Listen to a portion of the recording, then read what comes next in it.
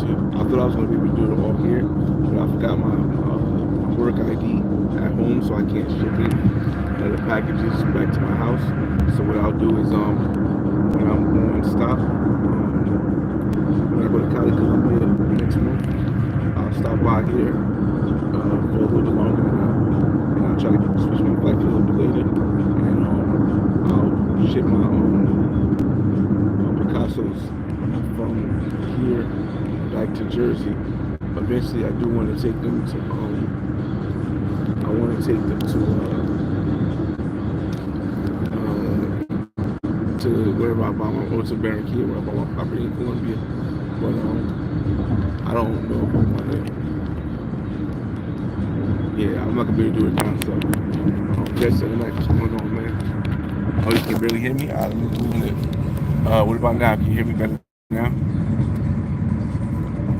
Just I don't know if I need to take my earpiece off because I know it's early in the morning, y'all. I'm actually only here for a couple hours. I flew down here just so, because I knew I wouldn't have time to pack a whole bag full of stuff in my owner's closet. When I come back for the Cali layover. All right, cool. Yeah, I'm here in Miami. I'm flipping around for you guys. I'm back here in Miami Beach or Miami, just because I have to take everything out of my owner's closet, so that when I get back here, all I have to do is pick up the paintings, take them to the FedEx shipment center, and then ship them back to New Jersey. But this is I figure I go live while I'm down here, so you guys can see. This might be the last time, like I come down here while I'm owning property. Well, probably not, because I do got to come back down for the paintings. But it's been a nice journey, man. It's been 5 years owning a place on the water in Miami Beach. Super dope. Great experience. I think anybody that wants to see what life can really be should probably buy a place down here, or even rent a place down here for a little bit when you can experience it. It's a dope experience. I was here for 3 years, but I think it's going to cost a lot more, which is not a big thing. But I think it's going to also be a lot more risk. When I say cost, I mean like with all like the court cases with like people that with money and celebrities getting like extorted for stuff from women. Yeah, I think I'll take the heed to learn from the wise men, or learn from other people's mistakes. So let's see. Did I make money off the sale? Yeah, I made about 50. Again, I would have made about 100 something, but with the condo issues that they had with the Champlain Towers, it caused the stuff to go down a little bit. Let's see. Me, International Brown, what up, man? Me and the bros are going to Colombia. I got a homie that that told you to come. But Cali from Google don't look like the play compared to Bogota or Cartagena. What do I think? If you're going to Colombia for the first time, you got to go to Cartagena. I would say because it's more touristic and it's an easier play for like I guess like a guy would want to go. It's more of an easier play. I enjoy Medellin more than Cartagena, and me encanta Barranquilla. I love Barranquilla because that's what's on my property. But I think if you have access to, but at a higher entry point or higher price or higher patience you need to have. 50K, yeah, exactly. Come down around. I didn't do any major. Like I said, this place was just because we had some money to invest. So let's say I spent 167 on it, and I'm selling it for 220. I could have sold it for 300 if I would have sold it back in 2022. But again, I didn't plan on. The only reason why I'm majoring on it is because I do want to finally get the place overseas, and also because of all the stuff that's happening with the women going after money. I kind of want to beat the crowd on that, because I think it's going to get worse as economics gets worse in the states as time and people's opportunity and jobs get bad, the economy hits, recessions and stuff. I think people will be more willing to do some crazy stuff or make up stories just to get a buck. So, horrible connection. Wow, hold up, y'all. It can't be hard. I'm on the Wi-Fi. Let me just make sure I'm still on the Wi-Fi, y'all. Let me, yeah, I'm still on the moment. Let me see. And again, Bogota is a lot more colder. It could be fun because it does have a city part in it. It could be fun, but for the majority of people, I think yeah, Cartagena would be it. Hopefully the connection back and better now.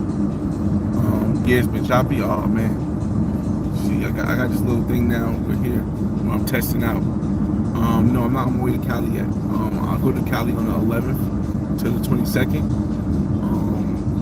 for Petronio Alvarez Music Festival. It's probably gonna be a yearly thing for me. I do like once I get my place in Barranquilla, then I'll be in Barranquilla a lot more.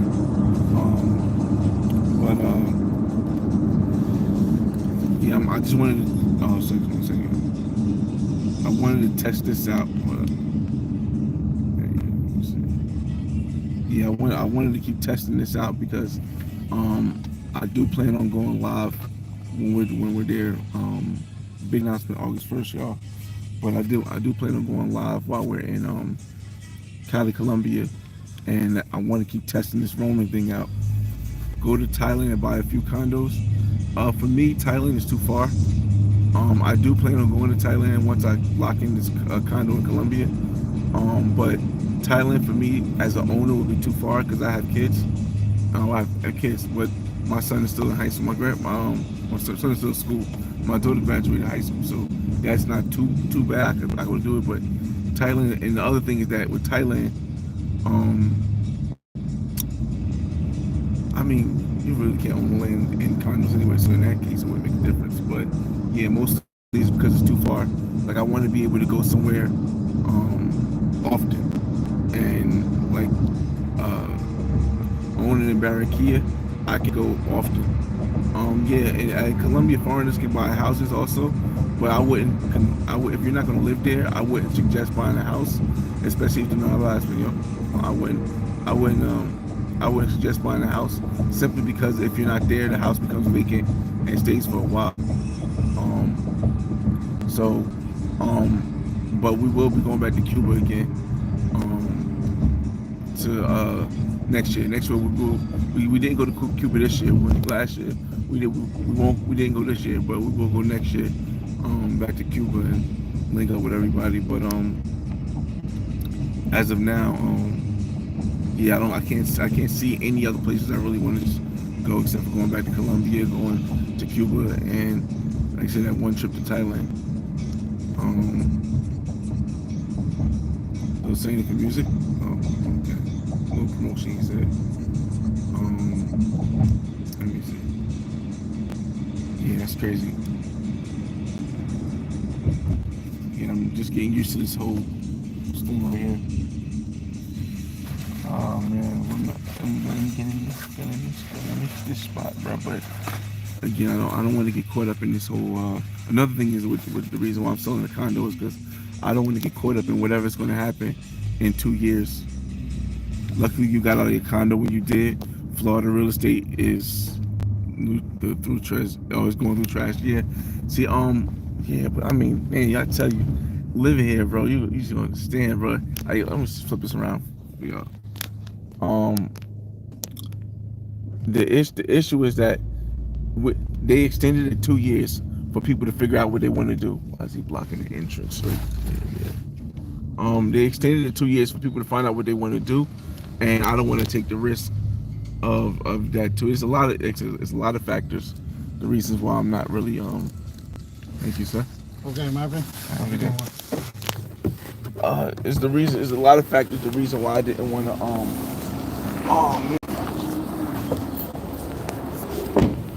why I didn't want to keep it. It's a lot of factors. There's a lot of factors.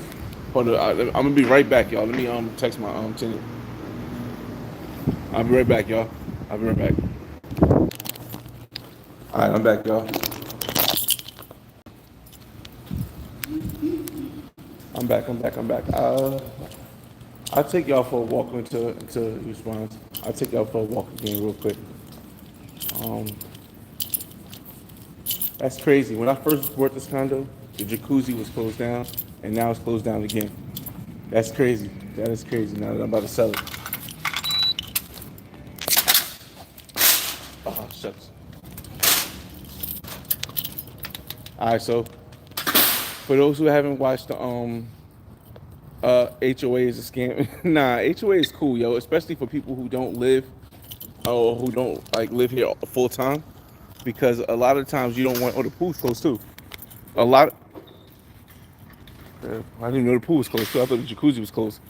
But a lot of the times, y'all, uh, if you don't live here the whole time and you only come sometimes, you want to have somebody that's checking on your place, and that's why I said HOA is good for that aspect of things, y'all. It's definitely good for that aspect of things. Um, P Diddy house is right across the water, but to the left, um, the Scarface mansion is right there. I think it's the White Mansion right there. Tommy Hilfiger live like down there somewhere. You got the what's the name again? It's been a while, y'all. It's been a while. We've been on the move, traveling and going different places. I know a lot of you guys that are watching this now have never probably even gone back into old videos to see me in the condo in Miami, because it's been like what 2 years since I've been living here. Um, but yeah, y'all.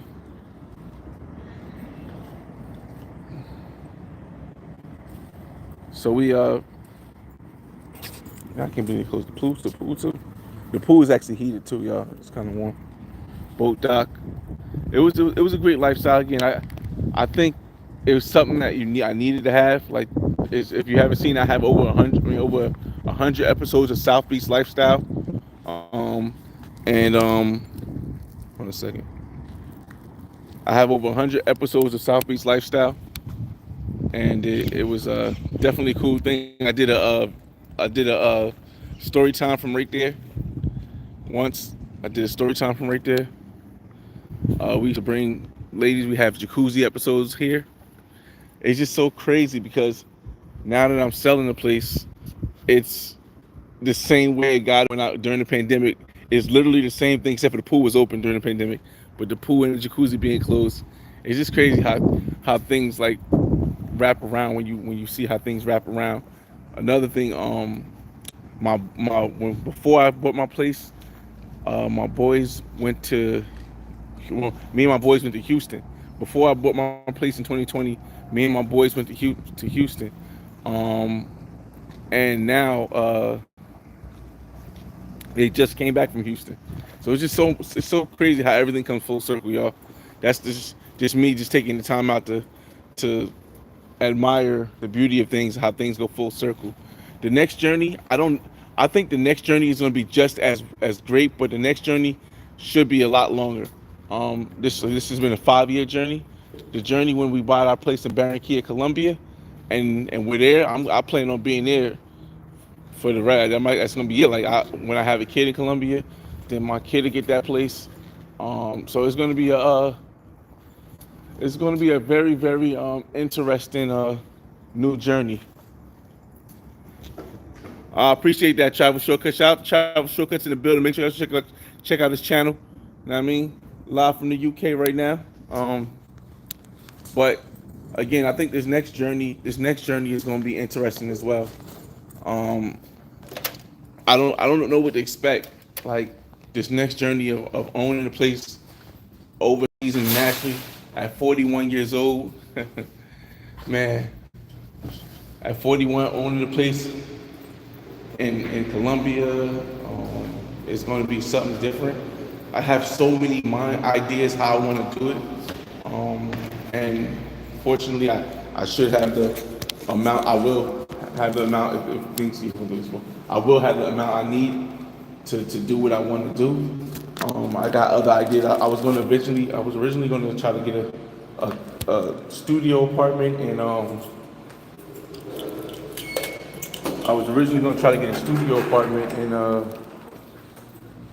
in District 90. Now I'm thinking of what if I get like a 2 bedroom. Just so many things, y'all. So many things. Again, we are here.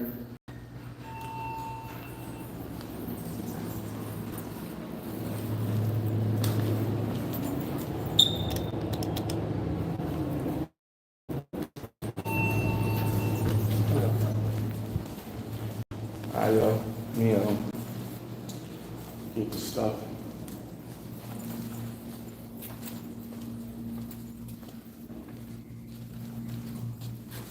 One second.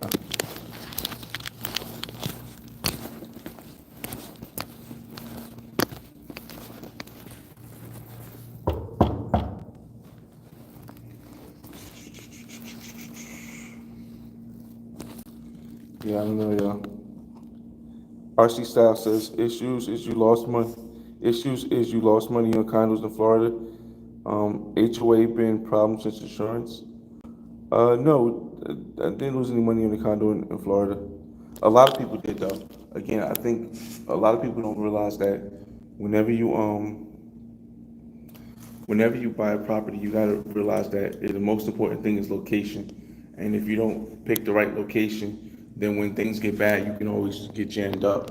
Like this location was always gonna be a prime location, no matter how bad condos got. Meaning that if investors wanted to buy this location, it's on the water. As you guys seen earlier, it's on the water. It's gonna always keep its value. It may not go shoot through the roof, but it's gonna always keep its value because of the fact that its location you can't change. You can buy a condo that's brand new, that's in the middle of Miami or in the middle of the beach, but on the water locations don't change. So no matter, unless Miami Beach is underwater, people are gonna always want to buy it. Hold on a second.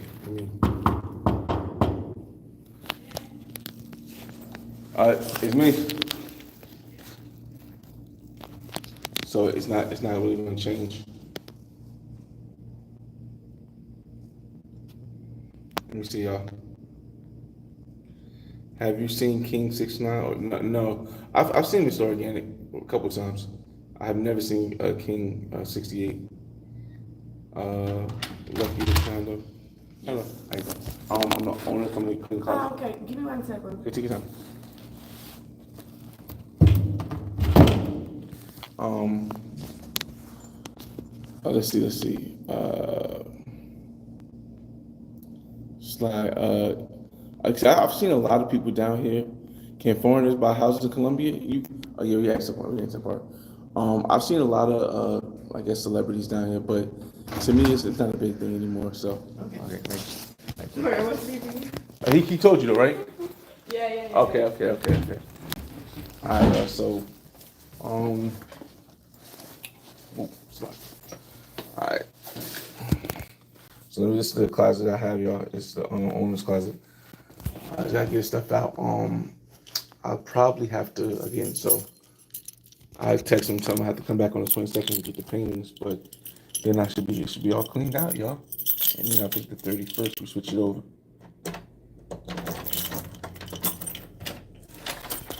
You guys got any questions? Let me see. Where are your keys? No, I do have the keys, but the issue is that I have tenants here, so I don't, in none of my houses do I just barge in or anything like that. So, all right, y'all. I'll put your hair here for now. Oh man, my back, my neck, and my back. I'll get your comments in a second. I didn't know what I had in here. I have a lot of some stuff in here, man. Shucks.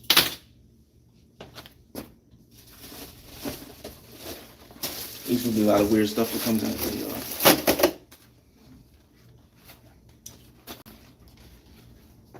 Oh, shucks. Let me see what I'm gonna do.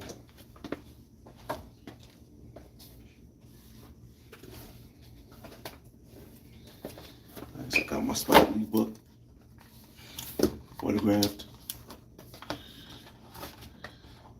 Yeah, we only down here for like 3 hours. Then we gotta hop back on the flight.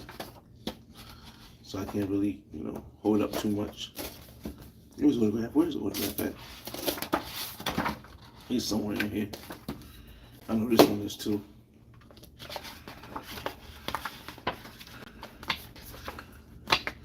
I don't know, it's somewhere in here. We'll figure it out later. Alright.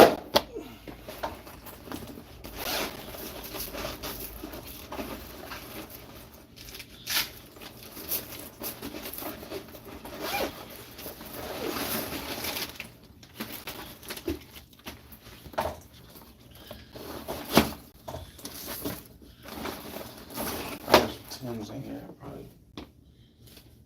Towels that'll probably go out. This is garbage.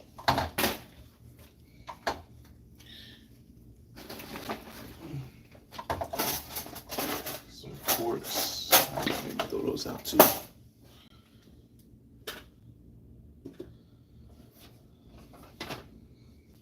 Always got charger ports. That stuff is garbage. Probably goes too.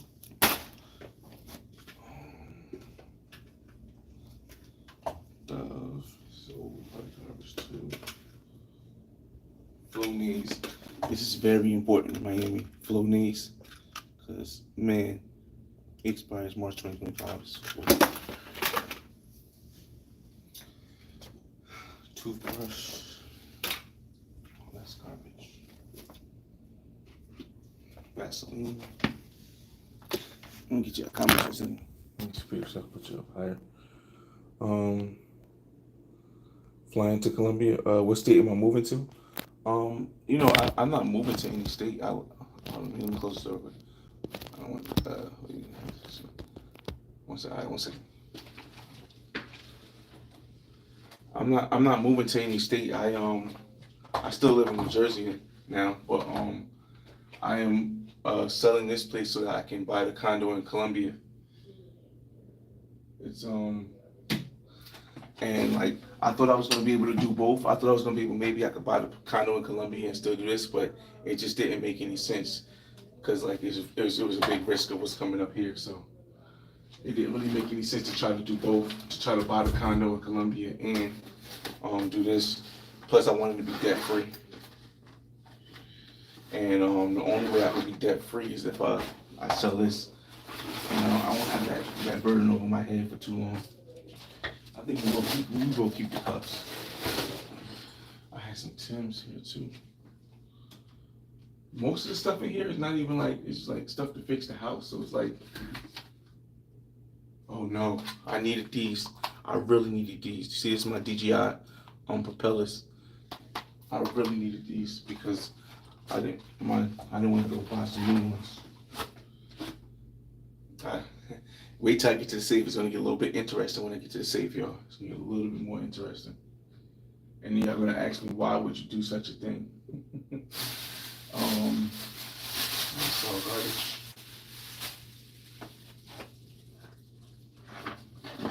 What's this? You see your comments.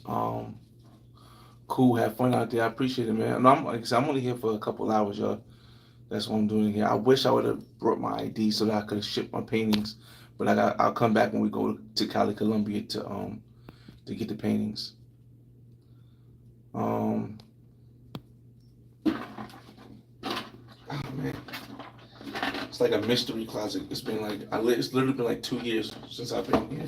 So it's a mystery closet. What I left in here. I think the only thing I know I remember leaving in here was Tim's.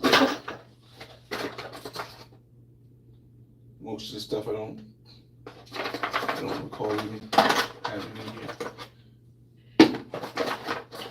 More garbage, y'all. Maybe we'll sit outside. We'll sit outside by the pool until it's time to go catch the Or then we'll get something to eat. We'll get something to eat. Oh, I got sweats here. Do I really want to keep these sweats? No, I got the YouTube sweats now. Big announcement August 1st, y'all. Alright, we need these bags. Quit throwing stuff out. Oh, this pillow's done. Oh, that's garbage. I should have brought a big garbage bag, y'all. Towels, I'll throw the towels out too. I don't really need the towels. I'll buy some new towels for Columbia. I think I'm gonna keep this little thing right here, like the thing. It's pretty cool.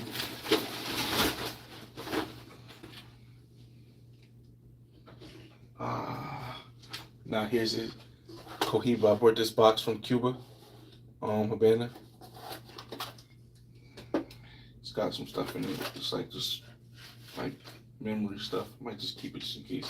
I'll go to it back in Jersey.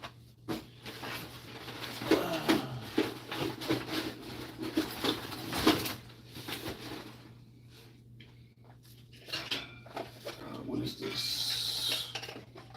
I don't know what this stuff is. You guys got any questions? You can hit me up. You can ask me any questions right now. We're gonna be live for a minute, y'all. We're gonna be live for a minute. I just like to keep it cool to make sure everything's copacetic. So if you guys got any questions, you can ask me. I know I'm a little bit low, but I don't want to be too loud here. Eyes and ears, what's going on? No more Jersey living? No, I'm still in Jersey.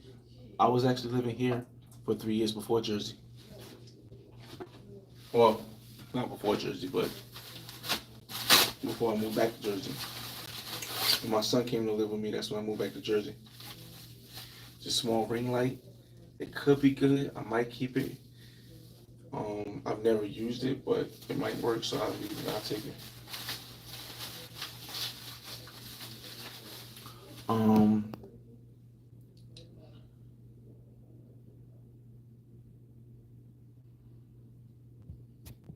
Let me see.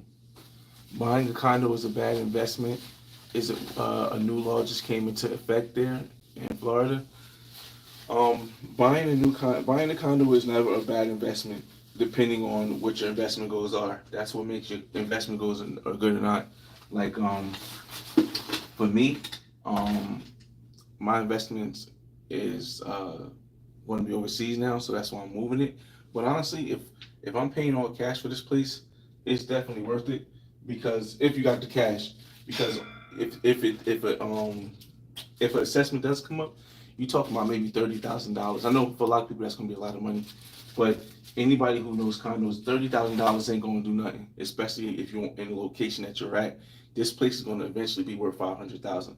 It's just that in the interim, it's gonna be a lot of stuff that goes, but I mean, a $30,000 assessment it's not really gonna be nice. So if you get the place for like 250, you pay 30,000. That's 280. You all in 280 with the house. You put maybe 40,000 in. Now you 300 something in.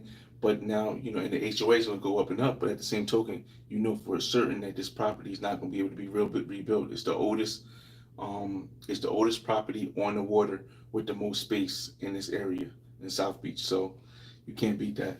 Now, depending on where you buy it, it's gonna make a difference. But finally got to my Timbs, y'all. Finally got to the Timbs. I mean, dang, these jokes are old. We'll still keep them up. We gotta organize this bag a little better because I'm more spirit. They're gonna ask me for what organize the bag better by the order or something. Spirit asked me for a paper bag for that right there. What is this? I might as well just throw this out. This was a tripod. I don't want to really throw this out, but this is the tripod I used for. This is good. I can use this for my phone. I'll leave the tripod. Maybe they'll use the tripod because this tripod is good for a big camera, but it's not. Yeah, I don't know. I don't know how you want to keep this tripod because it's so big. Bruce Bartley, what's going on, man? JW, what up? You finally caught me live, man. Listen, I don't have like a set schedule. It's just like I move around when I go places. And I like this time I want to go live, but I appreciate you for tuning in. Barry, what's up, man? Aaron says, Where am I moving to? I'm not really moving anywhere. I'm just moving out of my condo. Um, I'm moving out. I'm like taking my personal stuff out of the condo because I want to sell it. But I'm not really. I'm still in Jersey. I'm going to buy the place in Cali, Colombia, but it's um it's going to be a place I go to like like every now and then while my son still lives with me. So I'm not going to be able to go there as often as I came to Miami. Like in Miami, I was coming every weekend. It was pause. When I was going to Miami, I was coming every weekend because it's like right a 2 hour flight. When I go to Colombia, it's going to be a little bit difficult because it takes a little bit longer. It takes about four hours, and it's a little bit more costly because it's international price tickets and stuff. So, but there will be times when I'm in my place in Barranquilla for long periods of time to like fix up to fix up the place and stuff. So, yeah.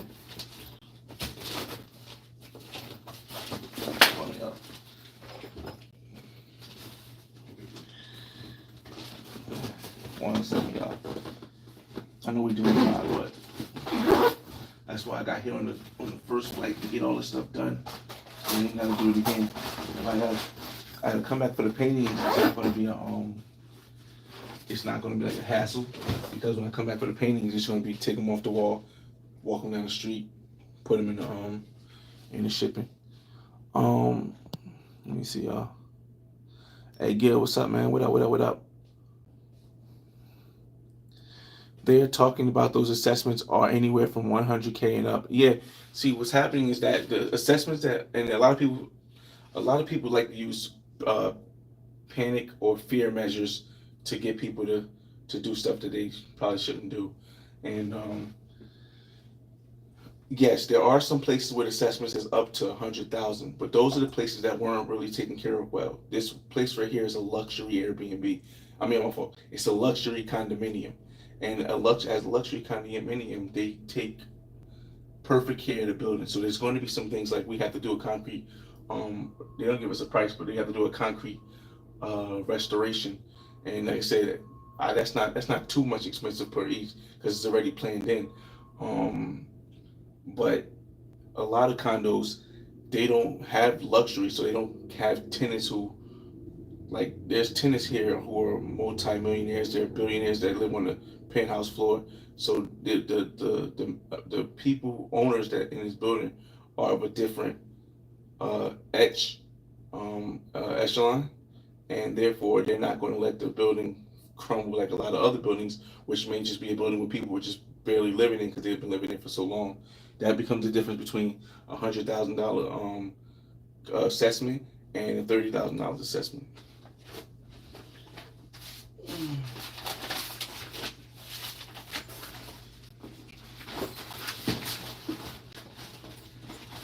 One second, y'all.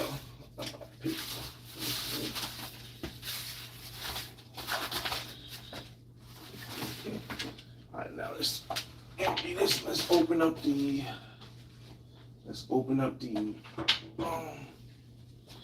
We're gonna open up the safe. I'm not gonna let you guys see it. Open up the safe. But I'll show you what's in the safe. Bro, Godfather Tim is in Miami. Listen. I was, when I first moved here, I brought the whole New Jersey style here, whole New York type style here. But um,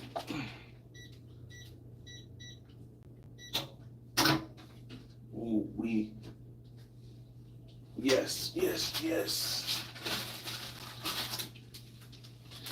These right here, y'all. Priceless moments in time. You see all these memory cards? I haven't had these in years. This is the beginning of before I got the DJI Osmo.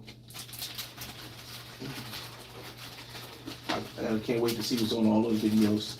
Those are gonna be super throwbacks. The Black Man Guys to Cartagena, the video that a lot of people know me for, that was created out of those SIM cards. I wish I could take the safe, but the safe is too heavy to take on the plane, so I gotta buy another one. My SIM cards for different countries. The title and deeds. A lot of people look.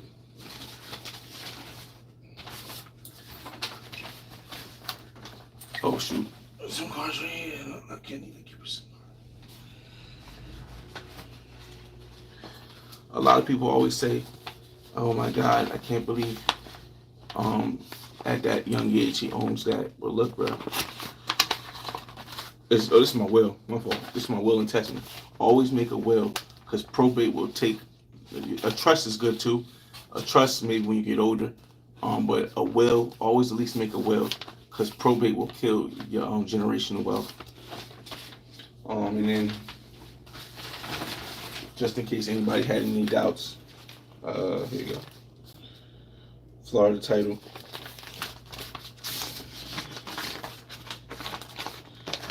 Uh,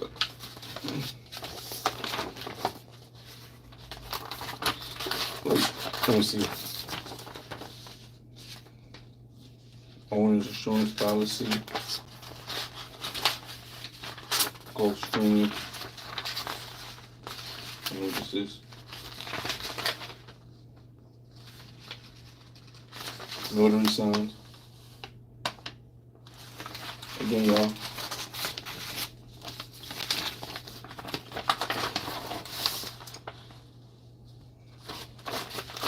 This stuff.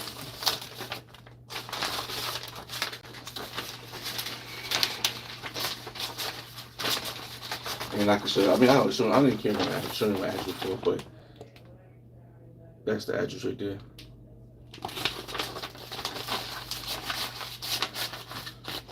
Let me see. Or Feather Tim's here. My next trip overseas, JW, is next month. We're going to Cali, Colombia for Petroleum next month. And then then we're gonna probably chill until we can lock in this Barranquilla property. But if not, we're definitely going to Barranquilla for Carnival in February 2026. But aside from that, so we got that out there. Make sure I got close it, please. Oh no, man.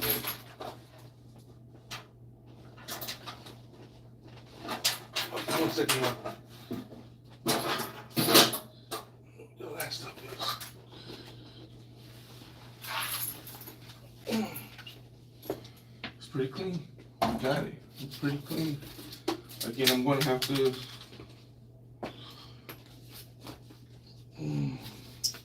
Always important to have an LLC, y'all. Yeah.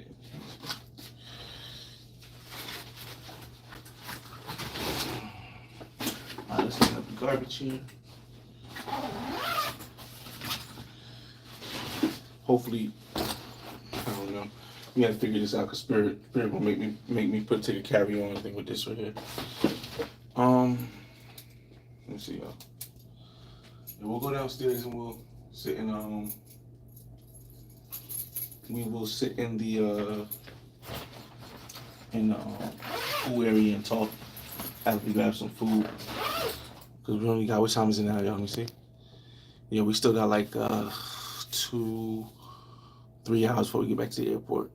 Shout out to my homie DJ Chisel in the building, yo. Chisel, what up? Hey Chisel, you still out there in Thailand, or you stopped by Miami again? We in here in Miami cleaning out the South Beach condo. Again, this journey has been great. It's been 5 years that I've been the owner. I've lived here for the first 3 years.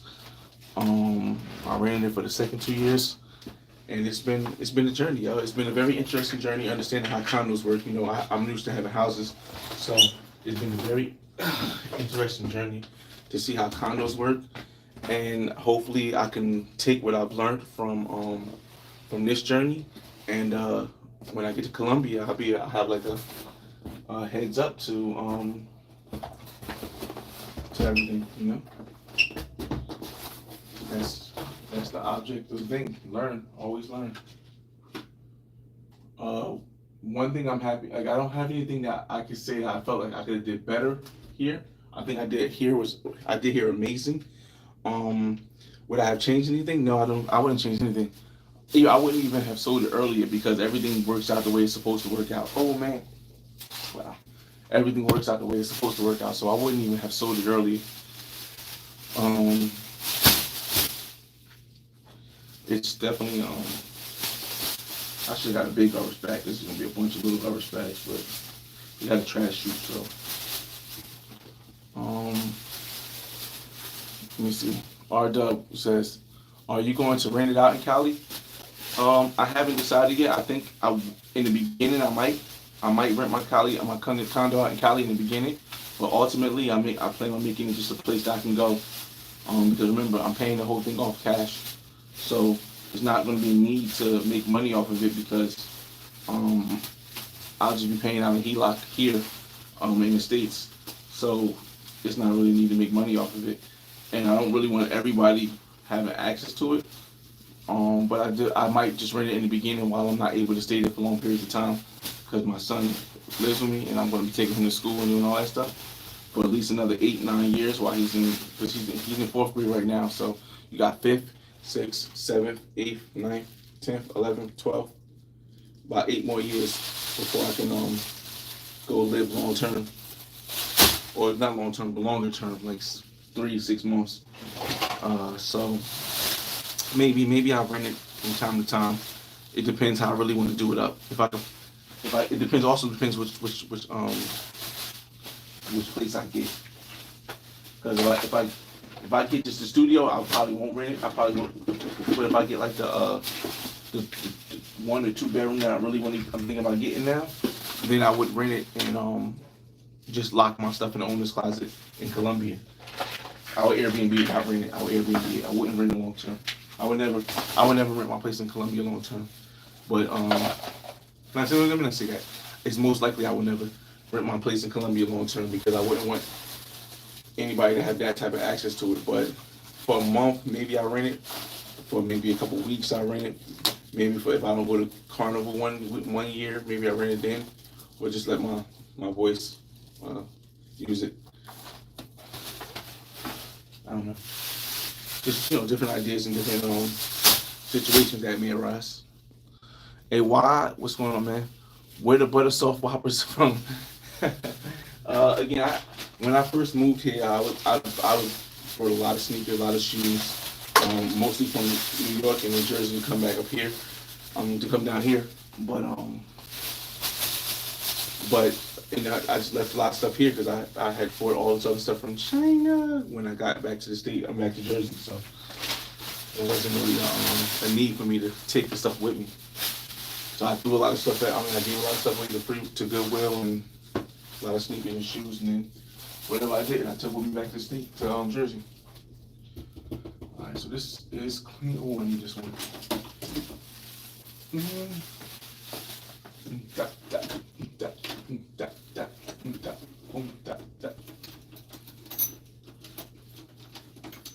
want to make sure I don't forget anything, y'all. I got the title and stuff, so that title on my will is some of the most important things I got out of here. Yeah, let's see. Bruce Bartley, I'm about to leave the plantation for the first time and go to Columbia for the first time for the entire month of September. That's awesome, man. Again, I think that the more you know about the world, the more you know about yourself, the better life will be.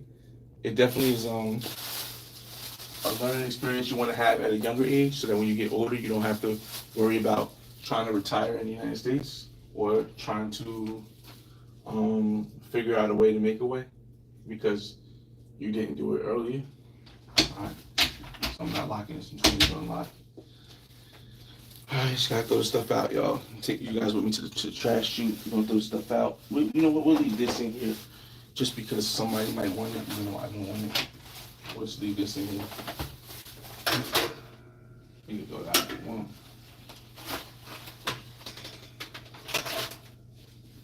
Everything else is all right. This is garbage. This is garbage. This is garbage. All I got a hat here. Again, I'm probably gonna have to pay if I can get for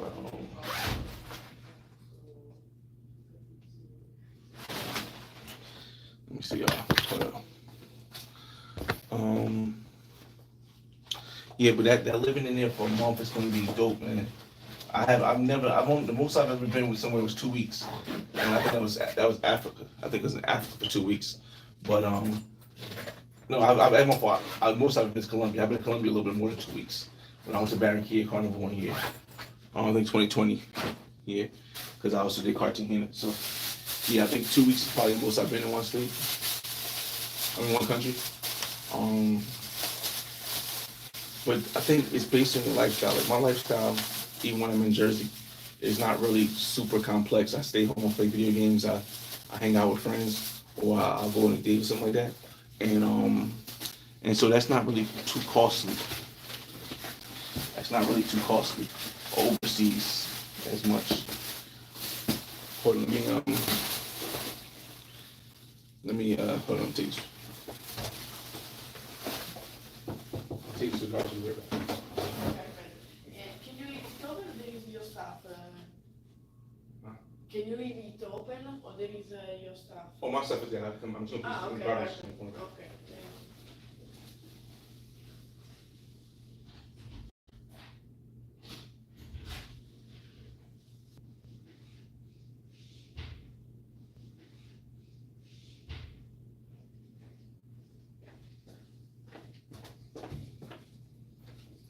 All right, back y'all. Let me see. I think that's it.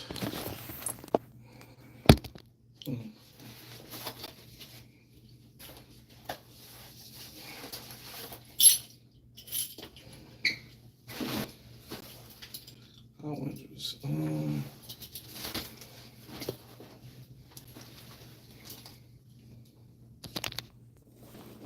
right, I think that is it. So that's all she wrote. Okay. All right, I told you I'll come back for the paintings on the 22nd, but I'm going to yeah, I'll come back on the paintings on the 22nd, and I cleaned the whole thing out, so you guys can use the closet now. Okay, perfect. You can use it now. All right. Hold on, yo. Can you close behind lock door? Lock. Yeah.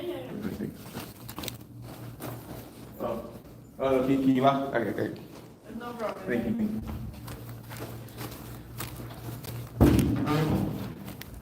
All right, we cleaned it all out, y'all.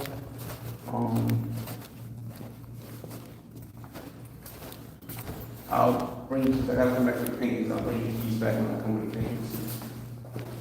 We got a bag, yo. And we are here. All right, let me see our comments. Bro, I gave up anywhere that is Latin country. I can't stand racism. Do you deal with that? Also, no. Racism only comes when you don't. When you, this is gonna be a brutally honest comment. Racism only comes in other countries when you don't have the money to outpay it. The issue with the United States is that you can't outpay racism for majority of people because it's too high of an entry level. So, like, as long as your money is not up there for that country, it's going to be very difficult for you not to interpret prejudice as racism. Like, a lot of people will say, hey, it's not really racism, it's more classism. And typically it is that. I've never had that issue when you're out going, come back. So that's my experience. We're gonna sit by the pool and we'll sit by the pool and organize his bag to see if we can get it on the plane without them asking me to pay for what's the name thing, which I doubt, which I very much doubt. Give me a second, y'all. We want to use the other entrance. Why do you want to use the other entrance? See if it works here.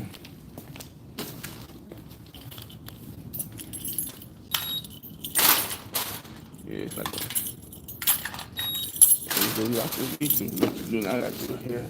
We'll sit over here. Hold on. We'll sit right here. Because I like being on the couch over there, so we'll sit on the couch so we can go through this bag. Oh, man. See, I wasn't going to be able to do this on the Cali trip. Going to Cali, I wasn't going to be able to do this. I wasn't going to be able to clean everything out from the owner's closet. because I'm stopping by in Cali only for like 2 or 3 hours.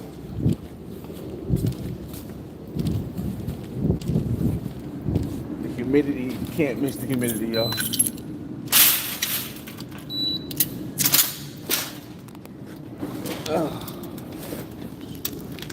Let's stay in the shade.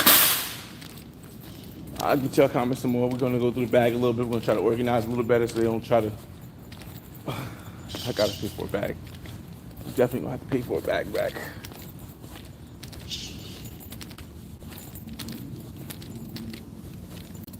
1 second, y'all. Ooh.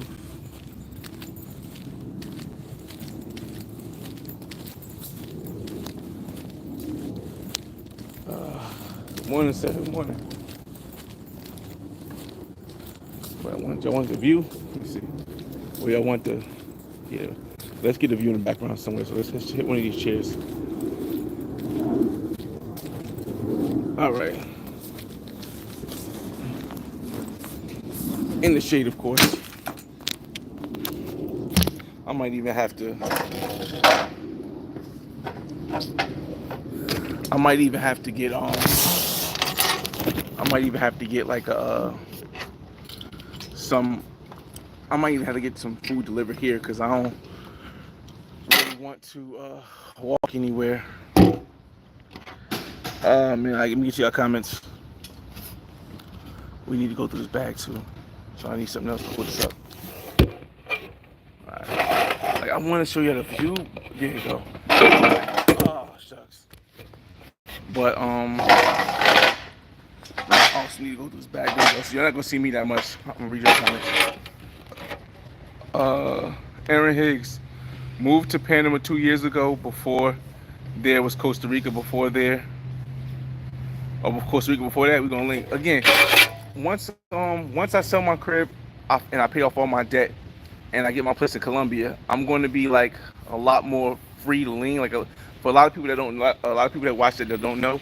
Again, I tell everybody all the time. My son lives with me, but my son also goes to Catholic school. His school is about $950 a month. So that does take a damper into what I can spend to move around the way I normally move around, and as well as that, doing that $950 a month, on top of doing the $1,700 a month for the HOA and for the mortgage that I had to pay here, and my other mortgages pay for themselves. It does take a a lot out of what I can do, how I can move. So a lot of places like, you know, I had to put on hold. I do want to get back to Panama. I've been there twice. I've been to Panama twice already. I've only been out the airport once, and it was only to go to get something to eat from downtown because I had like a 5 hour layover, and I was like, I don't want to get stuck out of here and stuck in. And it was, and the only reason I had the 5 hour layover is because they broke my luggage and they missed my flight. So yeah, let me see. Bruce and Mars, I've been watching your trips, man, for a long time. I got a partner over there. Nice, nice, nice. Um, Again, I've been doing this for a long time, y'all. Like, I don't think people really be understanding sometimes how it's more difficult to be consistent for as long as I've been in here than it is to go viral. It is, to me. I've been viral multiple times. I go viral every year. I've been going viral for the last 7 years. I've been going viral every year. Viral meaning 100,000 views or more on one video, on a different video. Um, so it's been easy for me to go viral, and relative easy for me to go viral. Um, but to stay consistent, it takes a lot, man. You got to do a lot of planning. You got to make sure you don't uh, over. You got to make sure you don't overdo things. Uh, you got to make sure you don't get caught up in the hype. You get caught up in the clout grab. You got to make sure you don't um, quote unquote crash out, meaning get emotional or do stuff that doesn't make sense for your brand. And because I've been doing that for so long, it it you know there's so many rumors about a bulk purchase of the. Oh yeah, that's what this was. Okay. Okay, so the Montana must have put this in there. Um, Let me see. Hey, Aaron, what part of Colombia you just come back from? Alex, don't forget the urinate in the corners. Nah. Again, the best part is that it was easier to sell my place, easier. Like even though it was on the market for a year and a half, it was easier to sell my place once it hit a certain price because I have tenants in there. Like the reason I had to knock on the door, everybody was asking me where my keys was at, is because my tenant's girlfriend was there, and I don't just barge in on my tenant stuff even if I own the place. Um, so um, when you have tenants, it's easier for me to sell the place because now investors can look at it, which they did, and say, "Yo, he's selling it for this much. It rents for this much. HOA is this much. That's a 7% cash on cash return on investment. 7% is what you would get in the stock market on the normal. On the normal, the stock market, it goes up 7% per year. Um, so when a realtor came and said, "Oh snap, this is a 7%, investment return on investment property that's on the water," they automatically say, "Yo, cash out." Once they hit that certain limit, Cuban currency, y'all. This is original. This is the original Cuban currency. This is not like a CUP. This is the original. Well, this is what they use now. I don't even know if I have any CUPs. I don't think I do because I think I got rid of all the CUPs when the last time I was there. Um, yeah, but well, that was just brand new. Okay, yeah, it's dope. Trying to see if anything I can like. I know cups I can get rid of. I can always buy new cups because I don't want the bag to be too heavy or you know. Oh, you got a J Dub. Each one teach one, man. That's all it's about. Like I said, I tell people all the time. My channel is all about inspiring people to find a way of life that works for themselves. Because bragging gets boring. I've never really been one to brag. Um, but if I can inspire you, even if you don't want to do it the route that I did it, if you can find a route that works for you, then then at least I know that I contributed some help to your story, to your way, and then you'll reciprocate that to my kids when my kids get older, or you'll reciprocate that to your friends, and your friends will reciprocate that to my friends, or something like that. And I think that's what life to me is makes it better, makes it great, because I just see so many people. Like when I bought this condo in Miami, and people was like, "Wait, you could buy properties in Miami right now?" And I know a couple people that bought a property in Miami during the same time I did, and now they have properties that's worth a lot more money, and they have an option to either sell it, even though they're going to do something. They have an option to sell it, or they have an option to just keep it and live in it, and just go push through the stuff that's coming of recent. But yeah, so it's definitely dope. It is definitely dope to it's definitely dope to know that it's helping somebody. Don't show up on here. What am I not showing on here? Best choice I made was leaving America during the pandemic. A lot of people say that. A lot of people say that. I tell people all the time. It's whether it's getting married, whether it's uh, buying having kids in the states. A lot of this stuff you shouldn't really try to do until a lot of the stuff you shouldn't do until you you travel. And the reason why you shouldn't do it until you travel is simply because if you don't know all your options, if you don't know all your options, um, then how can you make a decision that's going to be best for you? If you don't know at least if you don't have to know all of it because you never really know all. But if you don't know a lot of options, how are you going to make the decision that's best for you? So that's why I tell people before you have kids, before you decide to get married, before you even get in a relationship, you got to travel. Because when you travel, you open your mind up to what the world really is, and not just what the United States is. Um, we don't live in a one state country world anymore. We live in a global environment. Everyone is a global. Trade is global. Currency is global. Like we live in a global environment, and right now the United States dollar right now is pegged to the world's currency, meaning that we have the biggest advantage that we will ever have. Will the United States dollar ever fall off of the what's the name? I doubt it. I doubt that the United States dollar in my lifetime will ever be not the world's currency. I doubt it. They still talk about BRICS, but it's just too much stuff that has to change for that to happen.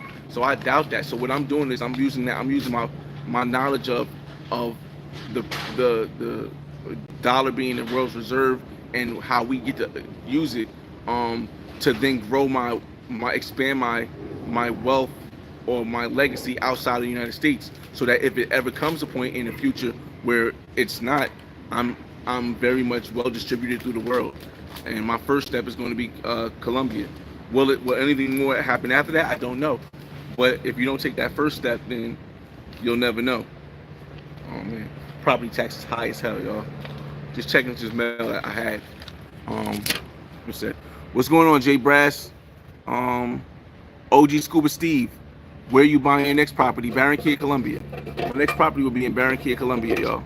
Um, again, this is going to be my first international property, and I do think the way I do things is I try to do things in a way that can give me an insight. You never know how something's going to be, but I try to do things in a way where I can continue to keep learning from different things. For example, before I bought my first place out of the state, out of the country, I bought my first place in the States in West Orange, New Jersey. I wanted to get out of the hood that I was from, but I also wanted to stay close, so I wanted to stay in Jersey. So West Orange, New Jersey is like a middle class, upper middle class area where there's a lot of mixed people. There's white, there's Hispanic, there's white, there's Latino, there's black, but they're more of the upper echelon class of those groups. Except for more of the upper middle class, upper middle, not echelon, upper middle class. So after I brought my upper middle class place in West Orange, I was like, yo, if I gotta buy another place, it's gotta be back in North. It's gotta be where I was born and raised. It's gotta be what I represent. So so that's when I bought in North. I want to keep the sound here. That's when I came back and I bought a place in North. But both of them investment properties. I would never suggest anybody for your first house, maybe not even your second house. I would never suggest anybody buy a a one family, because it's going to put you in a rut. I've seen it so many times, and even some of my closest friends that I'm cool with, like a family with, they went in that one family route, and then it puts you in a place where now you got to pay for it yourself, because you're one family and you don't want to just move randoms in your one family place. So so again, I would say as long as you make it, if you find a place, make sure your first place is going to be a multi-family house investment property where you can live in it and make money at the same time. What y'all were them? Wait, y'all wear them joints in Jersey? Yeah, we wear them joints in Jersey during the wintertime. Yeah, we wear Timbs all year round, but we wear the feather Timbs in the wintertime sometimes. Double soled, always double soled, y'all. Always double soled. One second. I'm just checking through the mail, see what's garbage we can go, we can stay. So we got some time. Let's see. Nomad, Flyboy, I want to be like you when I grow up, and I'm only 45. Again, man, everybody moves at a different pace. Why not? Why would you want to be like me? Why not be better? Why not be quote unquote better than me? Why not exceed where I've been and past that? I think that should be the goal. I mean, yes, my lifestyle is pretty good. It's pretty good. I could say great actually. But it's because my risk tolerance is a little bit high. So when it comes to some things. Oh man, I appreciate that, Bruce Barley. But right now, I would say August 1st. Wait till August 1st. Like I had to set up. I have to put I had to put the super chats and stuff on because of what's happening on August 1st. But no, don't make any donations. Anybody, don't super chat, don't super thanks. Let's wait till the August 1st announcement, and then you guys can move from August 1st. Until August 1st, just converse with me. You got questions, let me know. I appreciate you guys, just sharing the videos. Terrence said, what up, what up, what up, what up? Greetings from Miami, MIAO, MIAO. You see the background? You see the background? But again, let's wait till August 1st, and then we'll talk more about that. But yeah.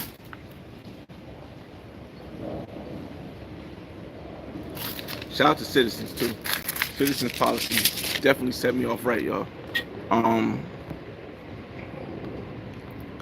RW, U.S. racism is so big because of the past.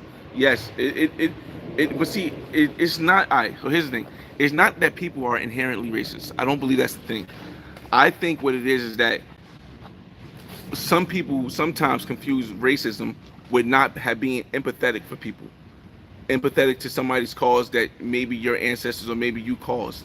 For example, racism I feel as though is when somebody dislikes somebody simply because of their race. I don't think that there are a lot of people even in the United States that dislike people because of their race.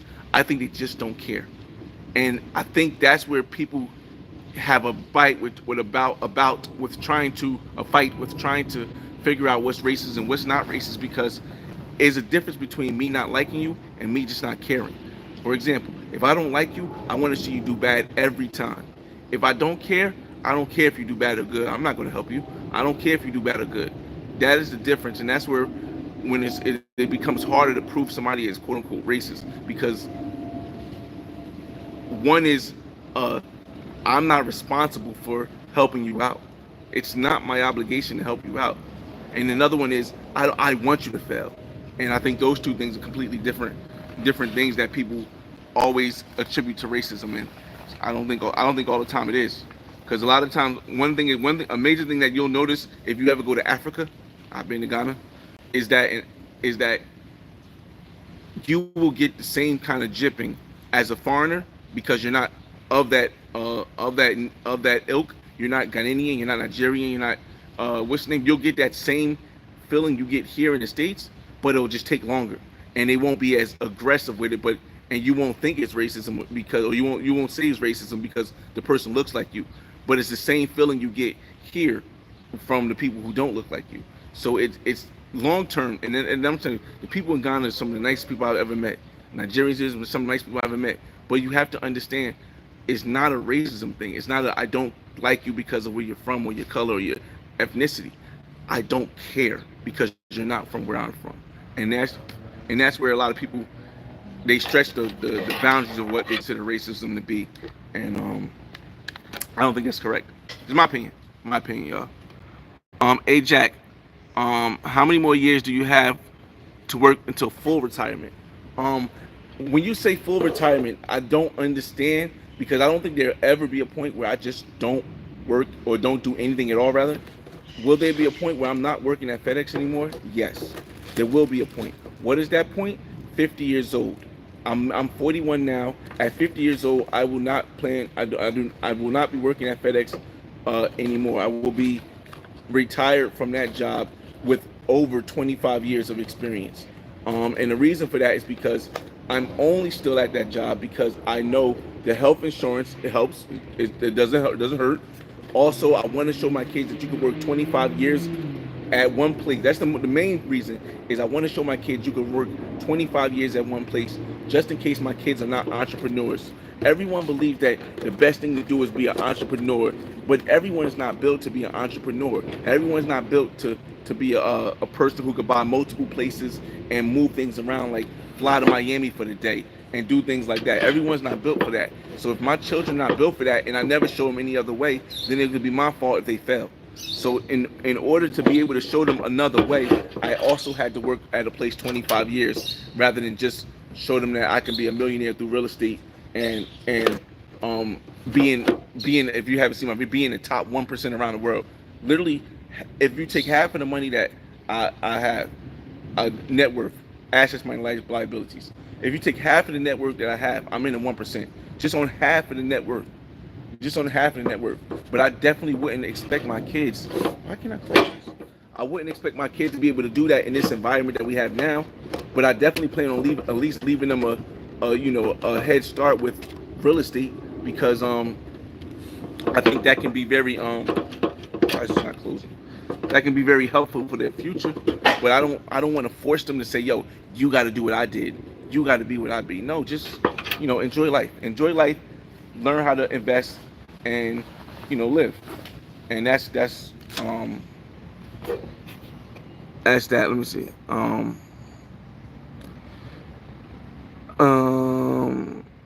So again, how many years do I have to have retirement? I have 9 more years. 9 more years max at max. R Dub, how is Panama? I like Panama. It's more expensive than Colombia. It's less expensive than Costa Rica. Costa Rica was way more expensive than Panama.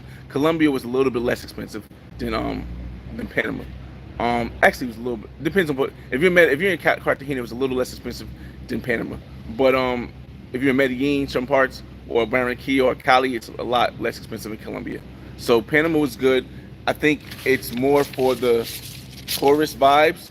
I don't. I mean, again, I was only there for 2 days, and I was only there for like 4 or 5 hours. 5 hours. So I can't really give you too much detail. That's why I don't really talk too much about Panama because I don't have enough information to feel as though I can speak on it in the way I want to speak on it on everything else. But I can definitely give you insight because I've actually experienced it.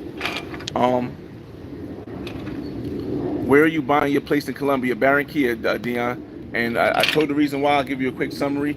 The reason why I'm buying my place in Barranquilla is because within a 2 hour drive one way and a 2 hour drive another way, you have three international airports. You have Barranquilla Airport, you have Cartagena Airport, and you have Santa Marta Airport. International airports meaning I can fly from there to the States if there's an emergency. I can fly from there to Florida. I can fly from Florida to back to New Jersey.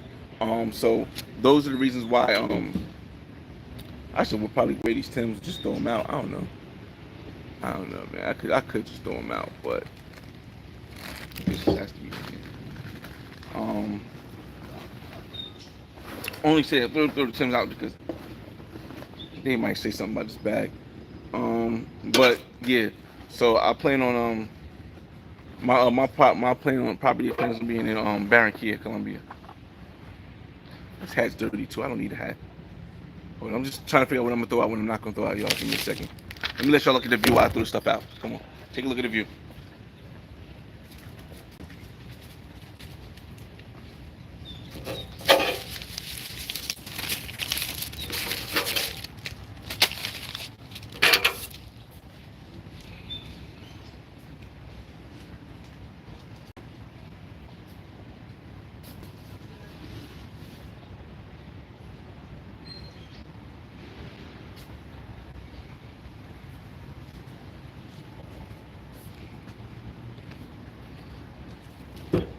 Always buy some new Timbs, y'all. I don't even know why I kept these Timbs.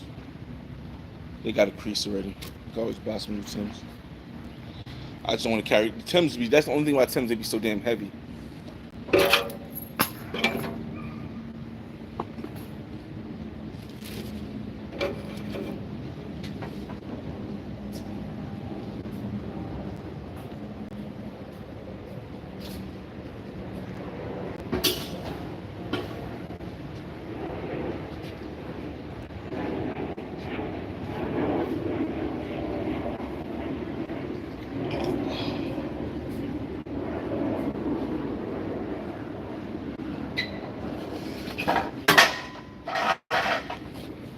All right, let me get back to y'all.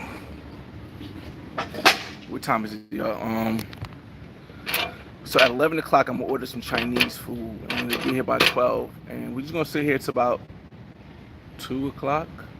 We're not even gonna go anywhere. We're gonna sit here till like 2 o'clock, cause I don't want to take this bag anywhere. And then at 2 o'clock, we'll take the thing back to the airport. Get there by like 2:30, and then my flight. I gotta check in for my flight, don't I? Hold on, I think I gotta check in for my flight. Give me a second, y'all. I'll be right back. I'm gonna get y'all comments too. Let me just get back. I gotta check in for my flight. Give me a second. My flight back. All right, I'm back, y'all. Yeah, I'm trying to see if I can get this bag in without them saying it's not a personal bag because it's kind of big, but it's not really a lot of stuff per se. Like all this could have went in the book bag, and they would have been a lot more lenient towards it. All this stuff could have went in the book bag. Cause this can go under my chair. I'm just trying to figure things out, y'all. Cause y'all know spirit be spiriting.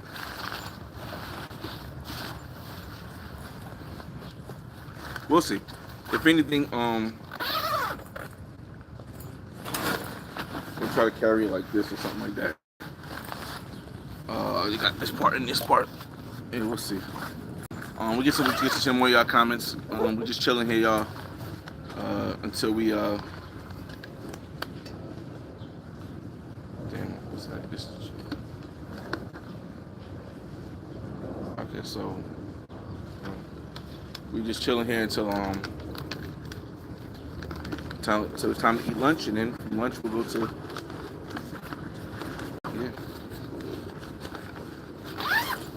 all packed up. Only thing we gotta do left is get the oh shucks. Only thing we gotta do left is get the paintings. That's gonna be let's see. Let me see. Are you a bag chaser? No, I don't. I don't chase bags. I chase moments. I chase. I get what you're saying as far as I guess either the group or the meaning of it. But me personally, I think it's more important to chase memories, chase experiences, because you can always get more money, but you never get back your time. Things that people are doing now, they'll be working hard. They'll try to do all this and they don't enjoy themselves in their 20s or 30s or either 40s. Then they try to do it in their 50s, and it doesn't feel the same. You can't do the same stuff. I've never been that one person. I've been a person who believes in balance. I believe life is about balance. Um, balance in the sense of all work and no play is not good, but all play and all work is not good. So you got to find a way where you can spend an equal amount of time doing both. So I've never just specifically went after the bag. Shout out to Xavier Moore in the building. Salute, salute, salute. I'm in Newark right now, Karen. I'll be back in the city later on today. This is just a day trip, so I can clean out the closet. I really didn't really think of the. I wish I would have really thought of the paintings that I have. I can't just leave them paintings. I can't just leave. I won't just leave them paintings here because I paid a lot of money for them paintings to get, and I definitely want those paintings to be hanging up at least in my office in New Jersey, if not in Barranquilla. I mean, we'll see. So I'll just do that when I go to Cali. But I feel more comfortable now because I don't have to empty the closet when I go to Cali. Pockevelli, what up, what up, what up, what up? Am I still getting a place? Yeah, we just spoke speaking about that earlier about getting a place in Barranquilla. That's the next step. Well, the next step is to pay off all debt. After I pay off all debt, or the next step, bro, it's still in the process, is to have this place sold. It's already under contract with a cash buyer. That's why I'm emptying everything out. It should be closing on August 31st, and I should probably get the money within that time. And then that's the first step. The next step would be to pay off all my credit card debt, all my loans, pay off my car note and everything. And I end up having like $27,000 after I pay everything off. I then plan on going to get a HELOC because with everything paid off and $27,000 in my bank account, I will then be able to take at least $100,000 HELOC, $100,000 HELOC out. I'll take the HELOC at 6.5% because my credit will shoot up through the roof, and I'll then go get the place in Columbia. The place in Columbia that I've been looking at in District 90 was like they wanted 80 something for it, but I could probably talk them down to 75, 80. But if I can't, but if I can't, I could definitely. But the other option I have, which I'm leaning towards more now, is some other properties in Barranquilla that are 2 bedroom, and it's just not in that building that's more up to date. The building's still 1 to 8 years old, but I'm thinking the 2 bedroom is a better long term play, only because for what I plan on doing. I don't plan on having it as an investment. I plan on having it as something long term. So if I can get the 2 bedroom, I see some nice ones I want right in the price range that I want. If I can get those, then I think that's a better long term play. So that's the plan. What racism is taught. If you have young children, you realize that. Again, like I said, that's what I said. Racism is not, and it's not. Again, we gotta still say people do confuse racism with just people not caring about people. It's a difference. But it also can be taught based on how your children listen to you and if you teach them that way, or a person does. Um, Shout out to Bruce Bartley. He says I got a multi-family unit up in Boston, Massachusetts, where I'm from, but I got a lot of other properties down here in Jacksonville, Florida. I heard about Jacksonville, Florida, as far as when I was buying my place in Miami. When I was buying this place, I was hearing about Jacksonville, Florida, but for me, it didn't. I kept seeing Jacksonville as like it. It would be like work. Like you can get properties at the right place, but dealing with the tenants and dealing with the circumstances that happen in Jacksonville sometimes, it'd be work. And I was like, yeah, I don't want to really do work. I want something more easy, even if it's at a higher expense, really, which is an HOA. Because most HOAs is only like $200-300. This one it's $730, and it goes up every year. But it gives you the peace of mind to know that the quality of tenants you get in this place, real quick, if you guys haven't seen, let me flip it around real quick. The quality of tenants you get in a place like this, a luxury condo, which is on the water, right down the street from the place where all the celebrities stay, the Mana Conjure or something like that, building something like that. I probably said it wrong. Across the street from Diddy and Scarface Mansion and all that stuff.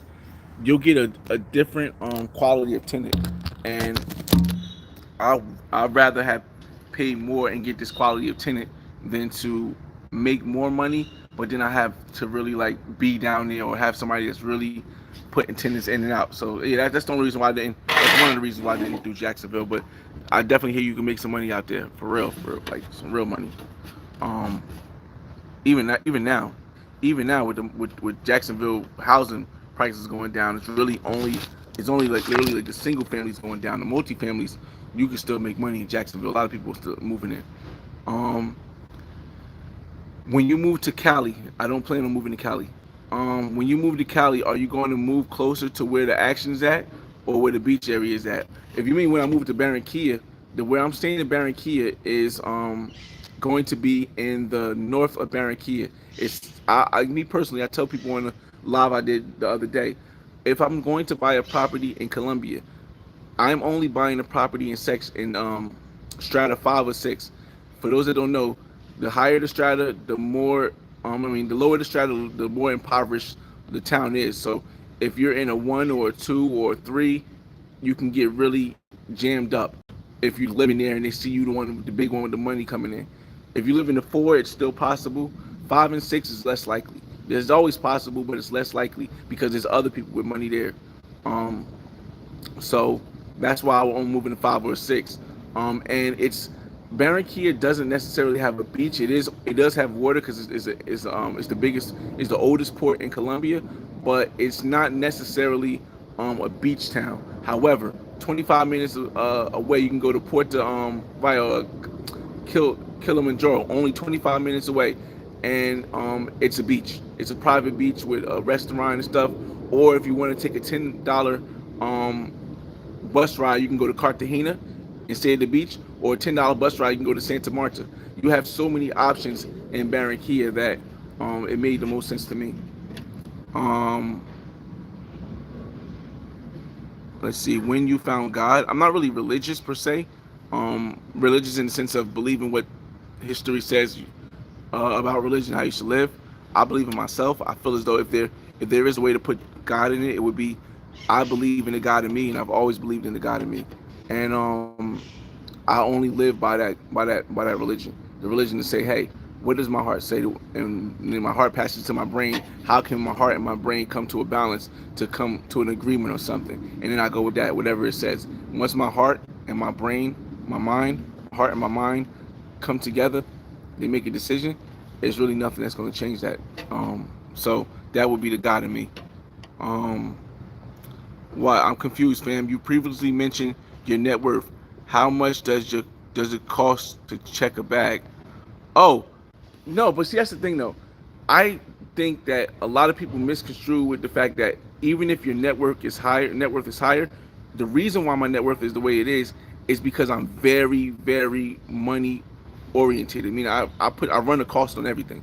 I run a cost on every. If I can save $69 by just using that as a personal bag, I'm going to try to save $69. Just because I have a significant amount of money doesn't mean that I'm going to spend it recklessly. Because when you do spend it recklessly, that's when you don't have a significant amount of money. And I think that's the one thing that not for you, not talking about you, but that's the one thing that a lot of people who don't have money or don't. I'm not saying you again. I'm not saying you.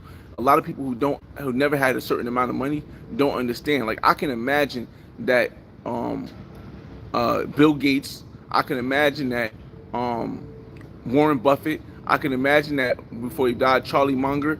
They still had a lifestyle that wasn't extravagant because even though they were well off, we just don't spend money like that. We really like.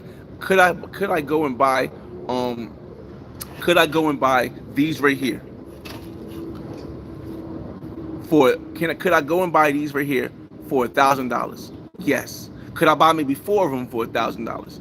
Yes. But if I can get them from China for $30 it serves the same purpose of how it looks and how I walk in it, and I'm not doing anything that is going to cost like playing basketball or nothing like that in it.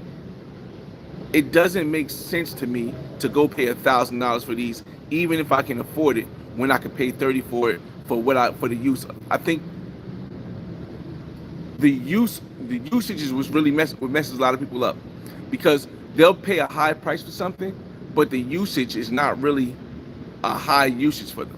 Like, you know what I mean? So that's why I say, if the bag costs 69, if I gotta pay the bag, I gotta pay the bag. It's just what it is. Spirit won't let me do it. It won't let me take it as a personal bag. I gotta pay the bag. I got it. It's not a problem. But if I can get around it, you know, maybe it's just maybe it also I will give some. I'll play devil's advocate. Maybe it is also just me, the way that I garnered my money, the way that I garnered my net worth, the way that I became who I am. I became that way. Like a lot of people, they some people say you got to have a mind of abundance. I agree that that does work a lot, but there's also another way where you can have a mind of budgeting, or you have a mind of organization, or cost spending, okay, effective spending, or something like that. And I think that's the way that I was able to make it to where I'm at, through effective spending. You know what I mean? Um, are you selling at a loss, of premium, or breaking even on your condo? I'm selling at what's the premium? I don't know what you consider a premium, but I'm selling at a gain. Uh, I'm making $50,000 off of the place. That's before taxes. Well, no, I don't pay taxes. I lived there for 3 years. That's before realtor fees and everything coming. No, no, that's not. That's not. I'm making $50,000 for the place. That's all. That's after realtor fees, and I'm not paying tax. I don't have to pay taxes because I lived here for 3 years out of 5. Um, but I'm making 50K off of it. Uh, my grandfather is Kenyan native. He was born outside of Nairobi. I'm going to be there after my trip to Medellin. I've seen a couple videos in Kenya, of people in Kenya. I would look at going to Kenya, but the thing about Kenya for me, from what I see on YouTube, I still haven't, and it's not like a shot or slay at anybody. I don't see people creating content in Africa the way I created content in Ghana, and for me, that really makes it difficult for me to really look at places like I really want to go there. Like, for example, when I created my content in Ghana, I had drone footage, I had drone videos, I had walking videos, I had interviews. I went to multiple different restaurants and we talked about the food with locals. I spent most of the time with locals, not tour guides, just a local person that maybe I hired for a driver, or maybe a woman that I met on Tinder. Like, I don't feel like I get those experiences when I watch the majority of people on content on YouTube channel about Africa. So for me, it's hard for me to say, yo, I want to go to Kenya, because I haven't seen anybody do it. Yeah, I've seen people go to parties. Cool. I see, Antonio, hold on, my tenant. I seen people go. I want to finish the thought. And we got my tenant to say something. I seen people go to parties. I seen people go to I seen people go to like uh uh like parks and movies, and I've seen people walking, and I definitely seen people walking. But to me, the point of travel is not the location, it's the people, because the location could be the same anywhere you go, but the people are going to change. The people are the culture. It's not the temple is not the culture. The I mean, of course it's part of the culture, but to me the temple is not the culture. The mountain is not the culture. The Guadalupe is not the culture. The party nightlife is part of the culture, is not the culture. The interaction with the people. I have interviews, I have stuff like that. So when I want to go somewhere that I don't have on my itinerary to go, I like to go I like to see people that do that, and I haven't really seen anybody really show Africa in that same light. It's not a bad or worse thing. Just I haven't seen anybody show King like that at all. And I watch a lot of videos. I watch people walking around. I watch people talking to expats. I don't see anybody talking to the locals, having full conversation with the people who live there, who are raised there, who are from different parts outside of the city, who made like, I have the video with the model. I have the video with the Nigerian girl living in Ghana. I have this video of the Ghanaian girl who's from the tribe living in Accra. Like, this is the stuff that I would like to see to make me want to go, but I just haven't seen it in any other place. My opinion. Um, Bag chaser, Anton Daniels, check his platform. No, I got that part, but I think I answered both. I said I'm not a bag chaser. I don't. I think what he's doing is good. I just think we have a different route. I think it's similar, but it's a different route. I think me personally, the marriage thing for me, I just don't see the conceptual. I don't see the statistical. How do I say it? I don't see the statistical sense in it, the logical sense in it, being as though 56 or 57% of marriages end in divorce. A lot of people that be, and it's not talking about him, but just a lot of people be so involved and so putting everything on one thing, and then 10 years later something changes, and now they got to redo it. And I never wanted to be that person like that. So we do have parts where we don't agree, but when it comes to the money, we align very similar. Yeah, we align very similar. Outside of the not thinking that Miami was a good investment, because look, I'm making $50,000. I got to experience Miami for 3 years, all because I bought a condo, and so yeah, again, I just got different perspectives, but but shout out to Anton Daniels. Shout out to Anton Daniels because like I said, anyone talking about financial freedom and financial responsibility, I support because we ain't got that too much in our community. Um, Travel shortcuts. Hold on, hold on 1 second, y'all. I know I keep coming back, but it's gonna be a long live. What did he say? Can I buy the leopard painting? Um, 1 second, y'all. All right, I'm back, y'all. I'm back. All right, appreciate you guys. It's gonna be in and out pause. Cause I at like 11:15 I gotta at 11:15 we're gonna order some Chinese food. So it's gonna serve it. We're gonna keep going in and out the live, y'all. Um, travel shortcuts. I'm going to be in LA in October. Are you going to be around here or there? I know you sometimes travel around the United States. No, October is my brother's birthday. I don't know actually. Let me not say no. I don't know. October is my brother's birthday, and every year for my brother's birthday we normally go somewhere. It's only been like 1 or 2 years where we haven't gone somewhere, and so uh, I doubt he wants to go to LA. Um, so I would say no, I probably won't. I probably won't be in LA. Um, yeah, I don't think so. I don't think so. Like I've already done a YouTube event in LA. I like LA. It's cool. I had the Corvette, the C8, in LA, flying through the city, riding through the Slauson. I doing mad crazy stuff with the Corvette. But it was a great experience. I just don't know if I'm gonna rush to get back to LA. Shout out to Mr. Motion in the building, y'all. Y'all be seeing you playing that Permadead, man. That game got to definitely create a multiplayer because I would definitely play with a team trying to survive, and on the Permadeath. So make sure you check out Mr. Motivation. He has a gaming channel and he plays Permadeath. And like I said, I like the setup of it. Like the base, it's like one of those games. It's basic, but it's good. It's a basic game, but it's good. But it's just not multiplayer, so I can't get G with it. Um, Travel Shortcut says, great inspiration owning a condo island. So, yeah, it definitely is, man. Again, I walk around with you guys because like I said, I don't want to just be sitting still all the time. I walk around with you guys when we talk and show you guys the place. Um, this has been see the boats, see the planes. It's like again, this is something that like having this in my life for 3 years. I say 3 years because I rented it for two. Having this in my life for 3 years, like it just kind of it makes you push it to the limit. Like I just like hear like push it to the limit. Like, not the Rick Ross one, but the old one, the old school push it to the limit song playing that was on Scarface. And whenever you just like see this view, it's like inspiration. Like you can have a rough night. You wake up in the morning, you eat, get your cup of coffee, you come down, or you bring your plate of food, you come down here and you just watch this, and it's going to inspire you to do a lot more. It's going to inspire you to live a lot more, y'all. So this is the best part of owning out here, y'all. Am I gonna miss being an owner here?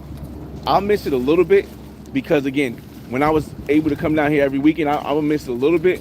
But I think the best part of missing it makes the times that you had it there that more exciting.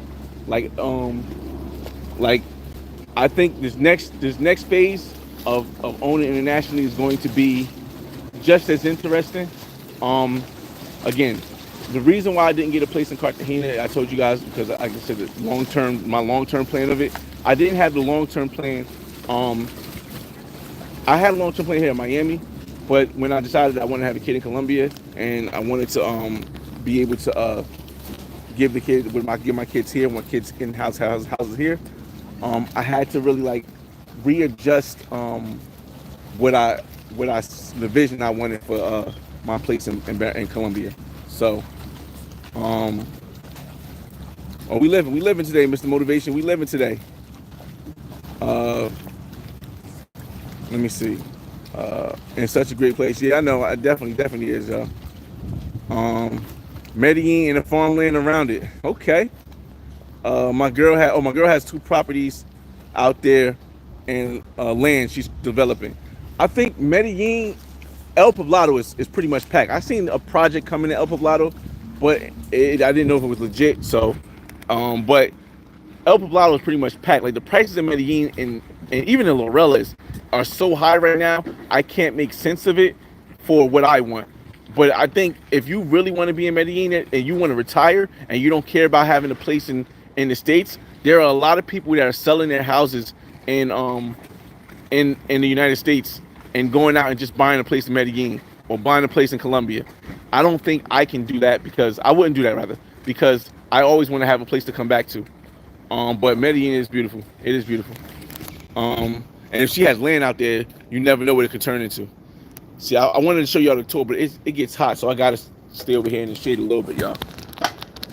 I be wanting to show y'all, but I gotta stay in the shade a little bit. It's a little hot, you know what I mean? Why? Yeah, I did say Cali earlier because I'm going to Cali. I'm going to Cali next month, and that's going to be somewhere I go every year. To Cali, Colombia for Petronio Alvarez Music Festival. This is my kind of plan. I'm working on it still, so it's plan in action. To say is a PIA, is a plan in action. It can evolve. It can evolve over time. When it comes to Colombia, I want to when it comes to Colombia, I want to be able to go to Petronio Alvarez Music Festival every year, Barranquilla Carnival every year, maybe the hip hop thing in Bogota sometimes, and also Medellin. They have a festival of Flores that I haven't been to yet, but I would maybe go there also. I want to have a cycle where every year around this time I go to the places, so I'm there more often than not. Um, but no, I spoke about Cali because of that, and I'll be in Cali because I'll be in Cali for 2 weeks next month. Gotta be frugal to keep the money. In China, Caesar, blah. What up, what up, what up, what up? Road Bike 5. Are you wearing socks right now? Yes, I'm wearing socks. On the beach. Yes, I'm wearing socks. Minor frugality. I don't think it's a minor frugality, but I get it. Because I do think amount of abundance is more important than amount of frugality, but I do think that effective cost spending is not frugality. Because frugal is like, oh, I'm too cheap to buy a place on the water. Um, Cost effectiveness is, hey, I'll buy this place because I know if I rent it, I'll make more money. I make enough money to pay the rent and give me some money in my pocket. I think that's where the difference is. Like, I know it's like the place is only $167. Don't be cheap. $167,000. Don't be cheap. Just buy it. Well, does it make me? What happens if I can't afford to live it? Can I rent it out and make the money? Yeah, those are the steps I take me personally. Like when I got this, exactly what I said. I said, yeah, I don't plan on renting this out, but if I needed to rent it out, could I? Yes. Who would have knew that my son was going to come live with me, and I was going to need to rent it out because I wanted to pay my son's school bill, which is $950 a month. But I planned that if something happened, I could. So yeah, that's why I don't think it's a frugality thing. I think it's an understanding economics and cost efficiency. Or shout out to the Passport Bros podcast in the building, man. Man, I haven't seen you live. I haven't seen you do a live show in a minute. I don't know, maybe just my algorithm hasn't put me in there, put me on the thing. But so make sure to check out Passport Bros podcast channel. You know what I mean, doing big things. Marcel, I would love to link. Again, I tell people I don't do like meet and greets, but if you've ever seen my channel, I can guarantee. Aside from Mr. Beast because he hires people, I can guarantee there's never, and maybe Kosh not because they got people like, but There's never been another YouTube content creator, at least a travel one. I mean, black or white, black, white, or any kind of ethnicity. There's never been another travel content creator who has more people collaborations on their channel than me. It's not, because to do that you have to go back past. I've been on here 16 years. There's never been another travel content creator who has more collaborations on their channel than me. And I say that to say, um, when you say you love the link, even though I don't do uh, meet and greets, if you're somewhere and I'm in the same place and you got cool vibes, I'm always cool with telling people, yo, I'm about to go to this club. You want to link up there, or I'm about to go to this event. I'll tell the old girl, let you in, something like that. But that's just how I move. Like, I'm genuine. Like, the people, the person you see here is the person you see in person. You don't. That's the one thing I think a lot of people who have met me, it's impossible to deny how genuine I am and how exactly the same as online I am offline. It's impossible to deny it. No matter if you have a issue with me, no matter if we have an issue, or we never have an issue because I never had an issue with anybody. But no matter if you troll, it's just impossible when you meet me to be like, oh nah, I knew he wasn't like he was on me. It's just, I'm just too me. Um, the younger generation likes to keep it simple with the interviews and interaction. As far, there's nothing wrong. Again, I think it's just a different mindset. Like I say, it's not a better thing or a worse thing. I do think it's not even, from my experience, I don't think it's that they like to not do interviews and stuff. I think that it just takes people time, especially if you're just starting YouTube. I wasn't like this when I just started YouTube. Well, actually I was, because I was always a people's person. Um, but on YouTube, I wasn't as comfortable putting people on YouTube channel. So you have some of the new creators who are like thriving, and they're not doing a lot of interaction and stuff because that's just not that's not their character, who they are yet, or that's not, they don't feel comfortable enough interacting with people on their channel yet, in the sense like I do. But me, I've been doing it for so long, it's like it just comes natural.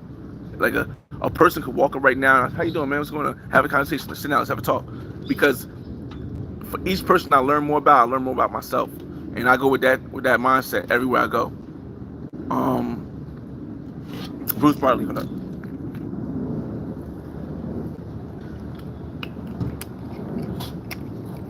I'm trying to give you that view, but that sun catching up.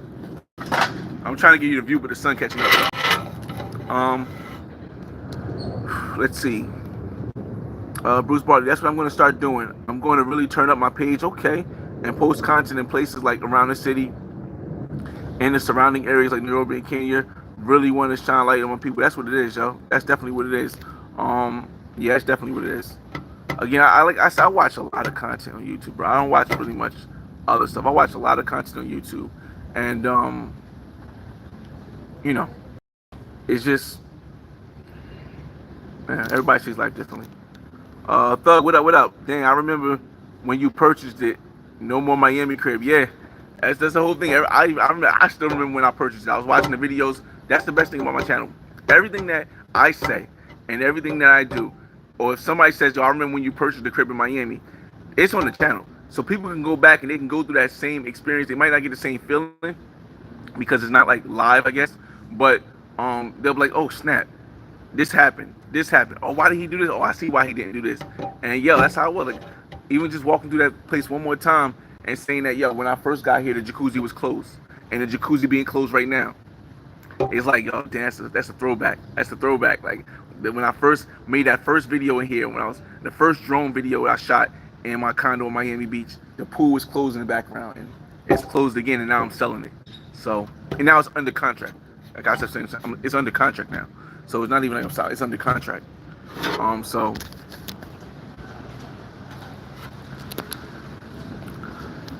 let's see. Not his personal life, bro. Get to the bag. Get into the bag. Yeah, but here's the thing. I don't. All right. Everyone has their own opinion. I don't agree with people who try to have. I don't agree with the thought of you can have a YouTube life and a personal life, and they be totally different or not connected, and it'll be genuine. I don't subscribe to that belief. A lot of people are like, well, this is YouTube and this is real life. Me personally, I don't have that. There's no wall in between my YouTube and my real life. It's my real life. It's just what it is. It's just exactly what it is. And That is what comes up with, like, and no offense to anybody, that's what comes up in situations like where your real life doesn't match your actions on YouTube. And then when that doesn't happen, now it's harder for me as a person who just shows his real life to look at you in a way where it's like respectfully. Because I'm like, all right, well, you're just putting on a show. There's nothing wrong with that. But now that I see that you're just putting on a show, I'm not really trying to listen to anything you say. It's not real. It's a choreographed show. With me, it's real. Like like I'm not going like no offense. I just using it because it's trending, and it's a thing. Like shout out to Duke Dennis. I can never go on I can never go on any show and say I don't have kids. I can never go and say and not brag about my kids.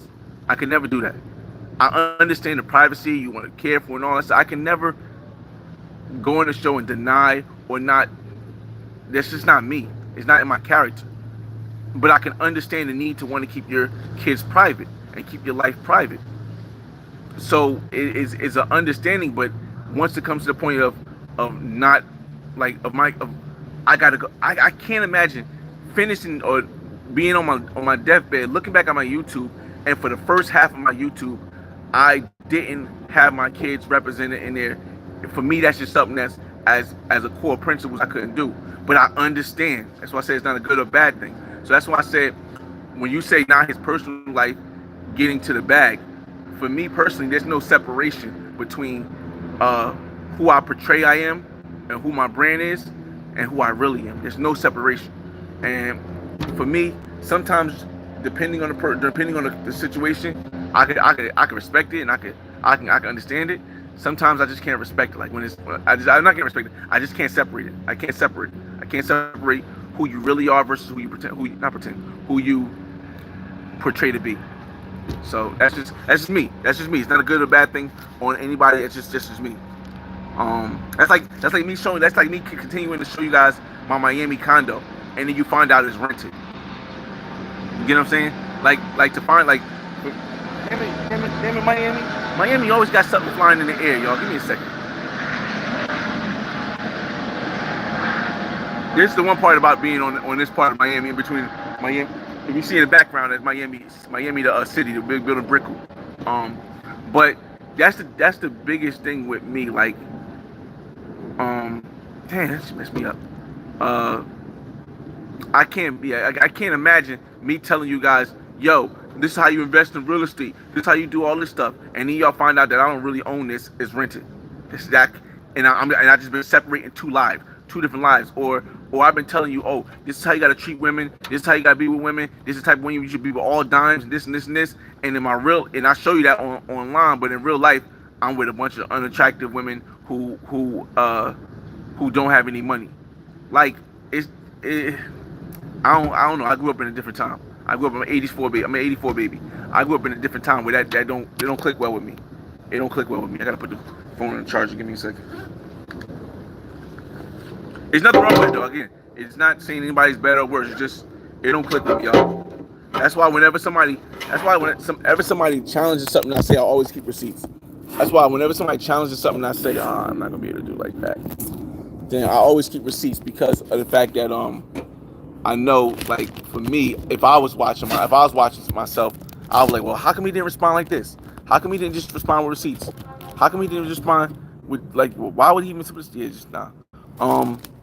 Did you have to drop the price much to sell Seahawk? I have had my property listed since April, May, June 2023.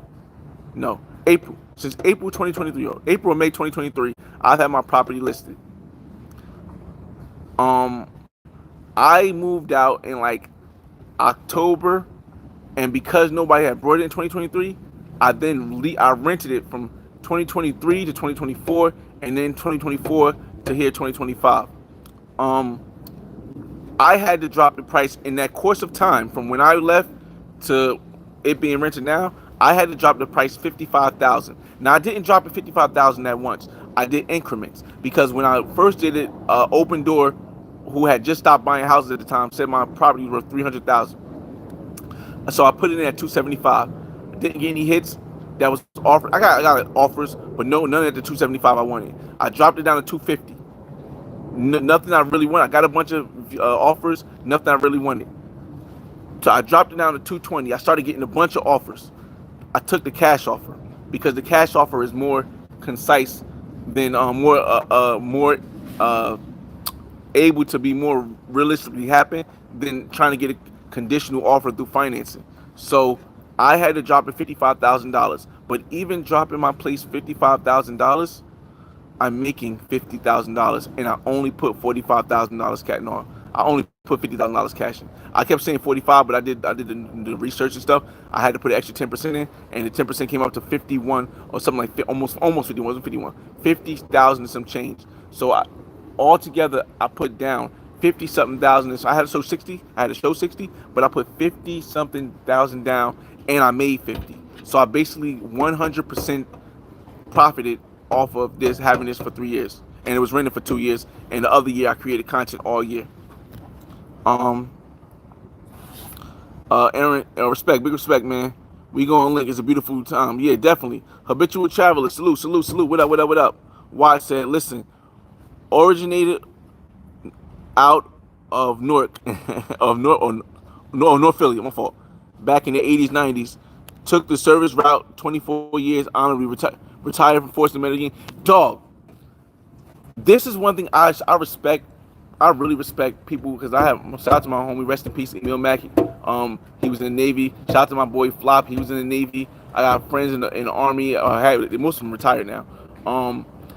The one thing I disliked about us Black and Latino people who are service people is that the majority of them never told their story.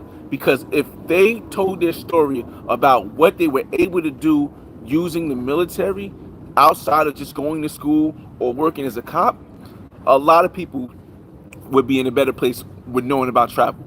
The first people who really knew about travel were people in the military, in the Marines, in the Navy, and they never brought it back to the masses of us the way that I've been bringing it back to the masses of us since 2009.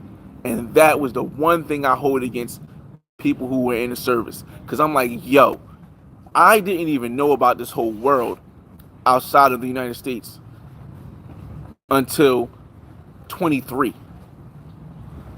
I traveled around the states at 18, but I didn't know about the world until 23. Had somebody told me that, yo, the military, the military or the Marines told me about what they see over there, like, yo, do you know this place called Cartagena? Do you know this place called Costa Rica? They got this, and this. I would have been traveling internationally at 18. And that's the one thing I kind of hold against people that was in the military that didn't come out and tell their story until after they retired. And now it's not even as easy or possible to do it that same route, because now you have to work 30 years in the military to be able to retire. And even as a police officer, you have to work 30 years as a police officer to be able to retire. It's no longer 20 years. So yeah, man, that's the one thing I hold against. Other than that, I really respect people in the military. I appreciate their services and everything, and I think it's so dope. But yeah, that right there really hit me in the gut. I was like, pause. I was like, say y'all seen all this stuff and y'all ain't bring none of this stuff back to us, man, bruh.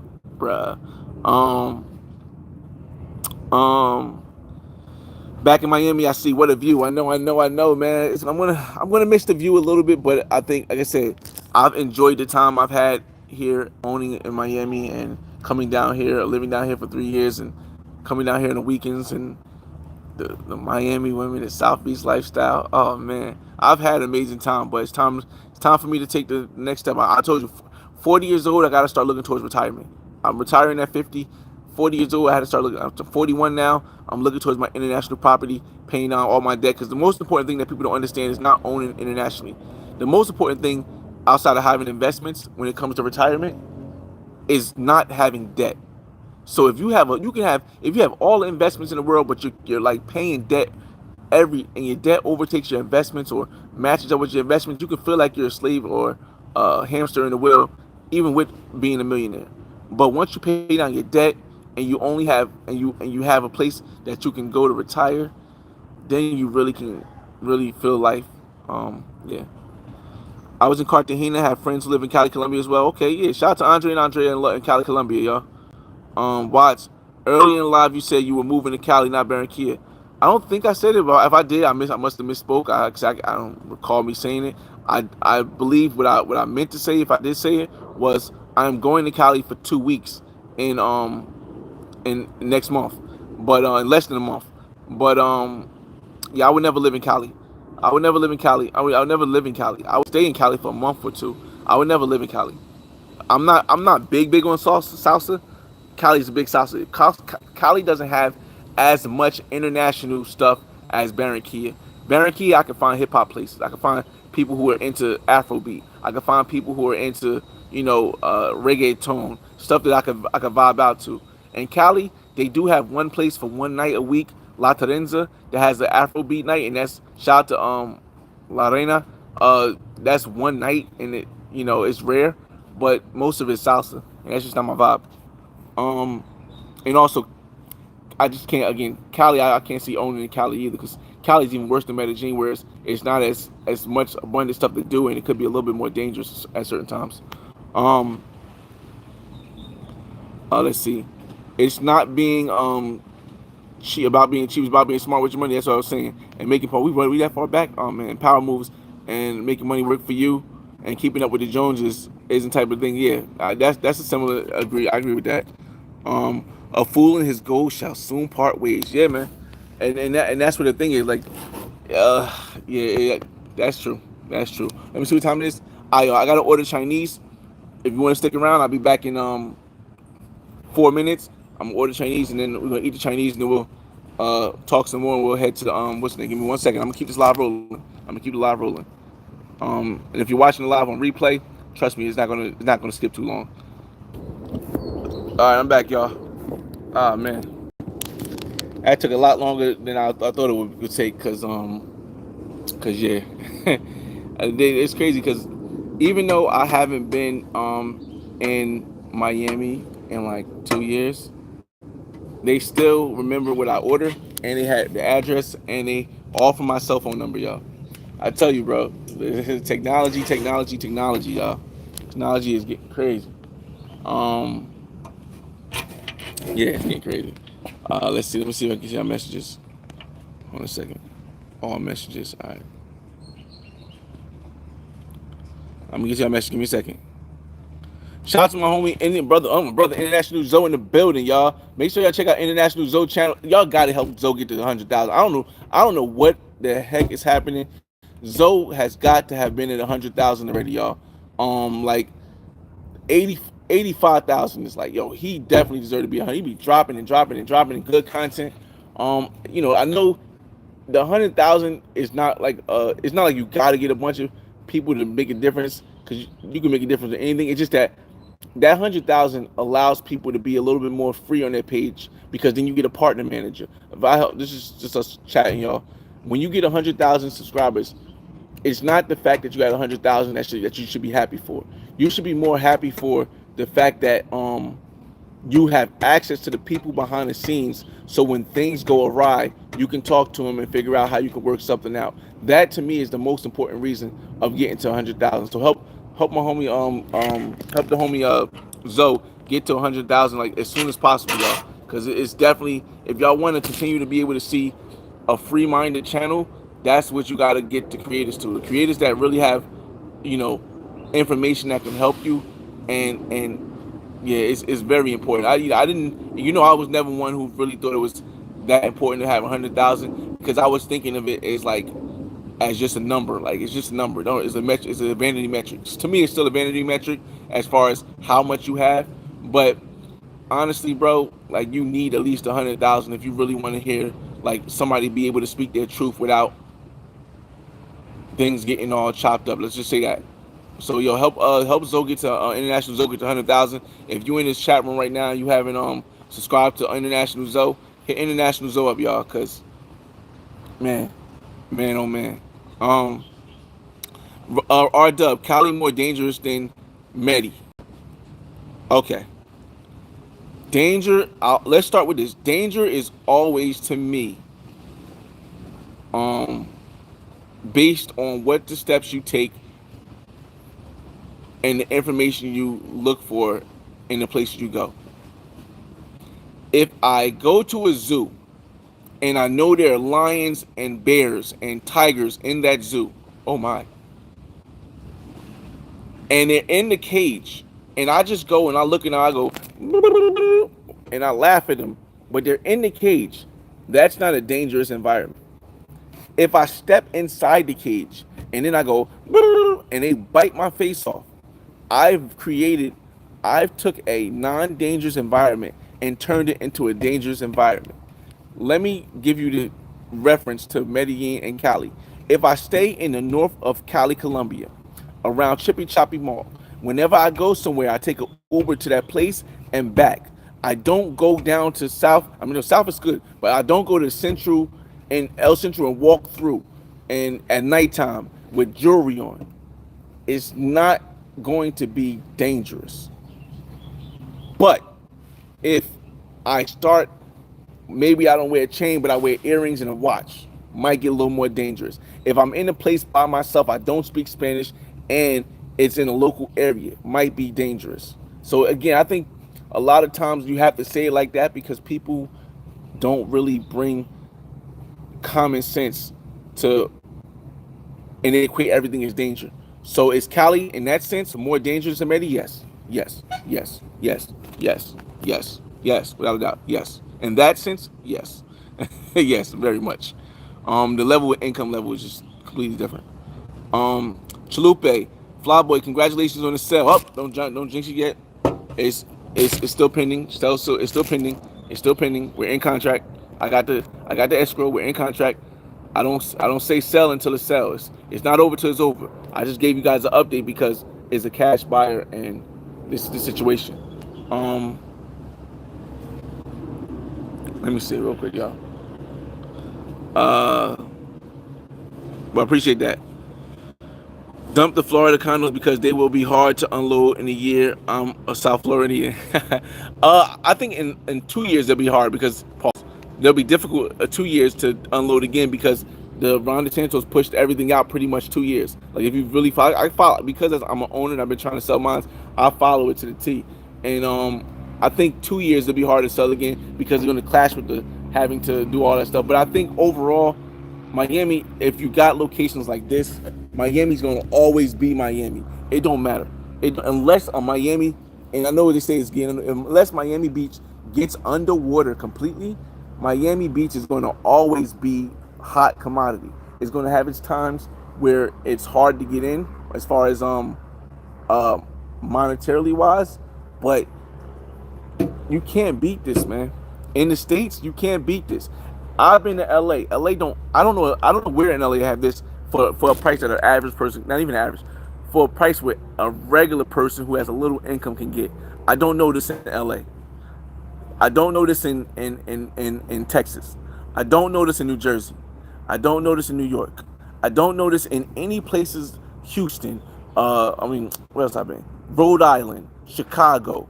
I don't know a place where, as a person who's not a multimillionaire, and a person who started from where I started from, can gain this. And as long as Miami is always that, it will never change completely. It'll be just going up sometimes and sometimes down. But like the person who just bought my crib or who's buying my crib for 220,000, 220,000 might be a lot to you, but them as a cash offer plus another 30. If there's a $30,000 assessment, that's 250. You're not getting this view. You're not getting this lifestyle in New York for 250. You're not getting this lifestyle. You're not getting this view in LA for 250.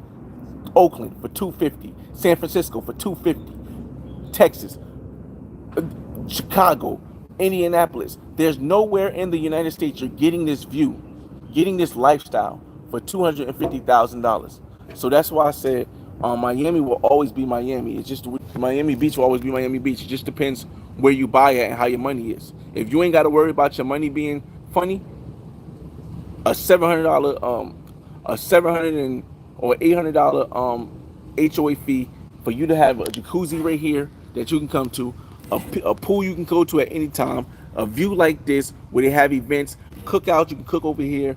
You can go to the gym. You can go to the pool to play pool. That ain't something that you're gonna get anywhere else in the States for that price. So again, me personally, the only reason why I'm selling is simply because one, I am under financed and I didn't pay all cash for it. I still owe 104 on it. And two, I know about the international world, and I've chosen to do long term in Colombia. That's the only reason why I'm selling this. Other than that, could I have kept it rented? Yes, but then I'm missing on the action of actually being able to go there. Dub Tech is great. Shout out to Zoe. However, I remember from Philly ballpark he talks. I remember from Philly ballpark he tossed it up. Zoe be dropping knowledge. Yeah, definitely, yo. Big facts, y'all. Um, salute, brother. I'll be in Cat. This is getting crazy, y'all. Like, all right. So last year was the most I've ever seen people in Cali, Colombia during during Petronio Alvarez. I've been there before. I've never seen that many brothers. It's on my channel on the main video. I put it the main video for now. You can see how many brothers was down there. I've never seen this many brothers say they're going to be down there on my channel. I've never seen it. It's been a lot of brothers that I've ran into that are now saying they're going this year. Based on that, if half of the people who told me they're going to Cali, Colombia for Petronio are in Cali, Colombia, it's gonna be 10 times bigger than what it was last year, and I love it. I love it. I love it. I love to see young blacks getting money. Well, I don't know what song that was. I just love to see people learning about different worlds, y'all. I love to see that. Zozo, salute. R Dub. I used to live in Miami. I was born in Los Angeles. Miami is better than LA as far as luxury and price. As far as price, I know about luxury. Don't know about luxury. That's right. I lived. I lived. I stayed in Hollywood Hills before. I don't know about luxury, but price wise for luxury, guarantee. There's no comparison. There's no comparison. This even as a small studio, 560 feet. That's a lot. That's a lot. It's not even small. Even as a studio owner in Miami, you're not getting this for anything less than 500, 600,000 in LA. Where I can I can touch the water. I can touch the water. I'm not gonna touch the water because I'm about to eat. But I can go right now and touch the water. I don't know if people understand the power behind that. I can touch the water from right here. Like not right, I can't read, but I can go down there, open the gate, touch the water, kick my feet in the water, let the fish eat my water. Pause. Let the fish nibble on my feet. Like it's nowhere in the United States where you're gonna get this at. So yes, Miami is gonna always be Miami. If it crashes sometimes, it'll crash. But eventually it's gonna be people are gonna start to realize that. And the only thing that can change that is if somehow Miami goes underwater completely. Miami is gonna have to become Atlantis before people start realizing what is possible here at the price rate it is. At the price rate that it is. You don't understand. I'm just going on a rant right now. I was living here for 3 years, bro. I walked every day that I was living here. I at least walked to the beach. I'm not to the beach part, but to Ocean Drive where the beach begins. I wasn't going to the beach. I think I've been to the beach like 3 times in my whole time down here, maybe 4. But I walked to the beach just because it was a 10-minute walk. Just watching, you would see business people in Lamborghinis. You would see people walking down with their cell phone. You see models. You see celebrities all the time. You see everything just in one location, and it was affordable. Ain't nowhere. To this day, I don't. Again, y'all know my channel. I've been around the world. I've been around the United States. There's not a lot of creators that can say both. There is nothing like Miami. There's nothing like Miami in the United States. Nothing, especially Miami Beach. Now, if you live in Brickell, you might have a different lifestyle. If you live in Brickell, you might not. You might have a different lifestyle. But Miami Beach, what? Shout out to Headliner, yo. Shout out to DJ Fly Guy. Shout out to just can't remember. I forgot his name, man. It's been a while. Shout out to all the people that keep Miami rocking, y'all. Miami. Let's see. What's going on, Rello? Salute. Hope you gotta be ready for Kenya, man. Cause King is gonna be crazy. I think based on the content you make, I think it's gonna be crazy. It's gonna be interesting to watch. Um, Brian S, what up? What building? What building am I in? I'm in 800 West Avenue. Um, Son being born in Panama gave him dual citizen. Y'all, dog. Aaron Hedges hit on the Mac. His son being born in Panama gave him dual citizen. Best decision of his life. Big facts. Big facts, yo. There again, people look at that as a small thing, but in the future for your kid, that could be Paul's huge. It could be huge. A difference between happiness and peace and everything. Ninjas getting scoped down there after that. It gets not often in Miami, not often. Occasionally you'll see something like that, but again, I told you, danger is all in your risk assessment. Let me go. Hold on. Let me go sit over here by and wait for the people because I think I've been on long enough where if they call my tenant upstairs, they'll see. The one thing is that in Miami, I can leave my stuff right here like this, and I'll be right back. You know what I mean? I can leave the stuff right here and be right back. Um, 1 second, y'all. We're gonna move around a little bit. Gotta go get this Chinese food. Um, Neon says I can be myself. Hold on 1 second.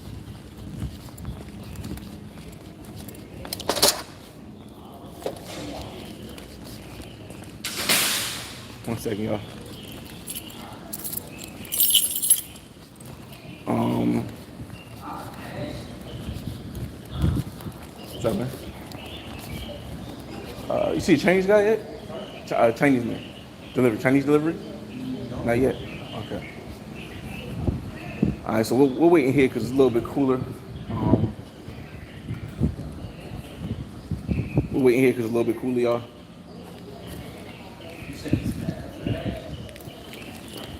Uh, Again, y'all, I'm gonna miss Miami, y'all. It's just front desk. I told you it was a luxury place that I own in. Um, so it's a different vibe. All right, let me see your comments. Whew. Cali is getting popular, and it's surprisingly when I looked online to see the property price value in Cali, Cali has some expensive properties as well. It's close to Barranquilla. It's more a little bit higher than Barranquilla, but definitely less than Medellin. But it's surprisingly, if you're around the Chippy Choppy area or the El Pino area, it's going to be a lot more expensive to buy a property in Cali, Colombia. Surprisingly. Um, my dad was a Marine in Vietnam. We were stationed in the Philippines, and that's why I do what I do. Showed us the childhood. Yo, again, man, I just wish more people in the Marines and the Navy would have told us folks as a younger people. Don't get me wrong, I enjoyed learning about international travel at 24, 23, but I didn't want to have to learn from a Ja Rule video. But it happens. Shout out to Intuitions in the building. What up? What up? What up? What up? He said, "Yo, what you getting tonight? We should link. What time you free?" No, I'm only here. I'm only here to 5 o'clock. I actually leave at 3 to go back to the airport because I had to pick my stuff up from the owner's closet because I'm selling my place. So it definitely I definitely I definitely won't be here tonight. Shouldn't be. Hopefully, I'm flying Spirit now. I say hopefully, because Spirit might have that last minute change. But yeah. Um, so like I said, I'm eating lunch here, and I'll probably leave like around 3. No, I'll leave around around 2:30. I'll probably leave around 2:30 because I want to see if I could, if I gotta check this bag. Um, let's see. Okay, we got to the end. Okay, cool. We got in the comments list. Aaron Hedges. So now I bring my friends out to see him. Okay, that's what it is. See, you changing the narrative. That's dope. That's dope, Aaron. Um, Now I bring my friends. I tell them get a flight.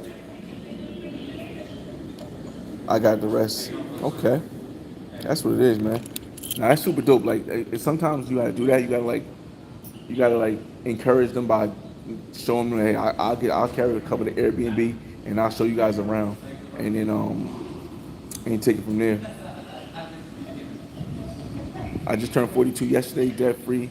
I do what I want. Starting school, pilot license. Okay, that's what's up, man. Yeah, I think I'm definitely good on that one. But getting a pilot license is definitely a dope thing, man. It's definitely a dope thing. And if we ever have a zombie apocalypse, I know I could hit up Aaron Hinges. If we ever have a zombie apocalypse or something like that. But yeah,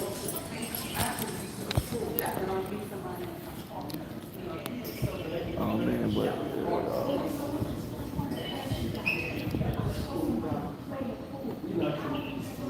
oh man, so much cooler right here, y'all. It's so much cooler right here. Yeah, one thing I wish I kind of wish they had here is like some kind of cafeteria where you could sit and eat inside. Um, they do got the. Let me show you guys what comes. Walk while we wait for the Chinese guy. While we wait for the food delivery, let's walk you around a little bit real quick. Um, I don't even know if I have any lives where I'm actually walking around the place. And as you can see, there's air conditioning all over here. It's really cool. Right here is where you pay for the get the card for the washing machines. We got washing machines on every floor. This is probably where I'll sit at. I'll probably sit in here and eat. Yeah, I'm gonna bring my stuff in here, y'all. I think I'm gonna try to bring my stuff in here because here I can sit here and we can have a conversation right here. You're not gonna see the view anymore, but when the food come, I don't want to be I don't really want to be outside with the food in the heat. So we'll sit in here, y'all. Can you go out this way though? Let me see if I can go out this way. Nope, gotta go out the long way. All right, so we're gonna bring the bags and stuff around here, y'all. It's like a little office space you could work. That's the pool table I was telling you guys about. You can play pool. I'll show you guys the gym and then we'll go get the bags and stuff. So when the food comes, we'll yeah. When the food maximum occupancy 49 people. Oh shut up, one for y'all. We'll come in here and we'll just chill. We'll do some chatting. I'll show you the gym real quick, y'all. Again, I don't think I ever had like a live one here.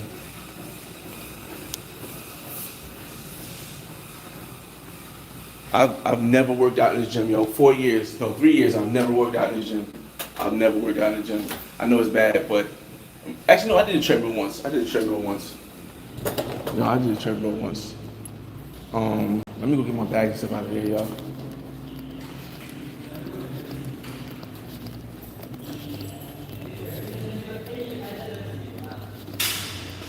Walk with me, y'all. It's always know where you're at. It's big facts. That's big facts, y'all. Oh man, I can't believe it took me this long to really do a live here. Like I've done lives by the pool before, but I've never done like a walking live to like show you guys everything, yo. Yeah. To tell you, it's gonna make me miss Miami. I'm ready for the next venture. I'm ready for the next venture. Even if the next venture isn't as dope as Miami was, I'm just ready for the next venture. And who knows? Maybe after a couple years I'll come back and I'll buy another crib in Miami. Who knows? I don't know. Maybe in a couple years I'll come back and buy another crib in Miami. Maybe not the same. Maybe not as expensive. Maybe the prices won't be low at the time. I mean, won't be high at the time. But maybe I'll come back and buy another crib in Miami in the future. But as of now, it's time for me to take this Columbia move. All right, so that's enough view for those who are saying it's starting to get hot out here. We're gonna go inside the office and we're gonna we'll do some chatting there, y'all.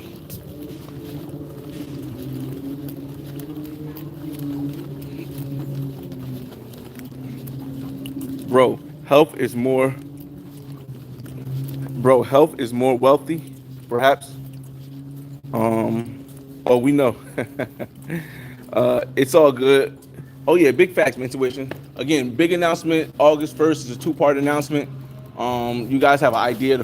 Most people have an idea of the first announcement. Certain parts of the first announcement. They don't know everything, but they do know certain parts. But big announcement, August 1st is going to be a two-part. The first part I'm going to have in the morning. The second part I'll have in the afternoon. So that's how we'll do that.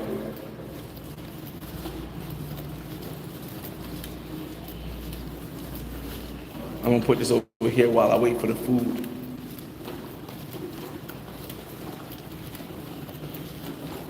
We can have a conversation. Yes, yes, yes.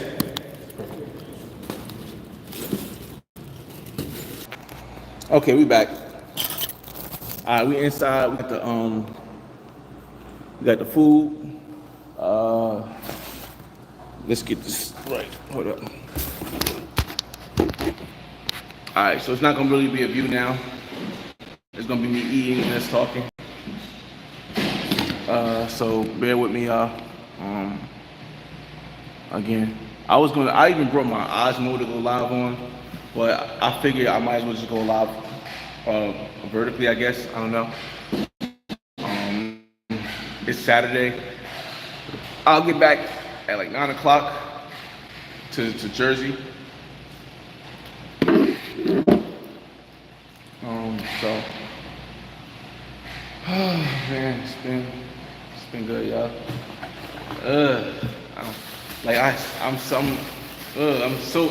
You're gonna always be nervous a little bit.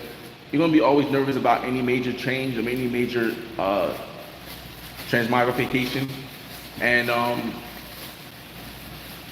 it's gonna be a fun ride. And if I'm able to do what I think I want to do in Barranquilla, I think there will be a lot more ladies on the channel. Unfortunately, depending on what you like. Because I have connections over there, and that's one thing I like. I like building different connections, different places I go.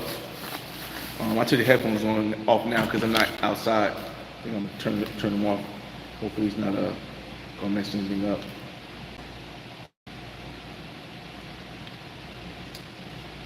All right, cool.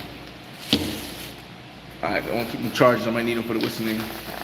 And yes, health is wealth, definitely, but this ain't gonna be healthy. This Chinese food ain't gonna be healthy at all. Y'all see the shirt? Coming to America. Classic.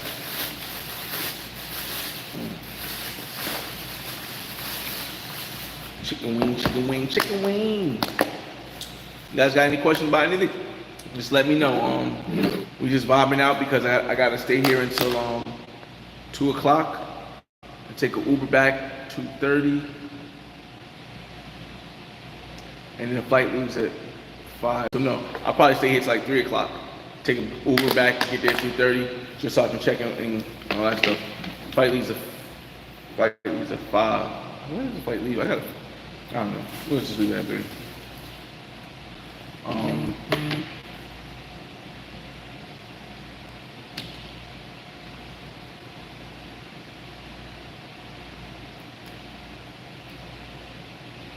It's crazy because when they say they give you 4 chicken wings, they really only just cut the chicken wings in half. Mind you, this is another reason why. If you're in the chat right now, right, I'm going to show you something. Real quick, I'll flip it around. This is what I got. This, and it's really good, but I got this, and this. So this, Gatorade, fried rice, and chicken wings. If you're in the chat right now, I want you to give me the price you think I paid for this meal. I want you to tell me the price that you guys think I paid for this meal. If you're in the chat right now, that's what I want you to do. I'll tell, if I get like 3 questions, I'll answers. This I got chicken wings, fried rice, and a Gatorade in Miami Beach. How much do you think it cost?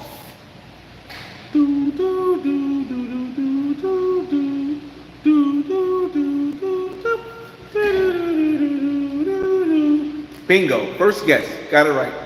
$20. And this is not even the big plate. This is not the white plate. This is not the whistling plate. This was $20 for this, and this. This meal is $13 in New Jersey. In Miami Beach, it is $20. Do you know what I could spend $20 on in Barranquilla, Colombia? And they expect a tip. I had to leave a $5 tip because I'm not a broke. I don't want to. I had to leave a $5 tip. this was $20 plus a $5 tip for delivery. In total, $25. Chicken wings, fried rice, and it's not 4 chicken wings. It's 2.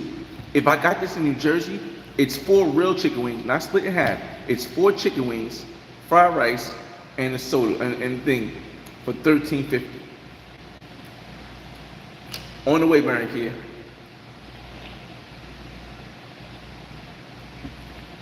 On the way, Barranquilla. Yes, LDK. I always believed that Cali was cheaper, but as I do more research and more people talk to me about things, Cali is more expensive than Barranquilla, but during Carnival Petronio versus Carnival Barranquilla, Barranquilla is far more expensive. Far more.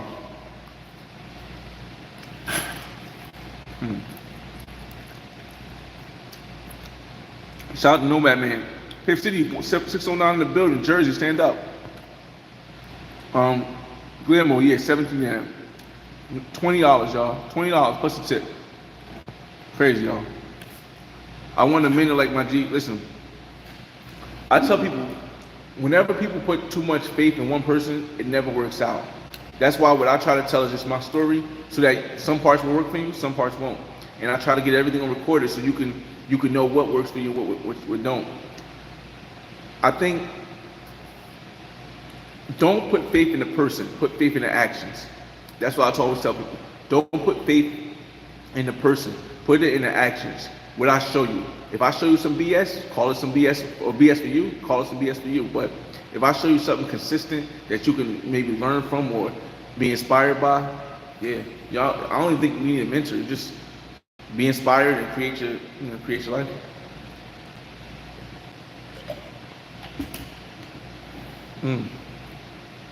Buffet in Cali like $2. Dub or dub. It was like $3, but with the drink.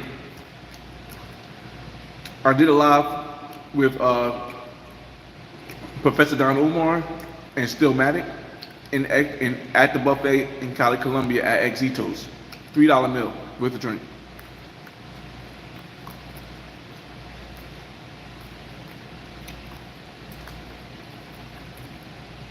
Brooklyn in the building. What's going on, Davis? Joan Stoker, what's up? Joan Stoker, what's up? Joe.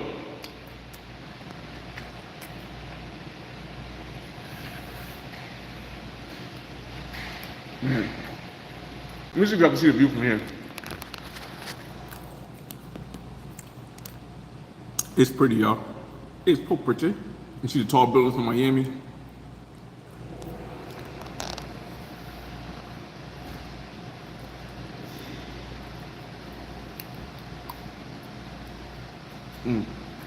Rice ain't even smacking though.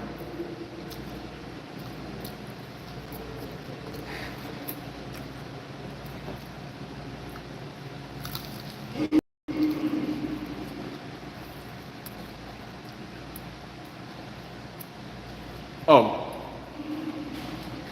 if I bought the condo in Playa del Carmen, would I be selling it or keeping it? Melvin Riddle, I'll be keeping it because Playa del Carmen price is going up, for one. But most importantly, if I bought it, that means I paid cash for it. If I bought it, that means I paid cash for it. That means I wouldn't even worry about anything but just the HOA. Once I do that, I can pretty much keep the place forever because honestly, unless there's major structural damage, and even then, in other countries, when it's structural damage, it doesn't cost as much. The biggest issue with Miami is that to fix everything with inflation costs so much that everybody's bill is going to be high. You know what I mean? Everybody's assessment bill is going to be high. And then the reserves you got to keep, because the price keep going up, is going to be high. To do the same fixing in Mexico, or same fixing in Colombia, or same fixing in Panama, or the same fixing in Costa Rica is literally like 1/3 of the price. 1/3 of the price. So the reserves you need are far less. And if you own it out and you don't have a mortgage, you're not really worried about that too much. I don't believe. This is what my thoughts. This is my thoughts. Terrence said, what up? Hold up.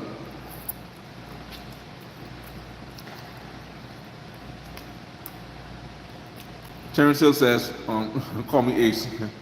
Terrence Hill says, what do you think about buying an income property in Puerto Rico? Okay, let me be straightforward, honest. It's going to make me sound capitalistic, of course. Prior to the Bad Bunny concert, Puerto Rico got hit with so many storms, a lot of Puerto Rico was hurting. Power outages, a lot of Puerto Rico was hurting. When people hurt, they're willing to do stuff that most people won't do. Would it be an opportunist time? Would you be an opportunist if you took that time when people were hurting to buy a place in Puerto Rico and buy it at a low rate because you know the people are desperate to sell it and get out of Puerto Rico? Yes. Would it be beneficial to you? Yes. Only you would have to live with that, which wouldn't be too hard for a lot of people. But the biggest issue is that occurrence of what happens with tornadoes, hurricanes, and situations, it happens often in Puerto Rico. So then you would have to worry, hey, even though I might be buying close to the bottom, what's the odds that it might hit again and now I gotta sell even lower?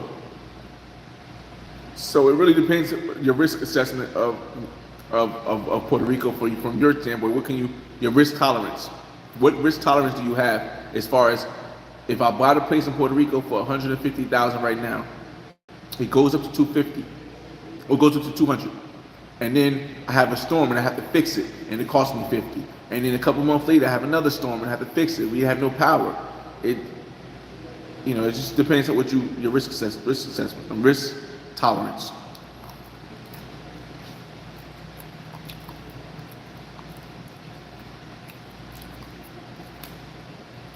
All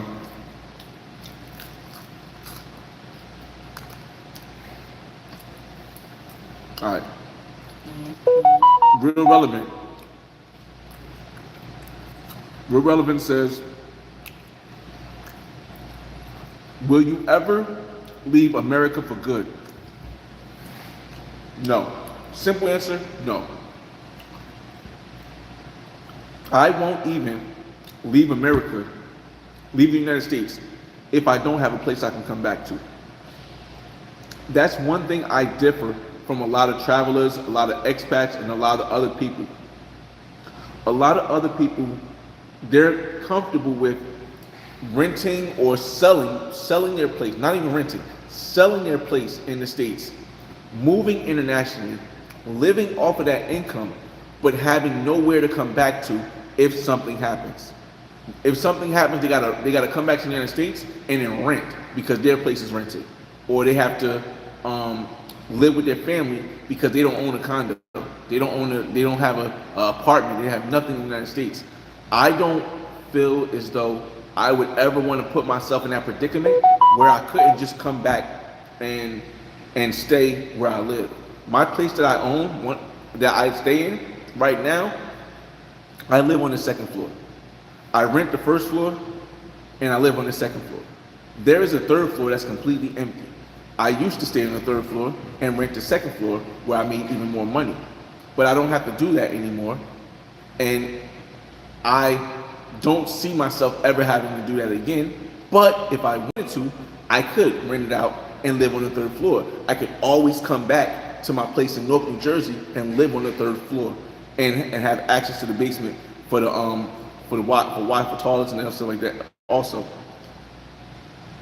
I can't imagine selling everything and just moving abroad. Now I'm just taking one quote unquote matrix and moving to another matrix where something can go wrong in this other place and I can't go back without being homeless or trying to be a leech to one of my friends or something like that.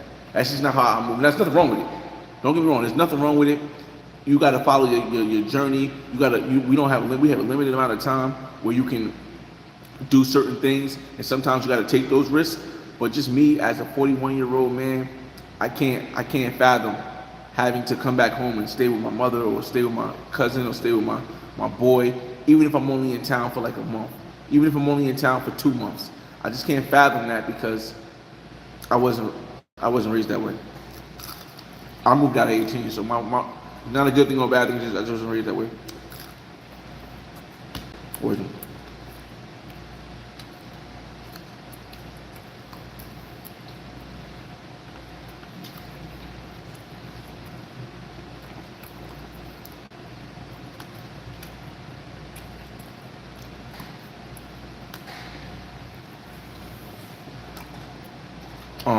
Big Brooklynite. I wish YouTube had this thing where you guys could see the comments, so I wouldn't have to keep reading them. I think in the future YouTube will, because last time YouTube didn't have where you can screen share, and now they have it so you can screen share. So maybe they'll change it so that the comments you guys can see, so I can just respond to the comments rather than having to read each comment, so people that are watching it in the future can know what they're saying. Because that's the reason I read the comments before I answer them. Because when you people watch this back, when they watch the video back, and they just see me answering comments, they don't know answering questions, they don't know what the exact question was asked, then they be like, what the hell is he talking about? Then if the video chat replay don't play on the side, it look crazy.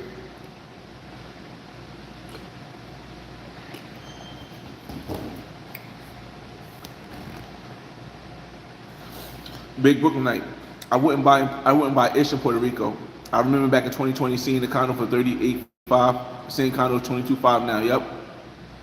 Again, when you have a place that the weather is so unpredictable, it's a risk. But Puerto Rico, again, while it does have a lot of the tornadoes, it's not like a place where it'll be tornadoes every single month. So there will be bouts when this is so beautiful. You gotta figure out at what price point is worth it for you. At what price point is Puerto Rico worth it? For 100,000, Puerto Rico on the beach, Puerto Rico will be worth it for me. Maybe even 150 on the beach. 150, Puerto Rico will be worth it for me. Other than that, I can't see it. Can't see it.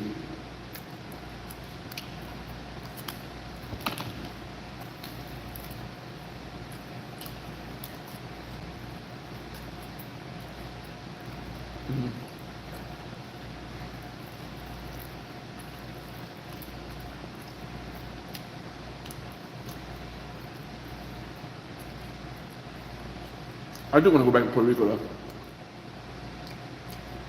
just to get a different vibe. When I went the first time, I went with a Puerto Rican girl, a Puerto Rican woman. Now I'm cool. I was cool with for a long time. Still cool with now, but it's a different experience when you go solo.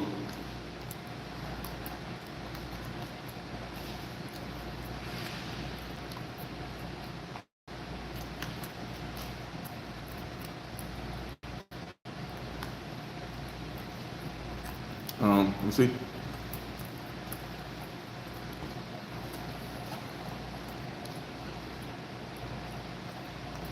R-Dub.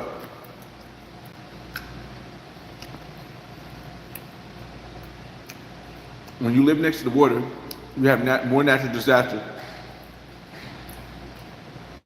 Oh, let me knock on wood. Hold up. Well, I can knock on wood now. R-Dub is right. When you live on the water, you have more natural disasters.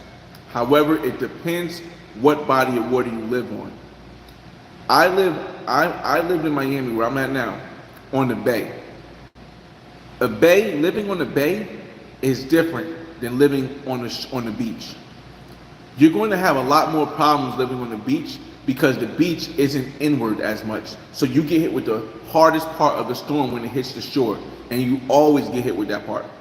When you live on the bay, you don't really get the same wind tunnel that you get from living on the shore. That's why the Champlain Towers was so hard to keep, because it was closer to the beach versus being closer to the shore. That's just my opinion, and this has some facts in it too. It's my opinion. If you live on the shore, that is the best. Like, I know I'm talking, but let me see real quick. If you live on like I said, the shore, you're not worried about the sand doing sand damage to your building. Now you do get some wind. A hurricane comes, it's not hitting from this side. It's hitting from the side coming from the sea. That's the difference. The hurricane is not coming from this side. So you get the benefits of having waterfront. You get the benefits of having a waterfront property at the same token. That's why you see all these boats on here. You don't see as many jet skis and boats on the beach or by the beach on the beach. You see them all in the Bay Area because the Bay Area, Bay meaning like the body of water that's in between two parts of land and stuff, and it has access to the ocean. It doesn't have the same effects. It doesn't have the same effects at all. So again, if I ain't never taught you or if I ain't never taught you anything, remember this. Location, location, location is always the most important thing no matter where you buy. It can make or break a deal. It can make or break a deal. It can save or harm or delete your life. Do the research, find a location.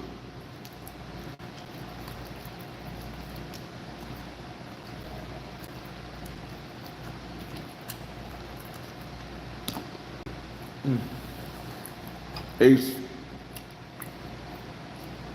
Salute. I support you, bro. Don't watch the lives, but I rock with you. I don't really see. A lot of people don't understand this. Like me personally, when it comes to lives, I don't have like a set live. Like if you want a lot of live followers, you got to have a set live that you do, or you do lives often. When I do lives, it's because I have something to say. I'm not just doing a live to chop it up with people.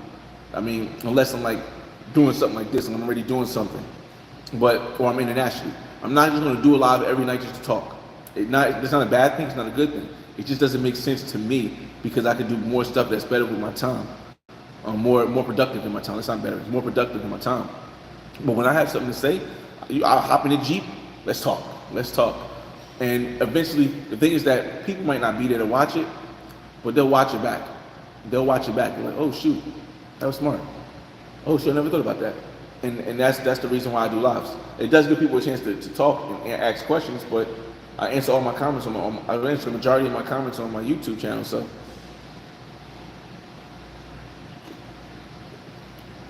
that also gives people a chance. Oh no.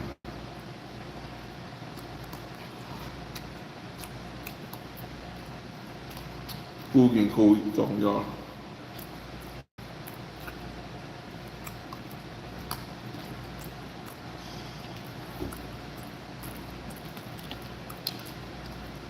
I love Carolina though. The place is like Coney Island and Miami mixed vibe for me. Carolina, like North Carolina or South Carolina. South Carolina has a beach, but I don't know. I didn't get that vibe.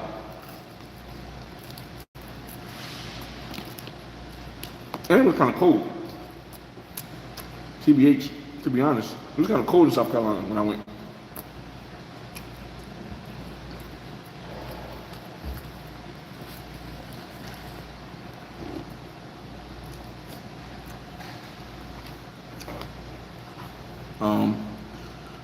It's about networking. I'm me all over the world. Make sure, big facts. Again, I don't ever want to downplay anybody, and I hope nobody feels downplayed when I say it. I could never be one of the people who life in real life is different from the YouTube. Is different from the YouTube. I could be one of those people. Well, I'm on the phone. I can't really drop the link. I'm on live. I'm not. If I was horizontal streaming, I probably could, but you can't drop the link vertical. I don't think so.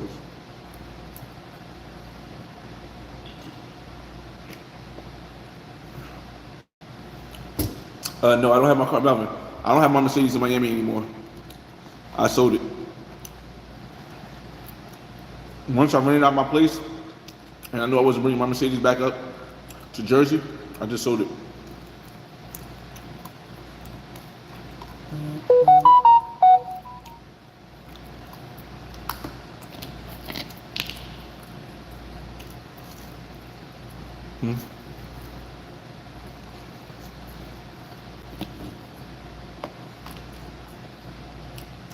Jerry Turn. What top 10 list you talking about?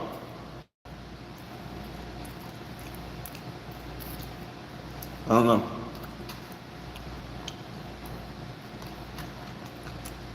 I don't know what top 10 list you talking about.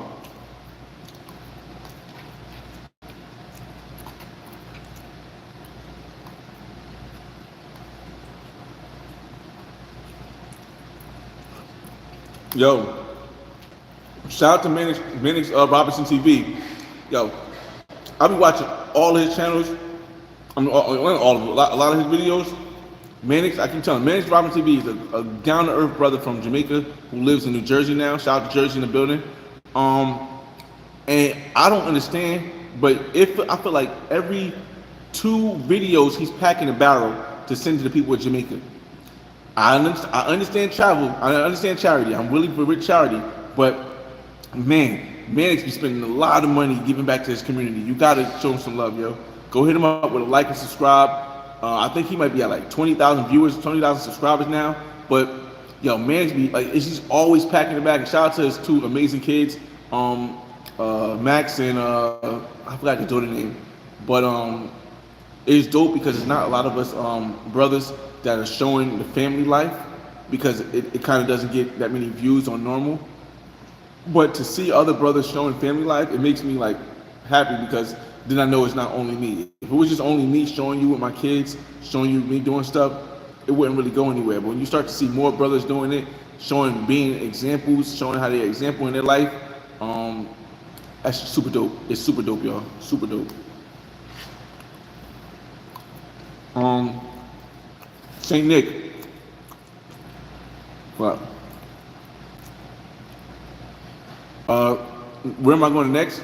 I'll be in Cali, Colombia for 2 weeks next month. I'll be in Cali, Colombia for 2 weeks for Petronio Alvarez next month.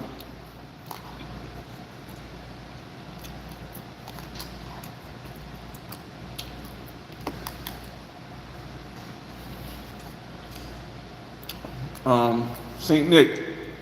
Nobody cares about the top 10 list. Oh wait, I get it.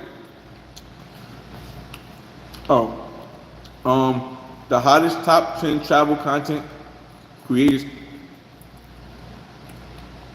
I answered that. I not specifically to anybody in Pacific, but I did make a comment. I made like a 1 minute 30-second video about it. Like, I think everybody is and should be allowed to make their own list of who they think are the top creators. I just think when you try to base them in facts, as far as like numbers, and then you see somebody that's a creator, you have 5 people on the list, and you have 10 people on the list, and 3 of them don't have over 100,000 views on the video this year. Then it's like, if you're going by numbers, and I'm never a number person. I'm never a person who sets things on numbers, because I know what numbers are.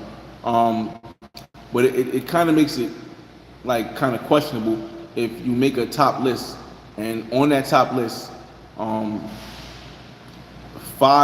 out of 10 people don't have 100,000 views on the list, but there are people who do have 100,000 views that's not on that list. Passport Heavy's not on the list. I'm not on the list. Sly's not on the list. It's like, all right, so we're not going by numbers. Now we're just going by opinion. That's cool. We're not going by impact either, because then you look at like, okay, well, there's nobody on that list who's on YouTube's list, like who's been invited to places that YouTube, the company that everybody puts their videos on, or the company that people basically work for, you never see any of the people on the list at any of the events.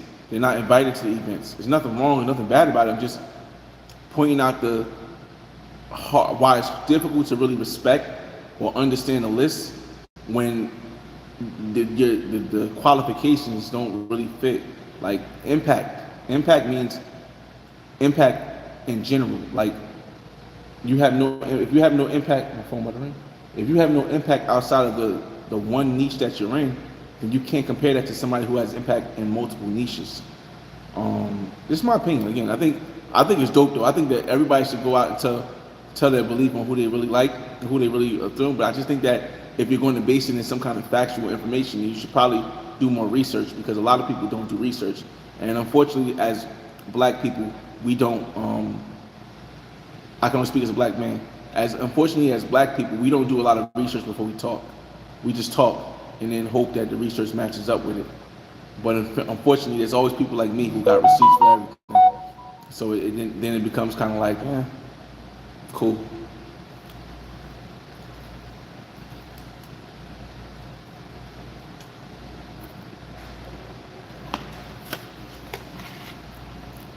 Um, yes, Travels, what's up? What up? What up? What up? What up? Yes, Travels, I'm selling my place in Miami for 2012. It's under contract. It's under contract for 220,000. I bought it for 167,000. So about $50,000 profit.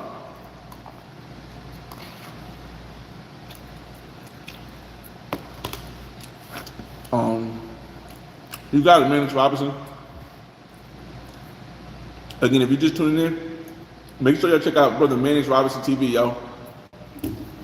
I love seeing people who, like I said earlier, who they are on YouTube or who they are in real life. I love seeing that because that's who I am. And Mannix Robinson is definitely that same type of guy where you can see who he is on YouTube and it doesn't differ. I think that we're starting to lose that because a lot of people rather be famous or they want the clout, and it's not a bad thing or a good thing. I just think that we're losing the fact that people are not being who they genuinely are. They're putting on a caricature for who they believe that people want to see. And I think that this space, not just the travel space or the black travel space, but I think that this space in general of YouTube content creators is becoming a space where people are just putting on the caricature of what they think is going to get the most views, or who they think people are going to like the most, or what they're going to or think that people want to see, versus just people naturally being themselves. And I think that's one reason why YouTube did the thing with the AI, even though it's not a big thing. I think they just giving signs of what they're trying to lean towards before they start making the big changes that do matter. Like, there's still changes to come. Trust me, I've been behind the scenes. There's still a lot of changes to come. Can't talk about a lot of it, but there's still a lot of changes to come with YouTube.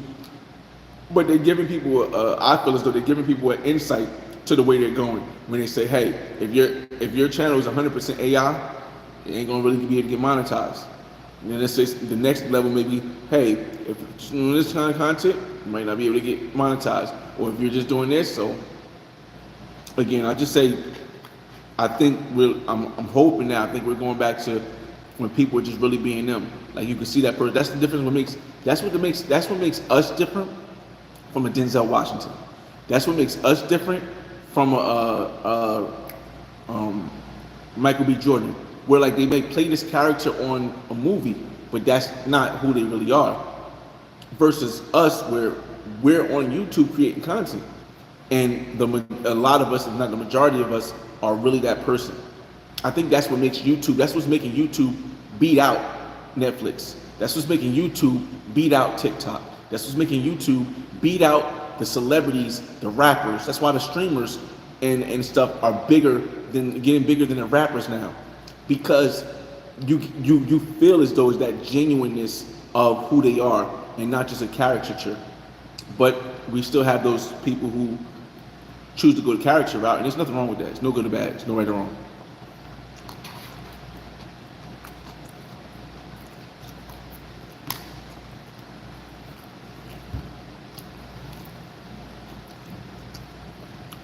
Let's see what time it is.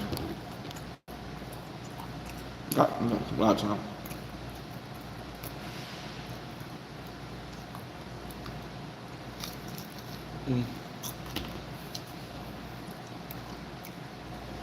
Let's see. Oh, that's what's going on, Shaking. I remember you went last year. Again,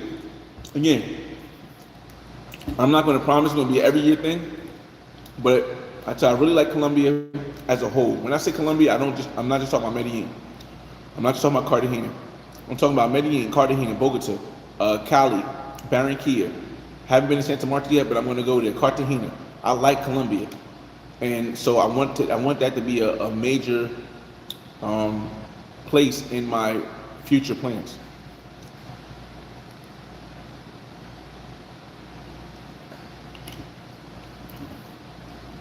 If I'm getting to your comments late and you left, you're watching the replay, but I'm also trying to eat because y'all know by now this food is super cool.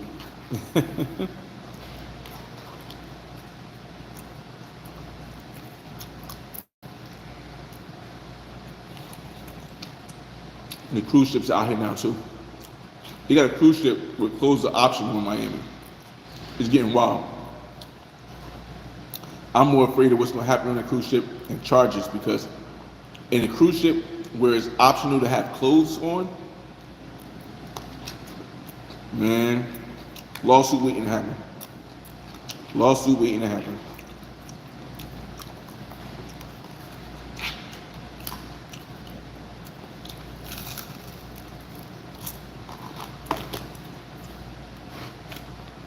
H says, hold up.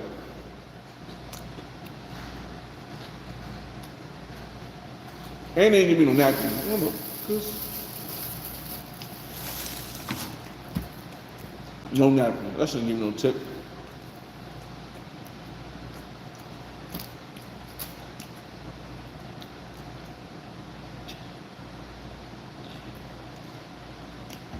Man, that's crazy.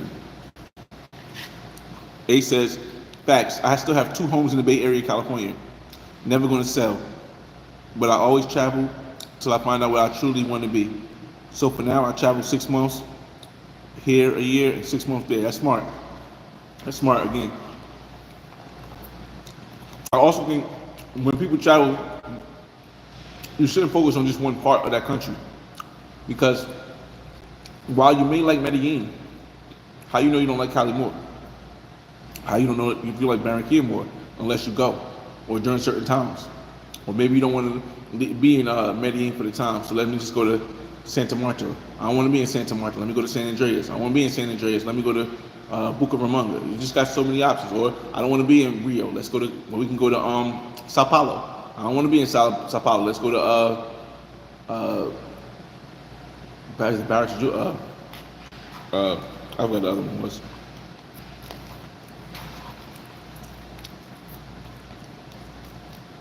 So that 6 months don't gotta all be in one country, in one state, one section of the country. It could be all over.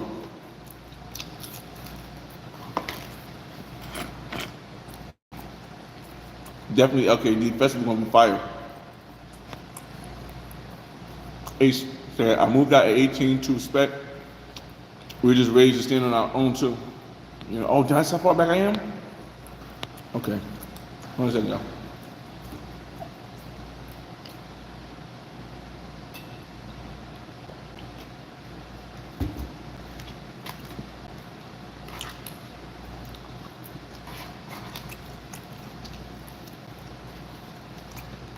This is cool. I think.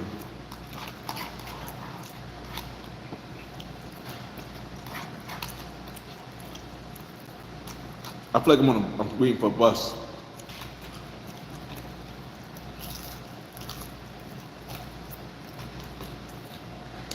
I feel like I'm a kid. I mean, not a kid. I'm a worker, employee waiting for the bus back home because the flight from here to New Jersey is only like 2.5 hours. So it's like going to the shore for the day. Similar to the same price. Crazy. On Spirit. Round trip was like $180. $160, my fault. $140 actually. Round trip, I had points up. So the round trip was like $140 from here to from New Jersey to Miami and back the same day. $140. If I went down to the shore, gas would be like $80. Hotel. Yeah, I mean, pretty dope. Pretty dope.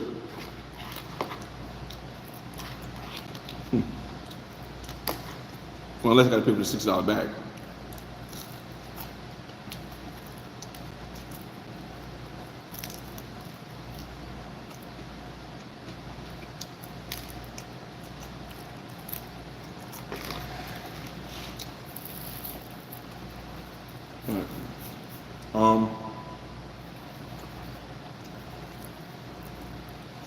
Whiplash.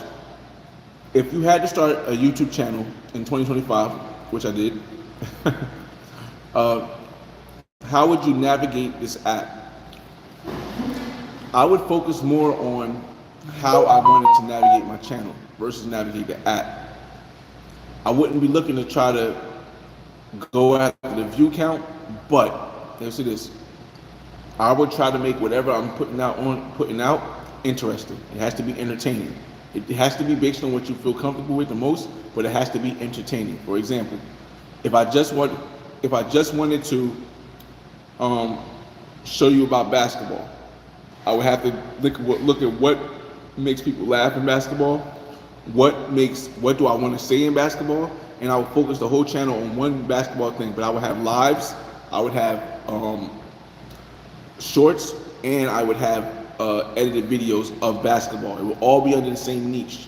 I would also have a post schedule, meaning at what schedule I post. Because like if I post every Monday and Tuesday, or I post every Monday and Tuesday, I do a live on Thursdays.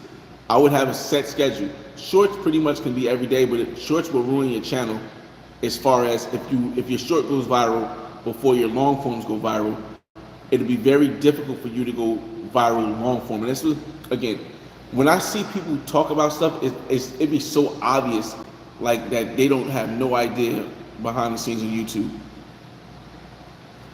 A lot of people don't understand shorts kills your channel if you want a long form channel.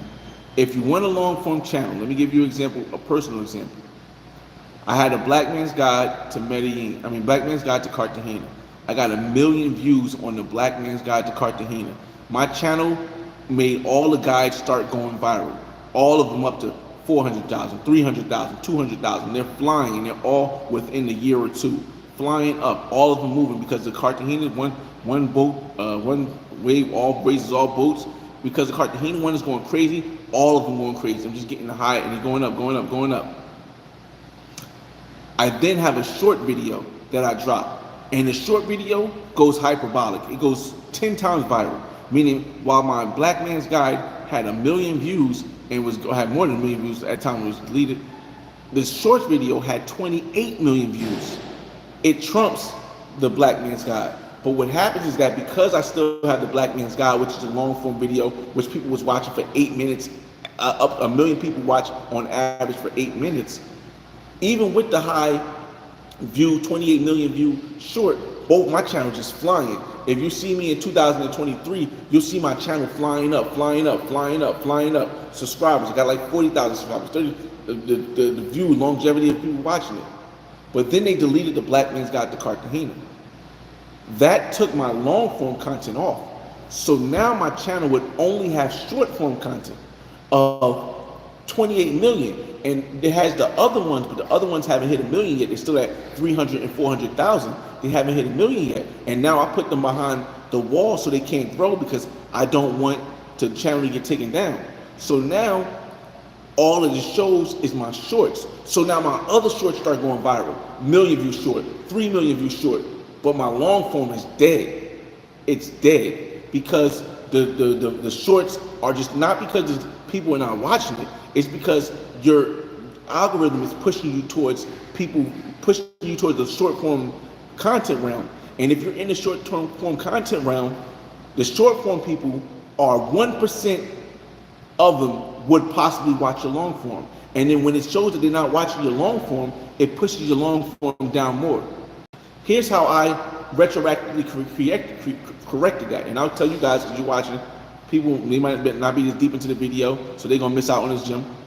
What I did to correct that was I privated my highest view shorts, my 1 million plus view shorts. I privated all of my 1 million plus view shorts, right? So then it looked like my channel was just flat. And then I dropped a bunch of walking videos, knowing that a walking video would go viral. And because I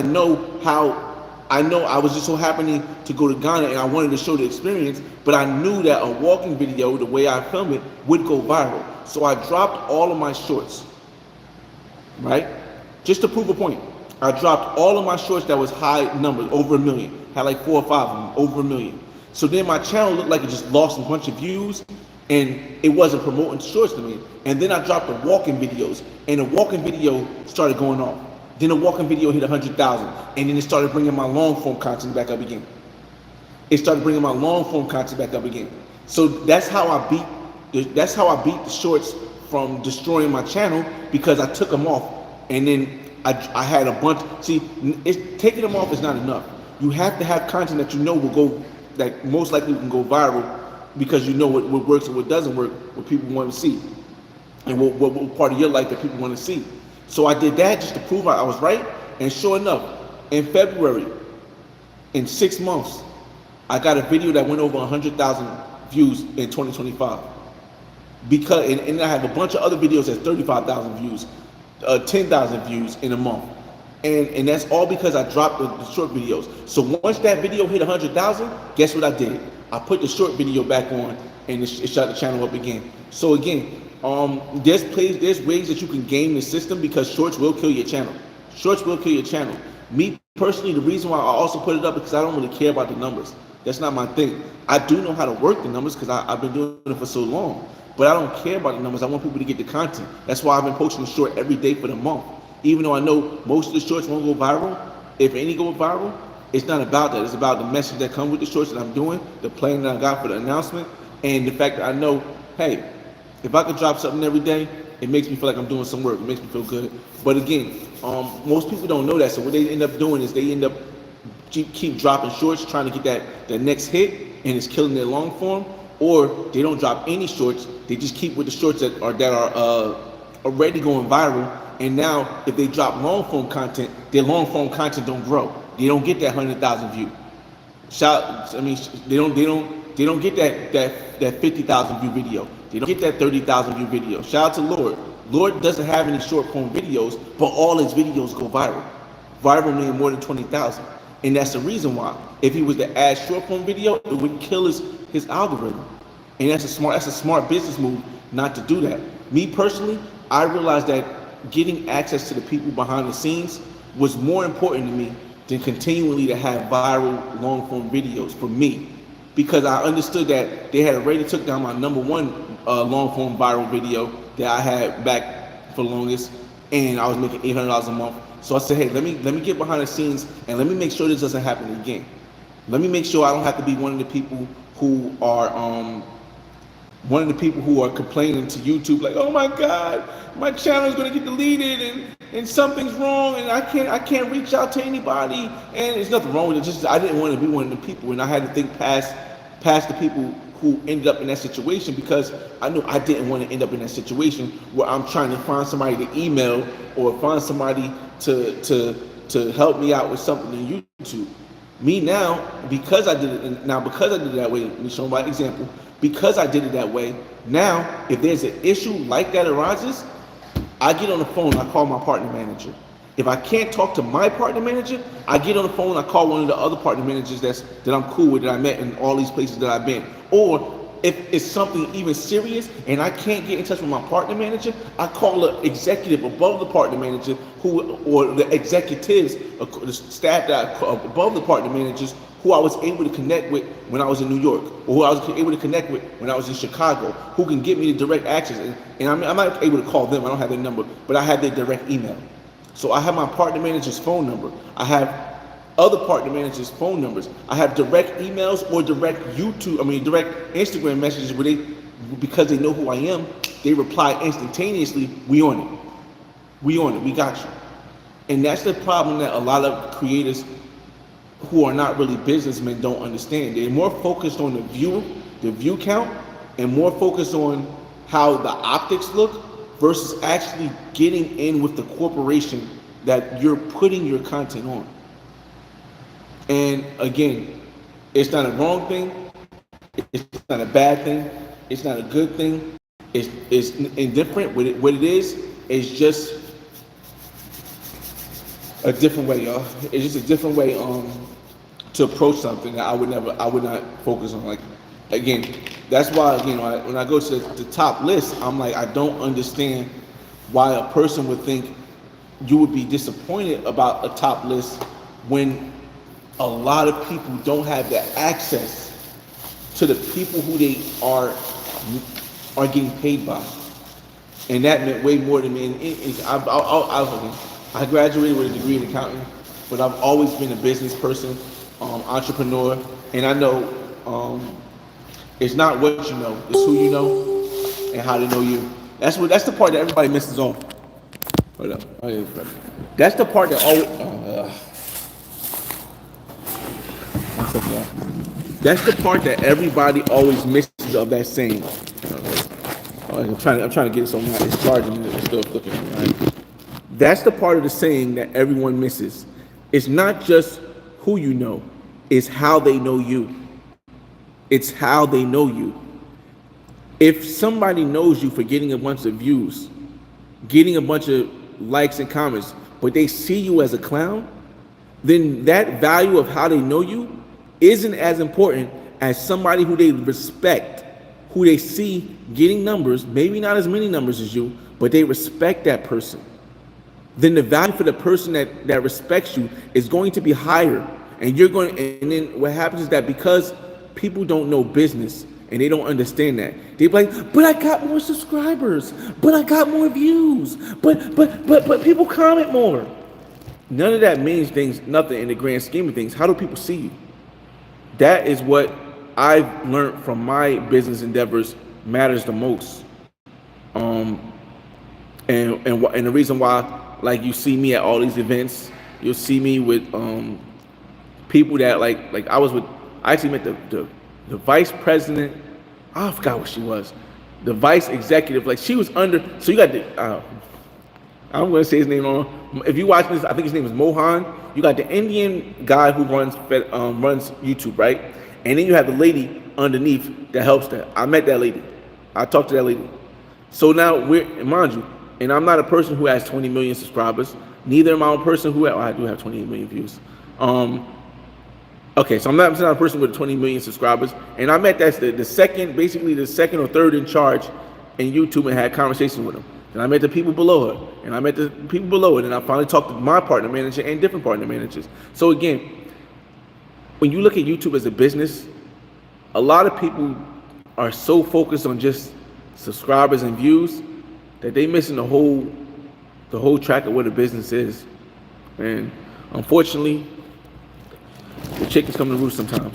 How do you say the hens come to roost? I don't know, something like that.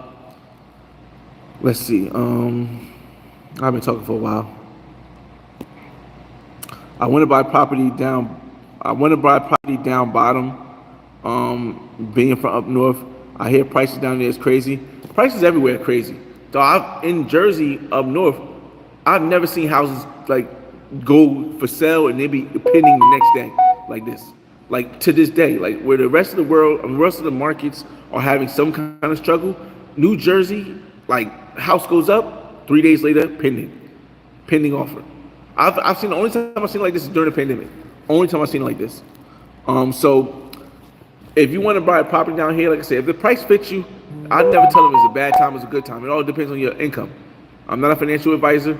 I'm not your financial advisor, but it's never a bad or a good time. It just depends on your income. Is it a bad time for me? If I got the money? No, it's not. Because sitting around and waiting, the money's gonna be valued less because of inflation, and then I'm gonna need more money to pay for it. So, yeah. No. Ace, fame is people knowing you. Notoriety is people knowing your value.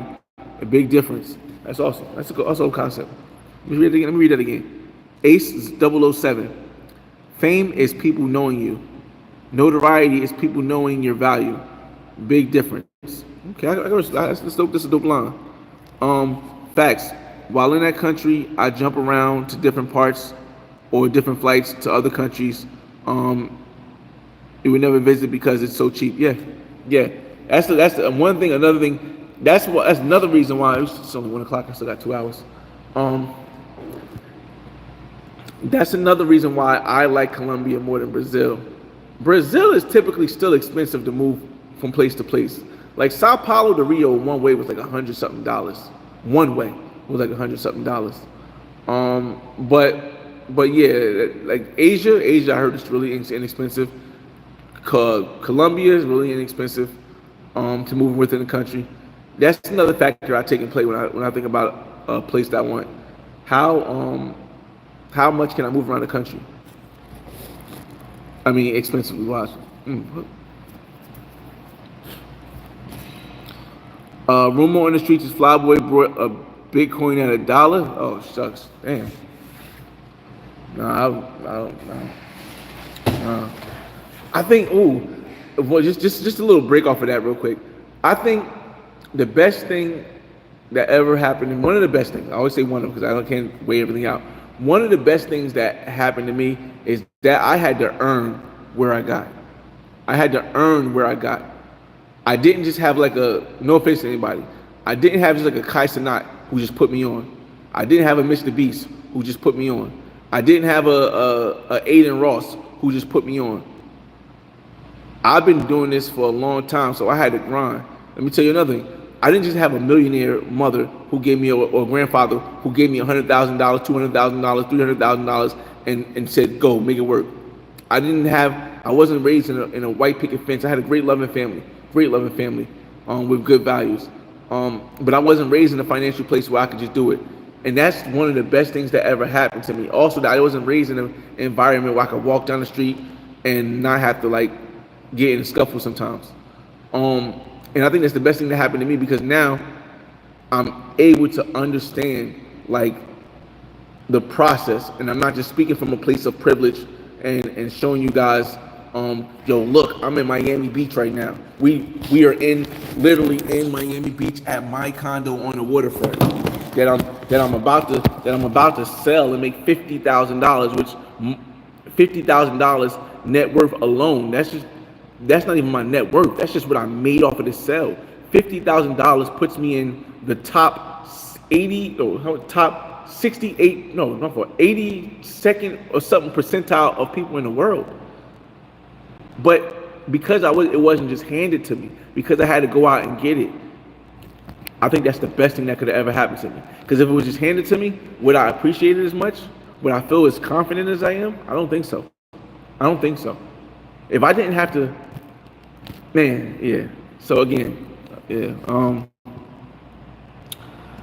So yeah, rumor is, I didn't buy a Bitcoin for $1, and that's how. No, I didn't. That never happened. Copy, bro. Yeah, houses in Jersey and NY lasting a week on markets is crazy. Bananas. What if you're not a charismatic person? It's tough. It's tough. We no longer live in a we no longer live in an environment where you can garner people's attention if you're not entertaining. You don't have to be an entertainer, a comedian, a celebrity, or anything like that, but you have to be entertaining. For example, my channel is my real life. My real life is normally entertaining because I'm naturally a charismatic, friendly, honest, straightforward person. But without that charisma that we've been taught, as not even as black people, as United States citizens or people who are in this era, without that charisma, without that energy, no one's going to be attracted to you. People rather listen to, quote me on this, people rather listen to a charismatic dummy than an intellectual quiet person. Because a charismatic dummy will make a person who doesn't think they can do it think they can do it. And again, a lot of that happens even on YouTube. It's easy to see with time. It's not always easy to see right away, but even on YouTube, it's easy to see with time when you got a charismatic dummy versus somebody who's not as charismatic, but their story or their process has worked in a way that you would want your story to work a lot more. And unfortunately, will I think it will ever change? I don't think it'll ever change, because the system of capitalism, the system of popularity, the system of, if I give, no offense, if I give IShowSpeed $600 million so he could just make us laugh and do crazy stuff on TV, but I make LeBron go to work every day and do stuff on the basketball court, and he's not going to make that on the basketball court? I don't think it'll ever change. Or at least change back wherever it was. So you just gotta adapt to it. You gotta know how to. If you want to make if a tree fall in the woods and there's nobody to hear it, did it make a sound? I say no. You know that a tree normally makes a sound. You know that if a tree falls, it does make a sound. But you gotta say no, because if you can't prove it in this era, it didn't happen. If you don't have the receipts that it made a sound, it didn't happen. And that's the same thing as not being a charismatic person when you push content out. You can have all the dopest vlogs, and you can have the dopest women on your channel. You can have the dopest tours and cars. If you're not a charismatic person, nobody's gonna care. This is why I wish you could put the sign up. It was like, nobody cares, nigga. Because that's the way the world is trained. Um, Malik, how much are your HOA fees for your Miami condo? When I brought it, it was like four something or five something. Now it's like 789. So it usually goes up about 75 to $100 a year. Very much well worth it. Because again, we take care of the pool, they take care of the jacuzzi, they take care of they have events during holidays. The security guards 24/7. The security guards take the packages. They make sure you give you calls. They send emails. Like I said, it's very much worth it. You pay for luxury, and it's worth it here. It's very much worth it here. It's been, and this is my honest opinion after living here for 3 years, being the owner for five, almost five.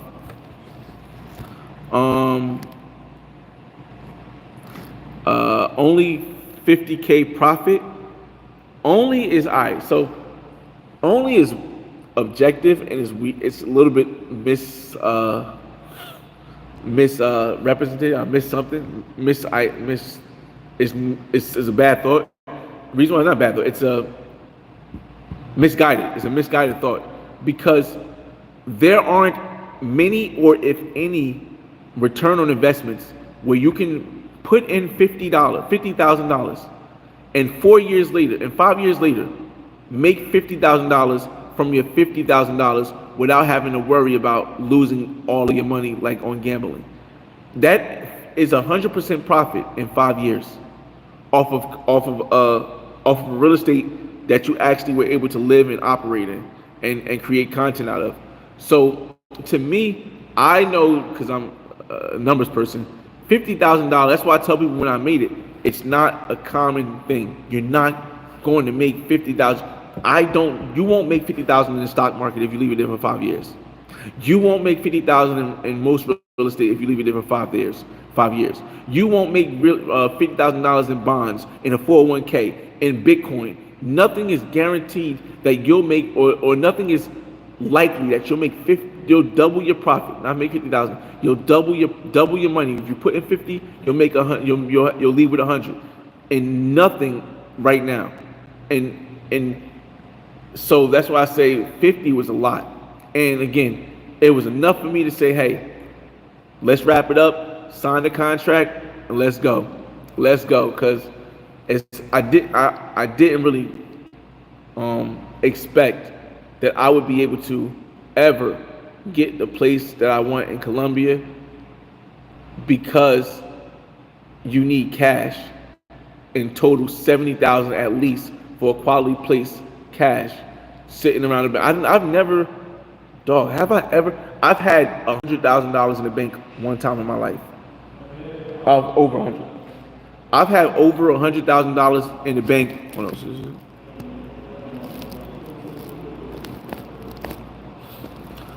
I've had over $100,000 in the bank only one time in my life, and that was when I refinanced. When I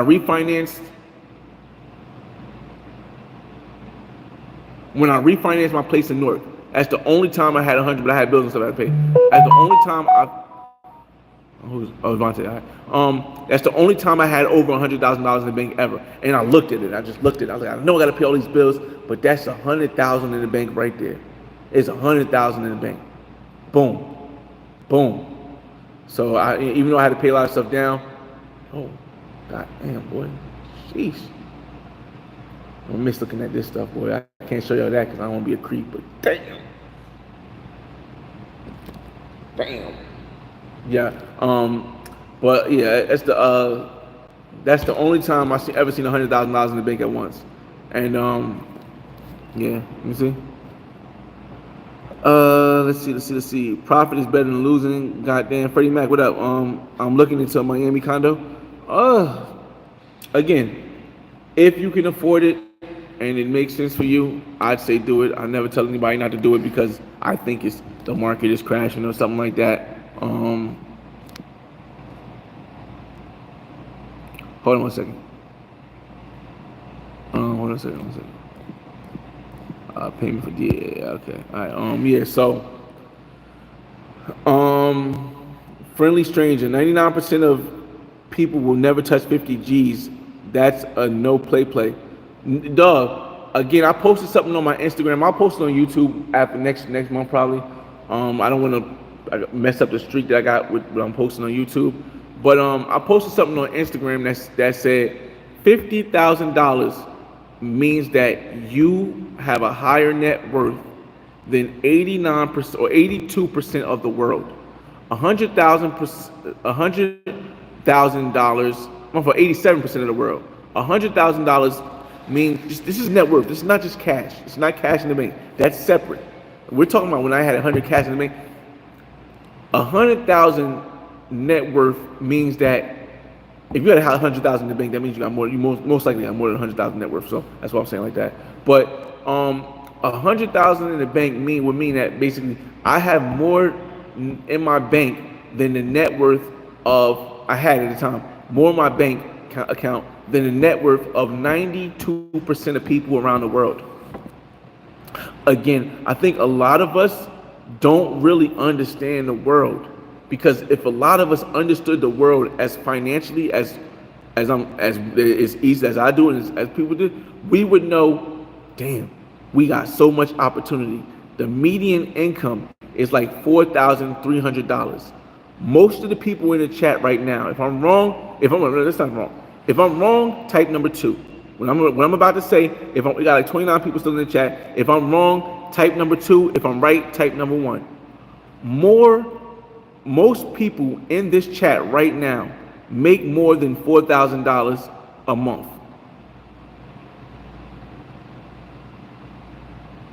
Most people make more than $4,000 a month. Real quick. Hope y'all seen that. Most people make more than $4,000 a month. Make more than $4,000 a month. $4,000 is pretty much the net worth of the median net worth of the people around the world. You make more in a month than 50% of people have in the world. It just the more you say it, the more you hear it, the more you say it, the wilder it looks when you like, yo, I'm broke, or we're broke, or we're not looking at it. We have the biggest, dog, it's crazy, 4,000, bro. Some of y'all make 4,000 a check in 2 weeks. Some of y'all make 4,000 in 2 weeks. Y'all make more. Some of y'all make more in 2 weeks than people make in having a lifetime. So it's just that when you don't know that, it's like you look at it differently, and you always looking at it differently, and it's crazy because, man, it's crazy, man. It's crazy. You change the way you think, you can change the way you live. If you change the way you think, you could change the way you live. You change how you see your economic status in the world. If you change how you see your economic status in the world, you will change how you spend your money. You will change how you live. You will change how you move in the United States, and you wouldn't even be worried about the United States being a stressful place, or a place where women do this, or a place where the government wants to do this, because at any time, pew. Slash said too, Raz, friendly stranger, where I live, the average pay is $12 a day. Sheesh. It's higher than Cuba. I tell you that much. It's higher than Cuba. The average pay in Cuba is like $40 a month. 40 USD a month. The average pay in Cuba is like 40 USD a month. In Ghana, just came back from Ghana.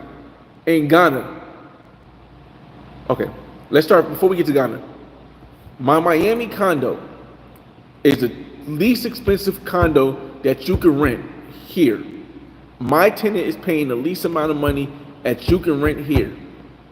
My tenant is paying $2,100 a month.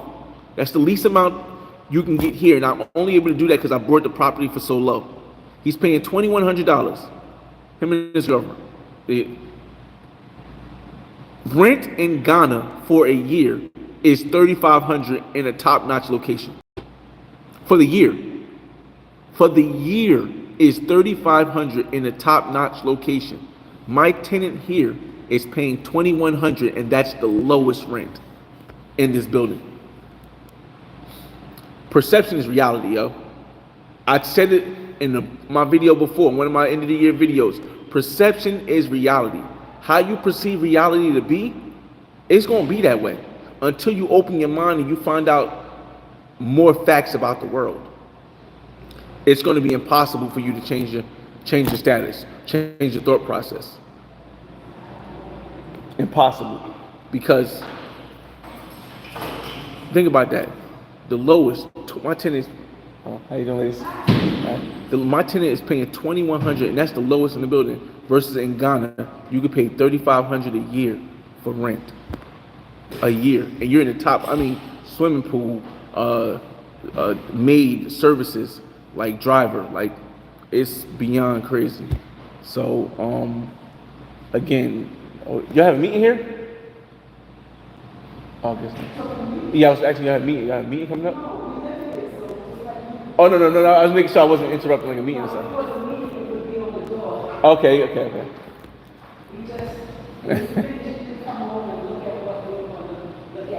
Okay. All right. So let me see, y'all. He said I got a lot of work to do, but it's my goal. Again, man, all it takes is one day at a time, y'all. There's one day at a time you could build. You could build the stuff, man. Again, I never imagined that financially I would be where I'm going to be a little bit more quiet with the numbers, but I never imagined financially I'd be where I'd be, especially at my age. But it all started with that one decision. One decision led to another decision, led to another decision, led to another decision, even before the housing. Like, I mean, just it only takes that one decision to put you on the path. Where are you? I'm in Miami Beach. I'm in my condo in Miami. We are getting ready to go back to Jersey. I had to come get my stuff out the owner's closet because I'm selling my place. Now my tenant wants to buy my paintings. I really don't want to sell them because they're more like for memory, but I don't really want to come back and have to ship them. But we'll see. We'll see if it works something out. Maybe he'll buy one, and I'll keep the rest.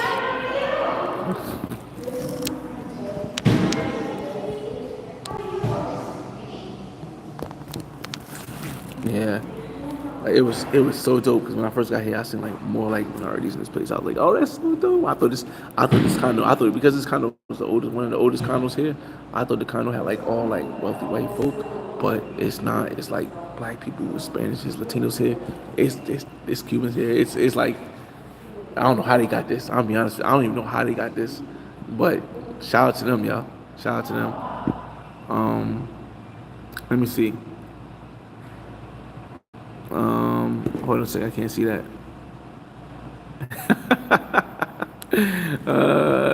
He said I'm from Germany, weather is bad here. Hey, you can always change the location, man. I mean, it might take a while, but you can always change the location. I can't post it because YouTube hit it for some reason, but I can post it, you know what? Miami is crazy though. Miami's definitely crazy. Big Dave says, why am I people just coming in, why am I selling my condo? I'm selling my condo because I'm ready to move and get my place and buy my place in Barranquilla, Colombia. Like I said, I didn't think I was ever going to get an opportunity to pay for this, to buy a place in Colombia, because you need all cash. And when I bought this place in Miami, I just thought it was going to be my retirement place. And then when the Champlain Towers crashed, Miami started changing the laws, and things started getting rough. So I went to go see how much I could sell it for, and surprisingly, I had a lot of amount of equity in it. And when I did the math of my equity versus what I need to buy the place, I realized I could pay all my debt off and then buy the place in Colombia cash. So that's why I'm selling it, because I will get more. I feel as though my mind, I feel as though I will get more bang for my buck owning my place in Barranquilla cash and paying off all my debt than to keep the property and just rent it out here and I'll be able to use the property in Colombia without having to rent it. Versus here, I pretty much had to rent it because my son lives with me now and I pay for his school. Um, it's about to be a buyer's market in America. I'm going back to buy a house. I When you say America, I would say not really America. I would say maybe in certain parts of America. Miami Beach, I don't know. Maybe if you want a condo, houses, I don't think anybody's really selling houses in Miami. I'll be honest with you. I know the insurance is high. I don't think anybody's really selling houses in Miami. My condos, yeah, they might be up, but Florida, I mean Texas, yeah, definitely. But not North New York, New Jersey. You can kiss that. Even LA, which is crazy. You can kiss them bad boys. Go on. Yeah. Honestly, y'all might, nobody they might not ever be able to touch anything in LA or New York or New Jersey. Not in any good places. Yeah, it might be done, especially if North when North builds the theater, the Lionsgate Theater. Yeah, it might be done trying to touch Jersey. But you'll get something. JNR, when you say Miami and Germany, the people who think about Coco, Scarface, Pablo Escobar, beaches. Well, Scarface, yes. Coco, who's Coco? I don't know that one. Pablo, I don't know. Maybe not. Maybe more Colombia. And beaches, yeah, definitely. B&B, yeah. That's the real B&B in Miami, y'all. Forget the Airbnb, the B&B. Um, but it's like that. I mean, when I got here, I thought that when I got here when I got here almost 5 years ago, I thought that it was gonna be like a lifestyle that like just was like when you see the movies. I thought like it was just gonna be like a movie lifestyle. It was just fake when I got here. But when I got here, it really was what it was. Like it's Miami is really what you see on TV. It's not like a facade. It's really what you see on TV. Like you walking down the street, you see the girl hop on a Lamborghini. She gives you a kiss. She got back. She runs back in the car. And she drives off. You see you walking to go get some food from one bay, from the Caribbean spot in one bay, and all of a sudden you see all these like basketball wives there lined up, sitting there having a conversation. It's Miami. It's Miami. It didn't take me 5 years to figure that out. It took about a year, and I was like, oh wow, this is really what it is. Oh, okay.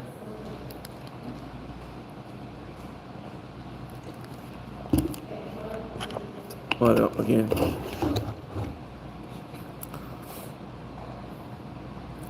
wait, Ace says my comments are getting deleted, but all love, respect your hustle, your journey. I'm gonna finish celebrating, but I don't know why your comments are getting deleted because I'm not seeing any delete. Nobody else has I don't have any moderators. Ace, I don't have any moderators, so I don't know why your comments will get deleted. Um, yeah, and I like for example, Jan had said something, and it had FUKK in it, and I guess they put it behind the wall, and I just unhid it because it wasn't anything crazy. So I don't know. That'd be weird. Big Dave says, thanks for your transparency. That's motivation for me. My goal is about overseas. I think about, oh man. Honestly, yo, I really like Costa Rica, but Costa Rica is more expensive than Mexico. I'll say this. In my experience, I think Costa Rica is now the most expensive expat destination that people from the United States go because everyone had that same idea you had about 30 years ago. And then 20 years ago it got bigger. And then 10 years ago it got bigger. And during the pandemic it got bigger. So now if you're going to Costa Rica and you want to live in somewhere like in the San Jose area or downtown Haku or in certain major parts, you could be still looking at like almost U.S. prices, more than Medellin, more than Medellin prices. You can almost be looking at U.S. prices. So I would be very, I would be very detailed when I look for, very cautious rather when I look for a place in Costa Rica, because Costa Rica is they spend in USD. It's like Panama, but more. Costa Rica is more expensive than Panama. Um, Jan says, "Bro, what do you do for a living? What is your business?" I live. No, no. Actually, I drive trucks for FedEx. I've been there for 23 years. Um, I own real estate, two houses in New Jersey, this condo in Miami Beach, and I got content on YouTube. So I have multiple sources. I also do some investment. I do investment, mostly 401k and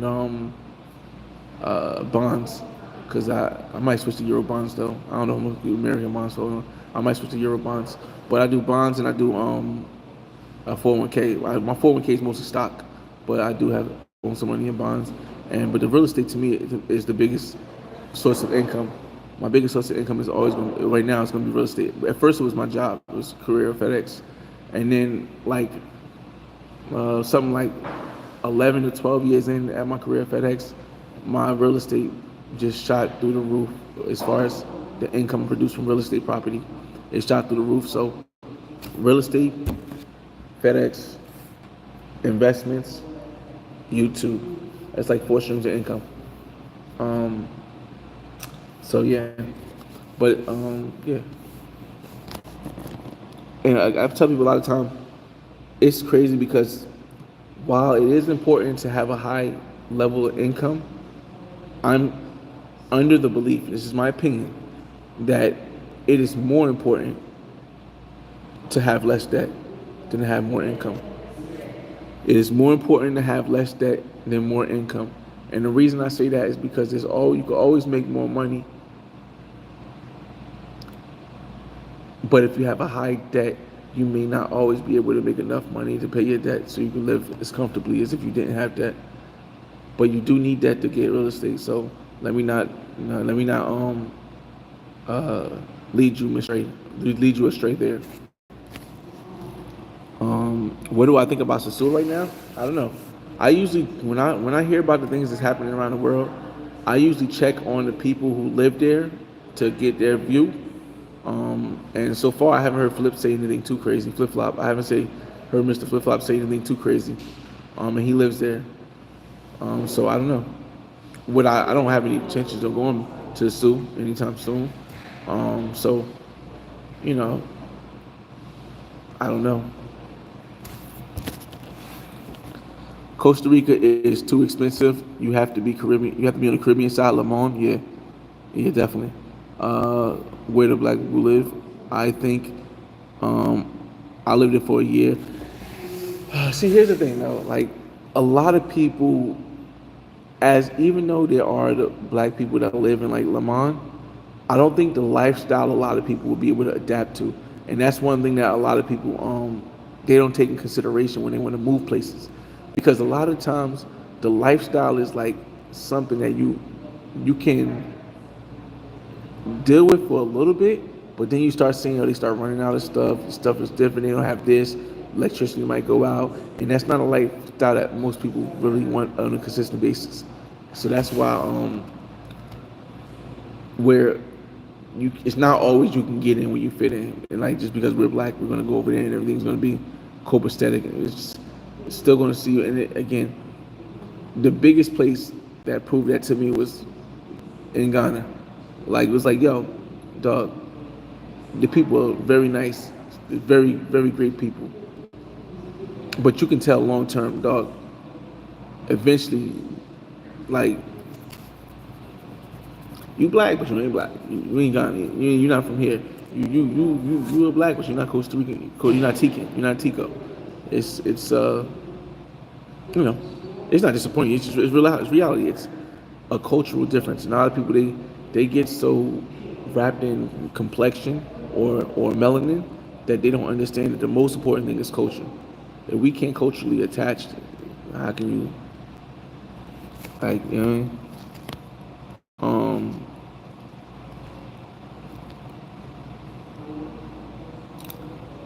are you looking for dual citizenship in Colombia? You may qualify over a certain price. I'm not willing to spend 160,000 in Colombia to get the dual, not to get the visa. I do plan on having a kid there, so that will give me a visa eventually. But I'm not in a rush. I'm not in a rush. Um, yeah, I'm not in a rush. Maybe if I do want to, maybe once I do buy the property, I'll get a short term digital nomad visa or something like that in Colombia, because I won't be spending enough to get the property visa. So maybe I will get a digital nomad visa where I can uh,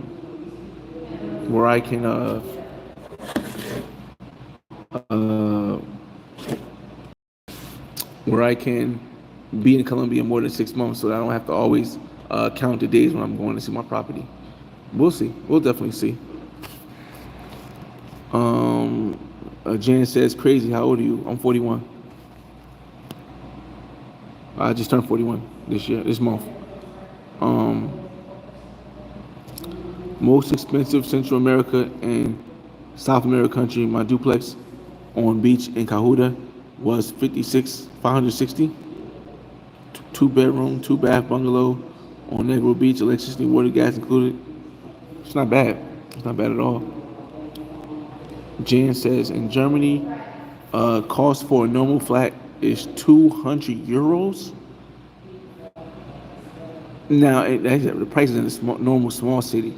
The one thing I'll say about Europe in general is that Europe has been around the longest, I believe. One of the longest as far as the civilization. You can know Africa was first, of course, but Europe as a thriving civilization has been around the longest, I believe, as far as culturally and stuff, aside from like tribes and stuff.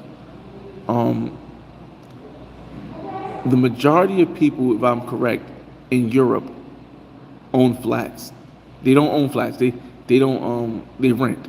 The majority of people in Europe, I believe, rent. They don't own. And the ones that do own, they own flats, meaning apartments. Like Jan said. I think Europe is an example of what the United States will end up being. Because Europe has been here around. The United States is relatively still new. I know a lot of people are like, what do you mean by new? It's 300 years old. Yes, 300 years sounds like a lot of years, right? Until you go to China, and China is 2,000 years old. And Europe and Britain, 5,000 years old. And these places, then you start looking at, okay, well, the United States is relatively a new country. So basically, maybe the United States is in the early stages of what Britain was or what Germany was. And then eventually, it leads to everyone just owning, living in Britain, having the majority of people rent, and the people that do own, they don't own houses, they own flats. So I just think that is the case. Ask Ernest, what's going on? What airlines do I used to fly? Just whatever's inexpensive, I guess. When I come to Miami, it's usually Spirit. When I come, when I come, when I go to Miami, it's usually Spirit because Spirit has the latest flight. Meaning I can get a flight at 8 o'clock most of the time from Fort Lauderdale, as well as it has the most inexpensive flight, and I have Spirit Saver. So most of the time when I'm coming to either going to Colombia or coming to Miami, I'm using Spirit. But if I'm going to Cuba, I used to use JetBlue, but JetBlue stopped flying to Cuba. So now I use like Delta, because I go to Havana like every year. I didn't go this year, but we'll be back in Havana next year. I eventually do want to go to Santiago de Chile, but Santiago de Cali.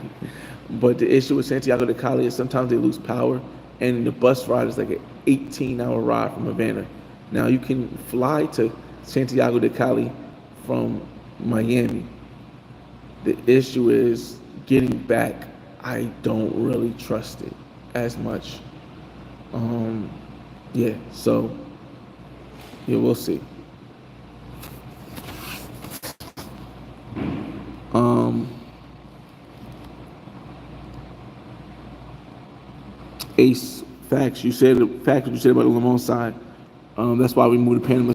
Panama is more our style. Yeah, Panama is more. Doesn't Panama? I hear that Panama has a currency, but they spend in United States dollars. I've only spent in United States dollars in Panama. I've never spent in Panamanian currency. So, but I know they do have a currency. I just never spent in Panamanian currency. Um, Cuddy Jones, how many years before you retire at FedEx? 9. I'm 41 now. If I'm 50 years old or 2 weeks before I'm 50, I'm giving my what's the name? And then the only reason I'm still staying to 50 is because my son is 9 years old. So and he lives with me. So I'm not able to leave in the country and stay for long periods of time until after he finishes high school. And by the time he finishes high school, I will be like 48. Yeah, I think I'll be 47 years old. Let me see. Let me count.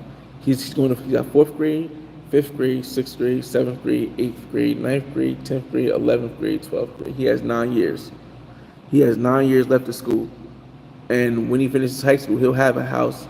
Well, he'll have a house he can always go back to, just like my daughter does. So 9 years, I'll be retired. I'll be like, yep, my boy, you're 18 now. I moved out at 18. I got my own place. I'm not even making you do that. You got a place right here. You don't have to worry about the mortgage. You don't have to worry about the rent. All you gotta do is you gotta put some money away for this, and you gotta do that. That's the only thing you gotta do. You ain't gotta pay no rent. You ain't gotta pay no mortgage. You buy your own food. You cook your own food. Don't get no women pregnant. You 18 years old. Go ahead, do your thing. I'm going. Now, if it's an emergency, I can come back. Cause Cali's only Columbia is only 4 hours away from New Jersey. 4 to 5 hours away from New Jersey. So if it's an emergency, I can always come back and check on them. My daughter by that time, my daughter will be like 20 something by that time. 20, 28, 27, 27, 26, something like that. So I got ideas. Vinny, perfect segment. What's your rationale to permanently move into a place that's not culture, customs, native language? I don't have a rationale to it. I wouldn't move to a place permanently. That's not my thing. I wouldn't move to a place permanently. Would I live in a place for 6 months? Yes. Would I live in a place for 3 months at a time through the year? Maybe 3 months to live in a place, then I come to the States for 2 months, or I go to another country for 2 months? Yes. The rationale in that is getting the most bang for your buck without having to work, without having to be without having to be a cog to the environment. Now again, I have no rationale to move in a place and permanently because I would never do that. But owning in the United States, owning in Colombia, owning in another country, living in Cuba for a month, living in Panama for a month, I can definitely rationalize that because that makes a lot more sense to me. Hopefully that answers your question. Good life with Ace. Check me out sometime. Let me screenshot that real quick. All right, got you. S. Ernest, what's the best airline to use when flying out the country? It depends what country you go to. Every different country has different partnerships with different airlines. Like if I'm going to Canada, I'm going to probably fly Frontier. I'm not going to do Spirit or something like that, or American. I'm going to fly Frontier. If I'm going to Ghana, maybe I fly Delta because Delta has a 10-hour flight. If I fly to Florida, Spirit me baby, because Spirit's going to get me there the least expensive, and on top of getting me there least expensive, it's going to be the one that stays out the latest. So if I need to catch a late 8 o'clock flight, I can catch it on Spirit with the wings.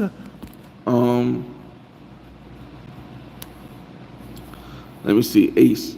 Yeah, they use $1. Babalu is the coins. Okay, Babalu. Balboa. I've never seen that. Currency. Never. And I've been there 3 times, but I've been out 1 time. 2 times. I've been out 2 times. So, yeah, that's crazy. Do I think college is worth it? It depends. College is worth it to me if you are going to be a doctor, an engineer, or a lawyer. I don't know anything else that college is worth it because everything else is not going to give you the money you need to not be in debt for the rest of your life. So if my son wanted to go to college, I would say, yeah, I would pay for your college, but you can only go to college to be a doctor, an engineer, or a lawyer because everything else is just going for the fun, and it's not going to be worth spending the money to go to college for you to go to college rather than just investing in a property or investing in a business to start a business. It's not going to be worth it. So me personally, people say college is a scam. I don't believe that. I do believe that college is a bad investment if you're not going to be a doctor, a lawyer, or an engineer. It's a bad investment. It's not a scam. It's a bad investment. Raz, the exchange rate is 1-to-1 in Panama. Defeats the purpose of going to Central South America. Somewhat, I get it. Somewhat it does, but the reason why it doesn't defeat all the way is because the cost of items still isn't as high. Even though it is 1 to 1, it isn't as high. But I personally don't. Panama's not in my top anything. It's not in my top 10. It's not in my top 5. It's not in my top 20. It's just not. I've been to many places. In Panama, we have 3 bedroom, 3 bath, a maid with maid quarters, financial district, high speed, 1300. Yeah, yeah, 1300. That is amazing. That is amazing. 130p is expensive for the locals, but coming from the Bay Area, California, oh, that's crazy. Again, it's going to always be different based on where you're coming from. Now, what's going to eventually happen, and which I kind of see happening in Ghana already, just for the 2 weeks I was there, a lot of people in different countries get upset because when we come over there, we're charged more. But for us, because it's less, we don't care about being charged more because we can afford it and it's still nothing to us. Should we be like, oh no, we don't want to pay that much? No, because we're in somebody else's country. But what's happening is that once the charge price goes up and people know they can get that amount of money for rent, then the locals no longer can afford those places. So whereas though like a local might want to have been on the borderline of in Cartagena on the beach, and they might have been able to afford it at rent at one point, but then the people who rented it noticed about Airbnb and they started making triple, double, quadruple what they was making originally, and now there's no way, in no form, no manner going to ever rent it to a local. So now that local loses access to beachfront property, and then the local, because they can't afford to spend money, they start to get mad at the foreigners who have no choice really in whether or not they can raise the price or lower the price. They just have to choose whether or not they can spend or not. And again, for us, if it's nothing, why am I not spending what I know I can spend just because somebody else is not able to spend that? And that's where the conflict comes in the future with people from different countries and Americans and United States citizens. I think. Opinion. Tin hat on. I don't know what you gotta call it. My girls from Ghana is going up quickly, but some good properties and land from my mom. Quickly, but still some good properties and land from my mom from Ghana. Rates again. I just posted a video the other day, from a live, talking to a Nigerian girl about Ghana. Like, yo, and she's like, Ghana's a good investment. Property, you get your money back if you get your money back. I was like, yeah, but I'm not waiting forever to get my money. You get your money back in Ghana in no time. You should just buy a place in Ghana. And I'm like, rent is $3,500 a month.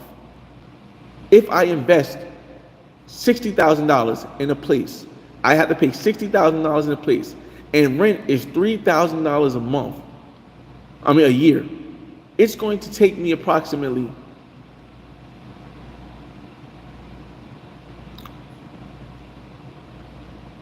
10 years, 20 years to make my money back. It's going to take me approximately 20 years to make my money back. That is not a good investment. To make the $60,000 back that I invested in Ghana, it would take me 20 years. How does that make sense? For me, I'm like, it don't make sense to me. I don't know how you can make it make sense. It don't make sense to me because if I'm only getting, you can use Airbnb. Okay, now I'm relying on people from the States to come to Ghana. And that's the only money I'm going to get whenever the people from the States decide to come to Ghana. And if they're going to come to Ghana, honestly, they're going to buy somewhere where the property is close to everything. Most of the property that's close to everything and in the midst of everything, like Osu or East Legon or Airport Road, most of those properties are not $60,000. You're talking about $150,000 for this property. That means you're adding another 40 years to me. Another 20 years to 40 years in total to me making my money back off of this 120. There's no way. There's no way. But again, it's just me following the numbers, y'all. Nah, December Ghana was really crazy, y'all. I would have gone to Nigeria, but Nigeria right now is going through it. Um, like even Nigeria, even in some of the, I'm not gonna give I'm not even gonna give a general statement. I'm gonna say a lot of the Nigerian people I've talked to who lived in Nigeria did not want to go back. A lot of the Nigerian women that I've talked to had bad stories of getting robbed or their people getting their hands chopped off or people getting kidnapped in Nigeria. So I definitely, while I do eventually want to go to Nigeria, I have no plans on going to Nigeria for a long time. Just as an American person who may come off as I have a little dollar or two. So yeah, again, I don't know, man. I don't know.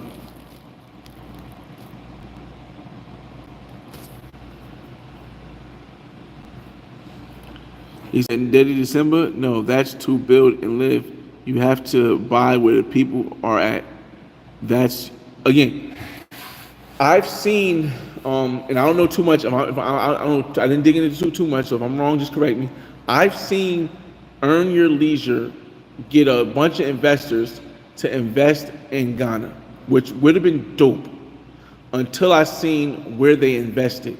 They invested outside of the main city in a part that isn't too far from the beach, but is outside of the main city. When things go bad, those areas get hit the worst because they're not right where everything is at. When people want to try to do something, those areas get hit the worst because it doesn't have access to a lot of stuff. Me personally, if I'm ever to buy in Ghana, it would have to be in Osu. Osu is the biggest area where everyone goes, and it would have to be a condo. One, because I could possibly rent a condo in the zoo, Osu, to locals or to things and make a little bit more money on it because of the closivity of everything. But there is no way that I would do kind of what Earn Your Leisure did, and there's nothing wrong with this, in my opinion, where they bought outside of the city in a country where they're not from. All right, so that kind of makes a difference between like a colonization versus an integration. Colonization can be done by black people. When you go to a country, you buy up a lot of land and you just build on that land, and you're not interacting or intergrind with the people from that country. That's colonization. What I do is I go to Barranquilla, I buy a condo, I meet a woman, I have a kid with a woman there. So now I'm blending the cultures. So it's not like I'm just being a um a colonizer coming there buying land and doing that, and the people from the culture will respect that more. The people from the culture will respect that more. They say, oh, that's your son, that's your daughter's Colombian. Oh, welcome to the club. You speak a little Spanish, you speak pretty good Spanish, welcome to the club. Versus me just buying out stuff. And so um you're wild, Ace. I got I got a great Nigerian friends in the states, so I can't. Even though I do hear the narrative of the scammer thing, I have great Nigerian friends in the states, and now some in Ghana. But man, listen, I ain't gonna defend nobody ain't doing nothing, bro. I ain't gonna say they ain't doing nothing. It's crazy.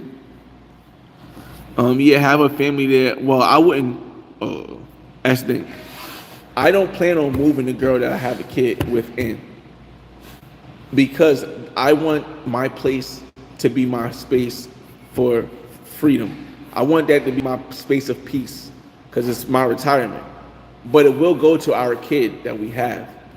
It won't be, and she will be over there certain times, but she won't just be staying there because I wouldn't allow her to just stay in my crib while I'm in the States and just stay at the crib. No.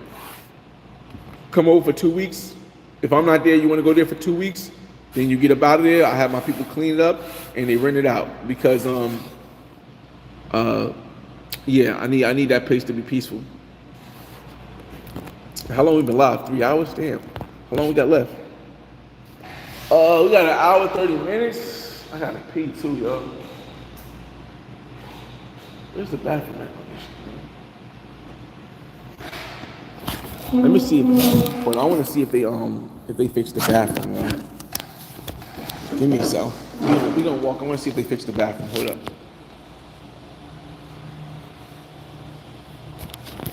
Let me take walk with me, y'all. I don't want. Definitely take this one.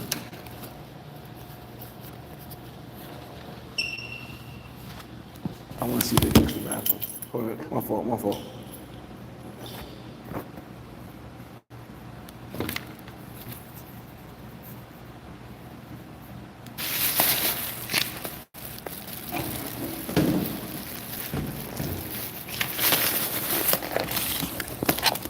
While I'm looking for the bathroom, I might throw this stuff out.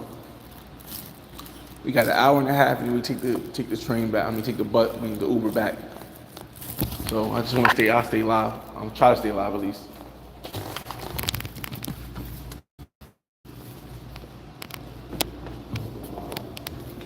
Try to stay live for this hour and a half while we wait for the Uber.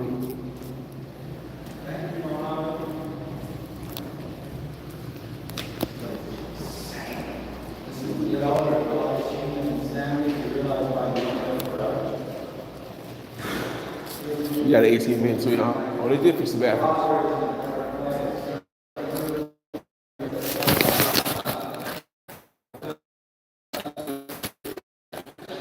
They did fix the bathroom. I'm not gonna hold y'all. I'm in the bathroom, so let me. Yeah, yo, that's crazy. The bathroom. Look, let me show you the bathroom real quick, yo. Real quick, let me show you the bathroom real quick. This is the guest bathroom that you use when you got guests coming coming to the pool. They remade this. This bathroom wasn't like this before. They definitely redid this. This bathroom wasn't anything like this before. Property value going up, up, up. See, it's the difference between living in a luxury place and living in an average place in Miami, right?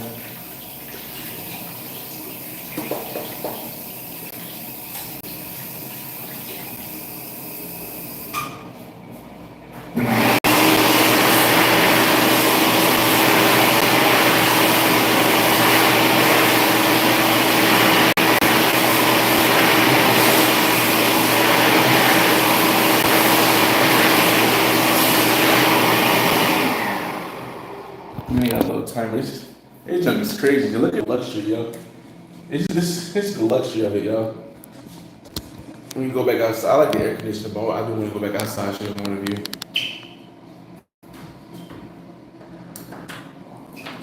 Again, y'all. I'm gonna miss my place, y'all. There's more people outside now, though. I want to go back to the what's the name, though.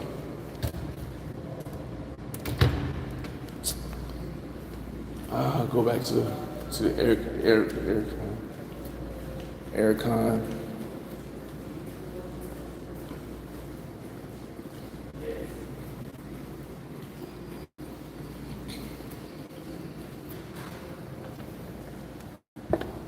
Back to the aircon.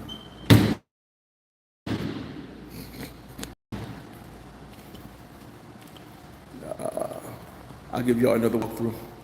I'll give y'all another walkthrough before we leave. Don't worry about it. I'll give y'all another walkthrough before we leave.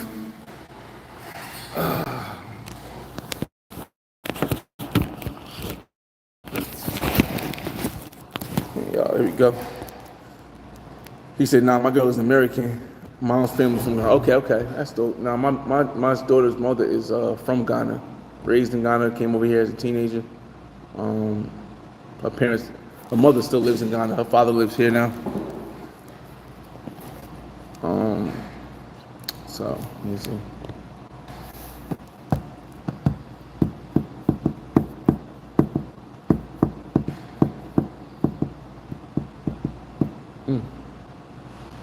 Yeah, man, I can't believe this. I miss my baby.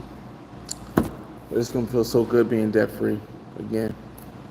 But this time, me up.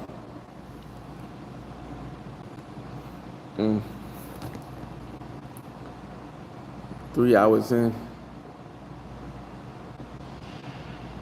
So I don't feel like walking. If I didn't have this big bag and stuff, I would walk with y'all to the beach and all that stuff. But carrying this bag and I don't want. I could probably leave it. I could probably leave it here. Damn, I could. I could probably leave it here. I'm just thinking, y'all. I could probably leave it here while I walk to the beach. 10 minutes beach. That way, it give me some time to do something. Let's see. Let's see. We do. Hold on. Let's see. We do that. Hold on. We got time. We got time. Hold on a second, y'all. Let me leave at 3 o'clock.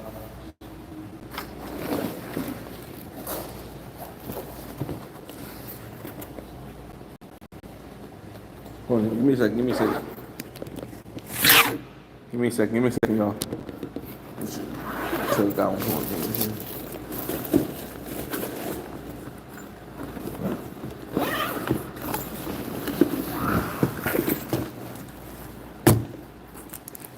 1 second. Oh, that's hold it.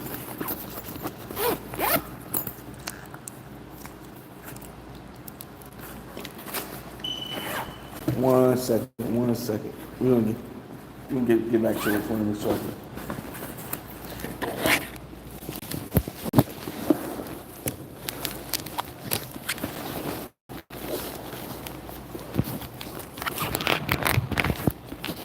Dang, this shit heavy too.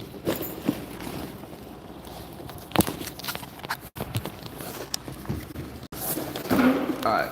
Yeah, I gotta figure out. I wonder if it's the bag or that thing making it heavy. Wrong thing.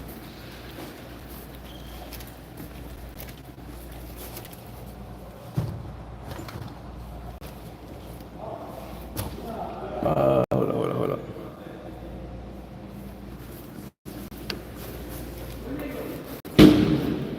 1 second, y'all.